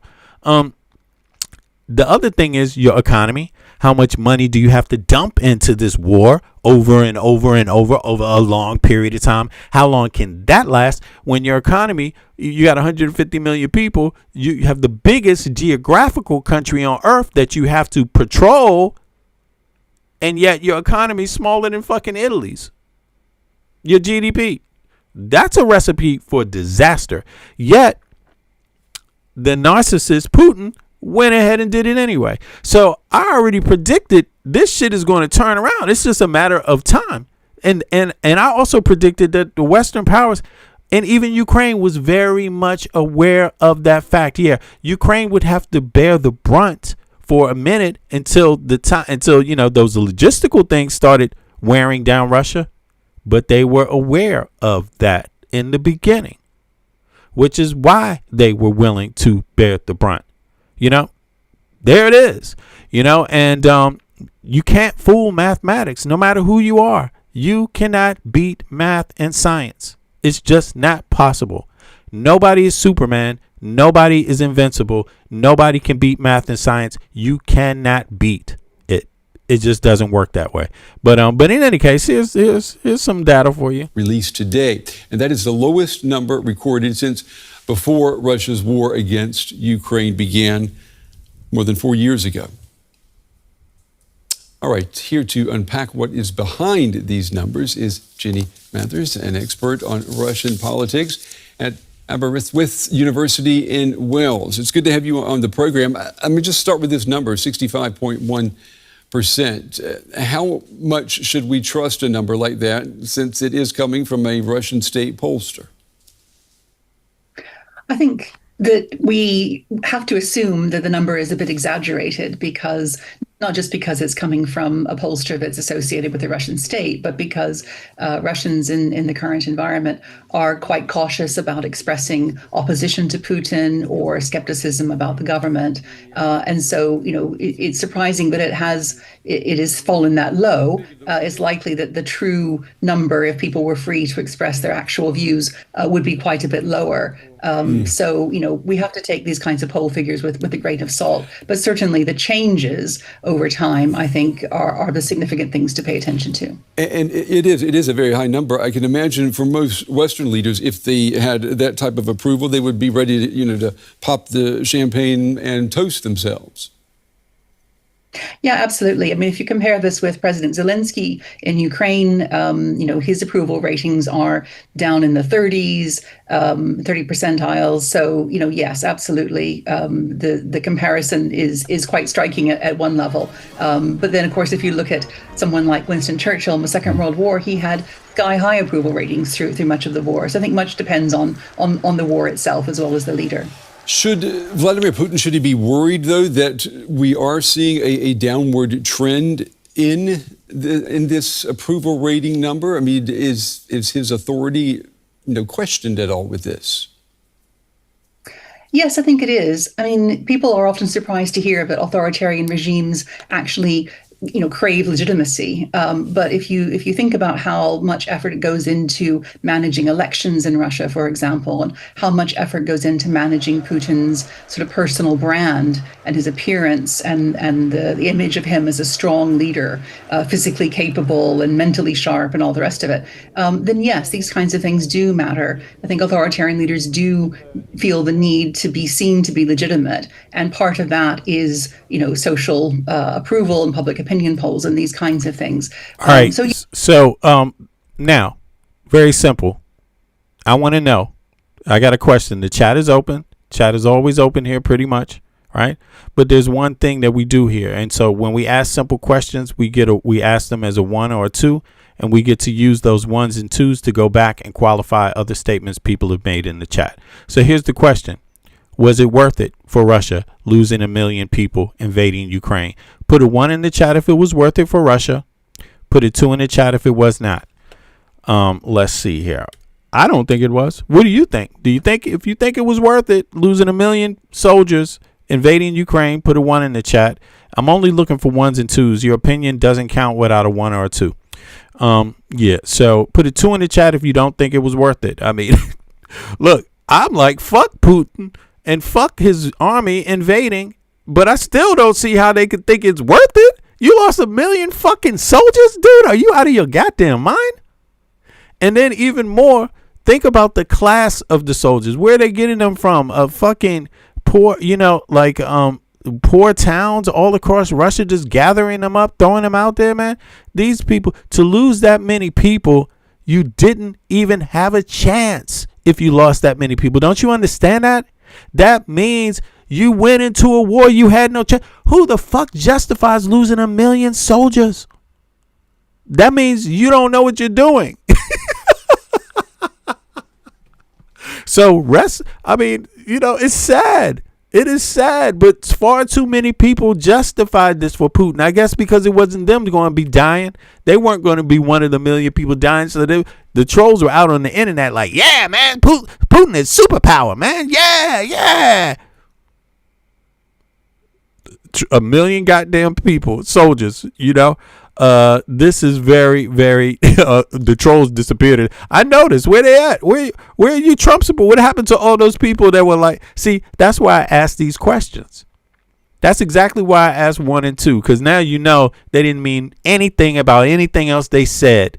You see, that's the whole point. All that blah, blah, blah, man. You crazy, man. You don't understand. Putin is he's the genius. Yeah, where you at? Where's your ass at now? Can't even put a 1 or a 2 in the chat. Like, that's embarrassing. In any case, look, folks, I'm going to end out. I'll see you guys later. I appreciate everybody coming out. Do me a favor. Click the like button. Click the subscribe button. Michael, you want to say something before we close out on this video? This is bombing of Russia going on right now. Like, Ukraine is bombing the Moscow. They're bombing the capital, bro, or the suburbs of the capital now. Like, here it is. How is this embarrassing for Putin? Is bombing good question. Is this embarrassing? Bombing in Moscow, is that embarrassing for Putin? It is crazy. All right, let's see. This is happening. Yes. Moscow being bombed. Ukraine drone strikes sparks deadly fire in Moscow region warehouse. Yeah, this is the suburbs of Moscow. They're striking the suburbs of Moscow. This is what's in the sky.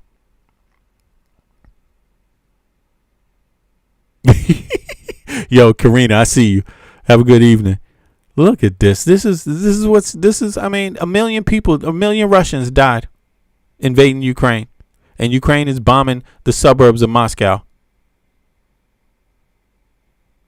I mean, the cost of war. The cost of war. Anyway, I myself don't. I believe Biden was very intelligent. Obama was very intelligent. Obama fucked up though, I believe, with Gaddafi. Don't get me wrong, and he said he did too. He said he regrets that was actually not his. He regrets it pretty much, but logistically. But I just don't see how this benefited Russians or Putin at all. I think it's a fancy way of exterminating your poor people. That's what I think is what's going on here. I think they gathered up, it's like a magic trick. You do a whole lot of complicated things and to wave a wand, distract people from what your goal is. I think what Putin wanted was to kill poor Russians, have them invade, use them like a piece of meat, have them, invade a neighbor nation that they knew was not going to just give up and capitulate, that they knew Putin knew they were going to get some kind of weapons, help, and things like this just to keep them, not to attack Russia, but to just keep them surviving. People complained that there wasn't enough support. People complained they didn't get enough aircraft carrier defense systems. That's what Ukrainians complained about. Zelensky complained about that the entire time. They needed the U.S. to give them air cover, and then that would be good enough for them. They wouldn't need to attack Russia with air cover. U.S. didn't give them air cover. U.S. didn't want to involve themselves directly that way. And so here you have it. And now the tables have turned. Now Ukraine is selling weapons to the EU. They got weapons companies with EU companies now, making weapons, selling them drones. And now they're bombing the suburbs of Moscow. I mean, it is what it is. I'm a peace-loving person. I love the life that I have. I would not do things the way Putin did if I was the president of Russia. I wouldn't do things the way Trump is doing if I was the president of the United States, which is my own country, right? Although I live here in Copenhagen, Denmark, the great country of Denmark, I benefit. The reason why I wouldn't do it the same as Trump is because I benefit from universal health care. My kids benefit from having universal health care. My kids benefit from having universal education. I benefit from having a union job working in Denmark. I mean, everybody gets 5 weeks vacation in Denmark, paid vacation. I benefit, although I didn't take child leave when my kids were born. I let the mom do the child leave, take a year off from work, because I was working on my company and stuff at that time. So I really wanted to grind it out. But, the thing is that you get a lot of benefits from doing things differently from Trump in Western countries. Most Western countries do things different from Trump. Like when it comes to their domestic policy, totally do things different from the United States. And but when you go into war, it becomes crazy because, look, the U.S. is going to war with Iran. We're going to war to protect Israel. Israel has universal health care. They pretty much have universal education. How can people that don't have that have their tax dollars invested in protecting people that do? Isn't that some of the claim that Trump made about the EU too? Like, we don't want to protect you. You have universal health care because we're protecting you. Okay, well, now that deal's off. But you ran out and started protecting Israel, who has universal health care? Universal education? The average, the Israeli soldier doesn't have to worry about their mom or their dad or their sister or their brother at home, their health care. They don't have to worry about their education. Everybody in the U.S. military has siblings, parents, kids that they have to worry about their education, worry about their health care. I mean, I'm just saying, if it makes sense to you, continue it that way. That's all I'm saying. If it makes sense to you, clap your hands for it. Bravo. Bravo. But it doesn't make sense to me. And so the fact that it doesn't make sense to me is why I don't cover my face. I utilize my freedom of speech. I'm not living in the spooky world where I'm out here on the internet doing shit, covering up my face, putting a mask on, and la la la la la all over the internet, chatter and shit, going in other people's goddamn lives and bitching, all moaning. Biden could have done that better. Oh no, Biden did worse. I mean, Biden, what about Kamala? She messed that all up. If it wasn't for Kamala, no. In any case, thanks everybody for coming out. Click the like button, subscribe, and I will catch you guys in the next 18 hours. I appreciate everybody for coming out. Have a good start to your day. All right, appreciate it. Let's go. All right. Oh, where I'm at? Right here. Appreciate everybody. One. See y'all. Fuck Trump. Vote. All right. I'll see you guys later.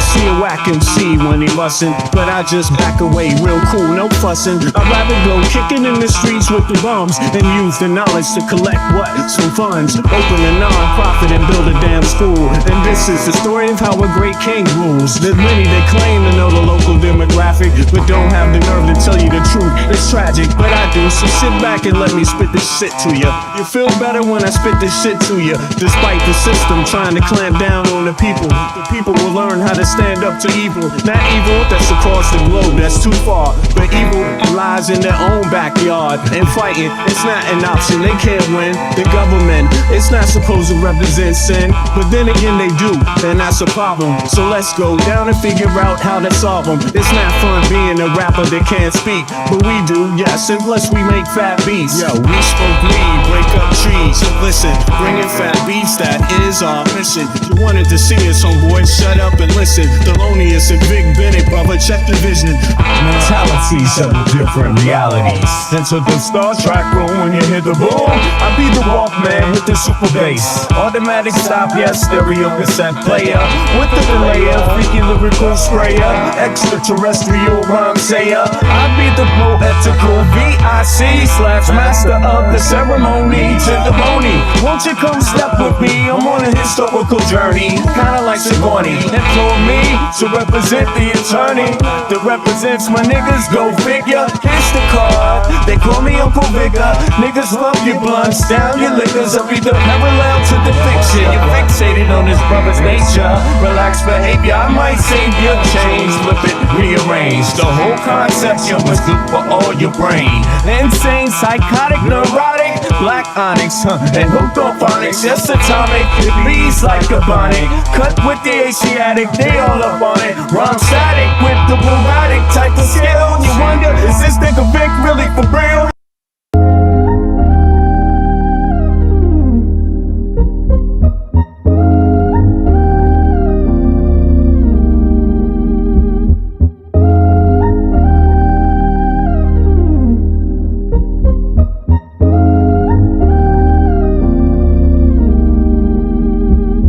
I know how to see a whack MC when he bustin', but I just back away real cool, no fussin'. I'd rather go kicking in the streets with the bums and use the knowledge to collect what? Some funds. Open a non-profit and build a damn school. And this is the story of how a great king rules. There's many that claim to know the local demographic, but don't have the nerve to tell you the truth. It's tragic, but I do, so sit back and let me spit this shit to you. You feel better when I spit this shit to you. Despite the system trying to clamp down on the people will learn how to stand up to evil. Not evil that's across the globe, that's too far, but evil lies in their own backyard. And fighting, it's not an option, they can't win. The government, it's not supposed to represent sin, but then again they do, and that's a problem. So let's go down and figure out how to solve them. It's not fun being a rapper that can't speak, but we do, yes, and plus we make fat beats. Yo, we smoke weed, break up trees. Listen, bringing fat beats, that is our mission. You wanted to see us, homeboy, shut up and listen. Thelonious and Big Bennett, brother, check the vision. Mentalities of different realities. Enter the Star Trek room when you hear the boom. I be the Walkman with the super bass. Automatic stop, yes, stereo cassette player. With the delayer, freaky lyrical sprayer. Extraterrestrial rhyme sayer. I be the poetical VIC/master of the ceremony. Testimony, won't you come step with me? I'm on a historical journey, kinda like Sigourney. Employ me to represent the attorney that represents my niggas, go figure. Ladies and gentlemen,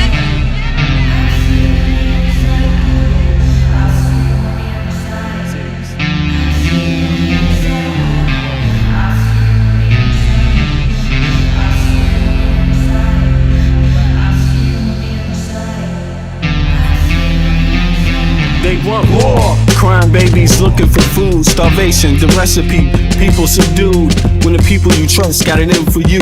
Deceit is the word of the day in every crew. Don't let it go. It's from the days of old. Time is up, but some still do not know. Can I make up my mind? Is it worth the dime? Do I have to take a minute just to make it mine? Life's never fair, but don't listen to the TV. Go out and take a listen to the streets with the people in the slums and the homeless bums with degrees and degrees sitting under a tree. It's not easy in the world for the poor man, the one that brought you to reality. See, they don't want you to know about the black sheep. Even 7 roads to the 12 families all around the globe with an ancient code. Is it really asking a lot to say a death old? Cause we sitting on the earth looking back at extinct, and I'm standing on some ground that's about to sink. I ain't scared for a minute, I ain't about to blink, but I documented for the world what I see and think. Feel we on the call and up and we on the break. All Congress gonna do is waste paper and ink. Vote or die. You voted and you'll die. You can have it both ways, can't say it's a lie. You can march all you want, but they playing you wrong. They only understand war, it's the same old song. They want war.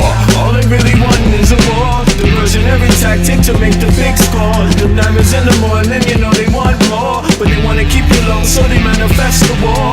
War. All they really want is a war. Diversionary tactic to make the big score. The diamonds in the morning, you know they want more, but they wanna keep you low, so they manifest the war. Like a lotus coming out of the mud with colors, I create envy in those with power but jealous. I unify the poor with my song, the hell with the others. Descended the way they treat indigenous brothers. Cause I understand we link forever. They try to hate us even though that we keep it together. I'm not talking about controlling the air or the weather. I'm talking about maintaining the truth, the high endeavor. A rebel drops bombs in the midst of trouble. The free world counterattack and now there's double. But nature gets the shit in a way to settle. If you stop the machines for a minute you might hear, but they won't cause the TV's whisper in the ear. And capitalism has eyes that don't fear, and they cloud up and get crazy and won't steer. And like an ad, it's hard to get an ass to listen. Living like this is like living in prison. It's hard to keep hope when you're living in prison. The spiritual thoughts, so yes, the mental prison. The outside, yes, it's got to get through. Something's gotta die, so something here can live. Your life is nothing if you got nothing to give. Keeping the spiritual, yes, disguised as religion. Controlling your mind, the mental prison. They want war. All they really want is a war. Diversionary tactic to make the big score. The diamonds in the morning, you know they want more, but they wanna keep you low, so they manifest the war. War. All they really want is a war. Diversionary tactic to make the big score. The diamonds in the morning, you know they want more, but they wanna keep you low, so they manifest the war.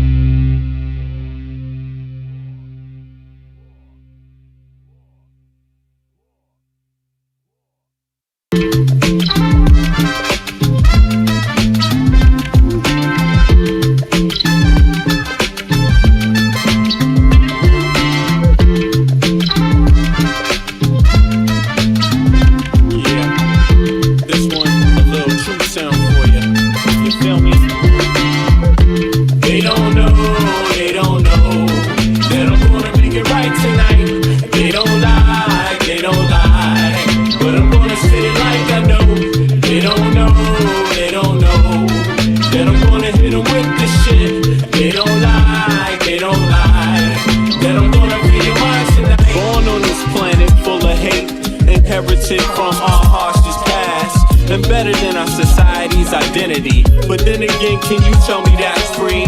They explain to you what your mind should perceive, suggest things they want you to believe, Your skin color dictates your race. They're calling you an idiot to your face. Like, life is much more simple than that. We're all slaves and the cards are stacked. While we fight over problems we can fix, industrialists turn our kids to addicts. The television does a job, introduce you. The radio's right there to seduce you, keep you locked on the wrong damn track. Cigarettes is just legalized crack.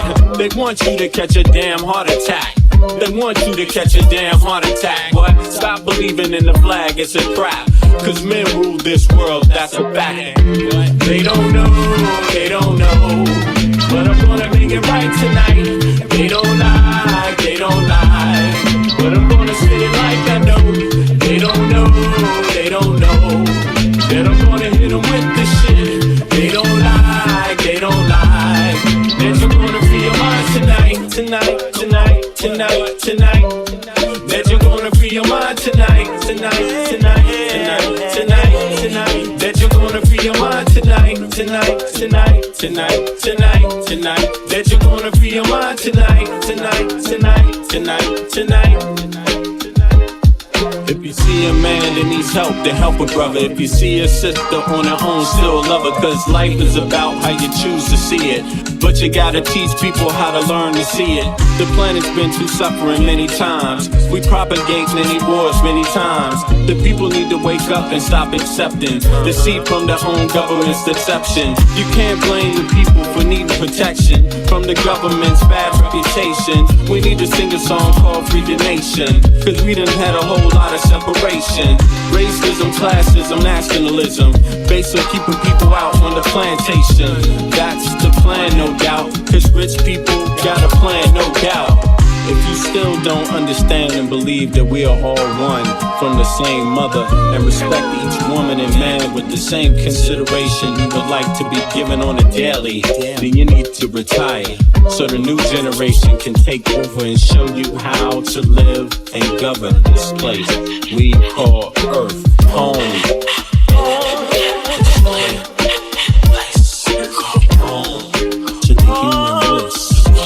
Everybody here, yeah.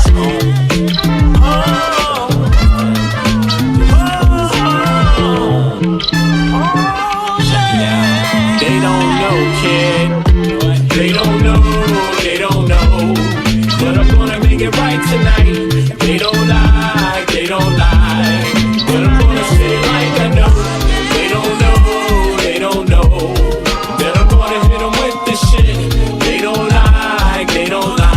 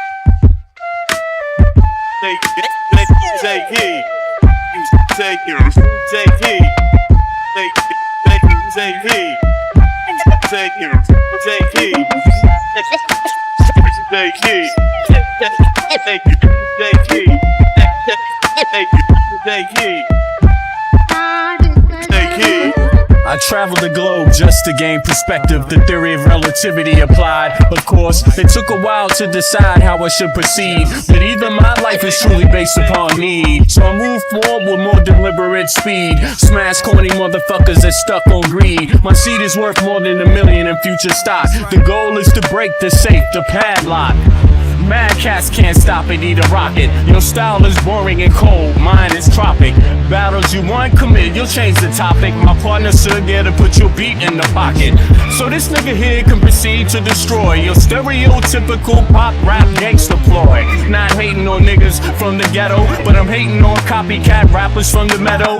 They procreate bullshit without paying the price. That's like talking about CeeLo with no dice. I drink milk, but that's about it. I won't compare dairy MCs to dope shit. I want you full undivided in this here place. We think to entertain and to educate your bum ass niggas and your non-believers. You know we change your membrane every time you see us. The odds can't stand the way we think away ease. The way we get love from the finest ladies. Oh my son, oh here comes another one. About to take it to the place that lies under the sun.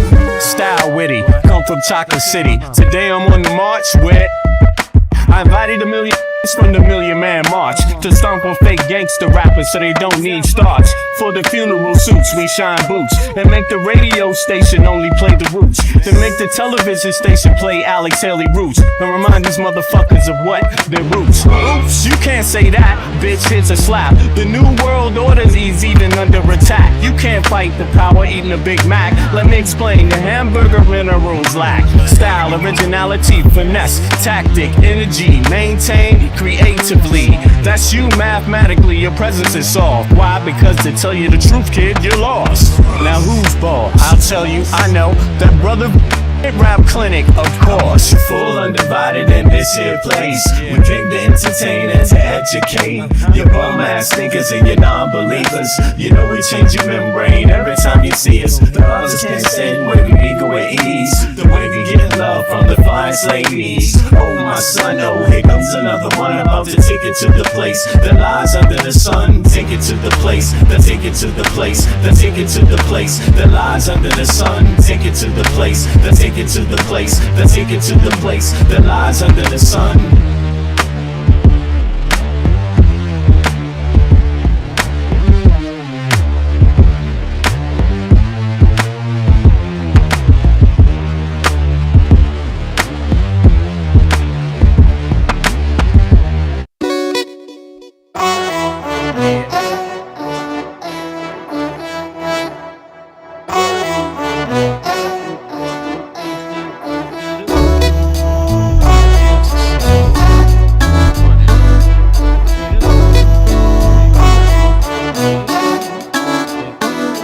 Can you feel it? Nothing can save ya, cause this is the season of funky behavior. I came to relax your mind, you can recline. On what? On this here rhyme. I like the style, I'm staying for a while. It helps me show cats that I'm versatile. I'll touch your dial, turn your frown to a smile. I'll make you feel like you're having a child. So relax and open up, child. I'm about to make you walk what? Pimp style. Or pimped out style, you don't understand the logic. See if you don't have it all, I'll take a deposit. I got shit for you, it's alright indeed. It's like going to the garden and planting the seed. It might tickle for a second, but it won't bleed. So just relax, just hear the dope cry. I'm just real nice, everything is real fat. You don't have to do work, we do that. It's the type of place where you can wear your hat. Just relax, and just hear the dope cry. I'm just real nice, everything is real fat. You don't have to do work, we do that. It's the type of place where you can wear your hat. Just entertainment, at the same time edutainment. In other words, you could call it bent. What I'm saying is that I'm here at your service. It's hard work, but then again, I deserve this. I'm helping people enjoy their spare time. I'm like an instructor when I'm doing my rhyme. Relax and just hear the dope track. It's really not all that, it's not like a gag. We like that when everything is relaxed and chill. You don't have to get fucked up or take pills, cause I like being myself, it feels good. Yo, it makes my meals taste good. It makes my meals taste good. It makes my meals taste good. It makes my meals taste good. So just relax. It's your dope right. I'm just real nice, everything is real bad. You don't have to do work, we do that. It's the type of place where you can wear your hat. Just relax and hear a dope right. I'm just real nice, everything is real bad. You don't have to do work, we do that. It's the type of place where you can wear your hat. Just relax. My mind stay That balloon, it won't inflate. To save the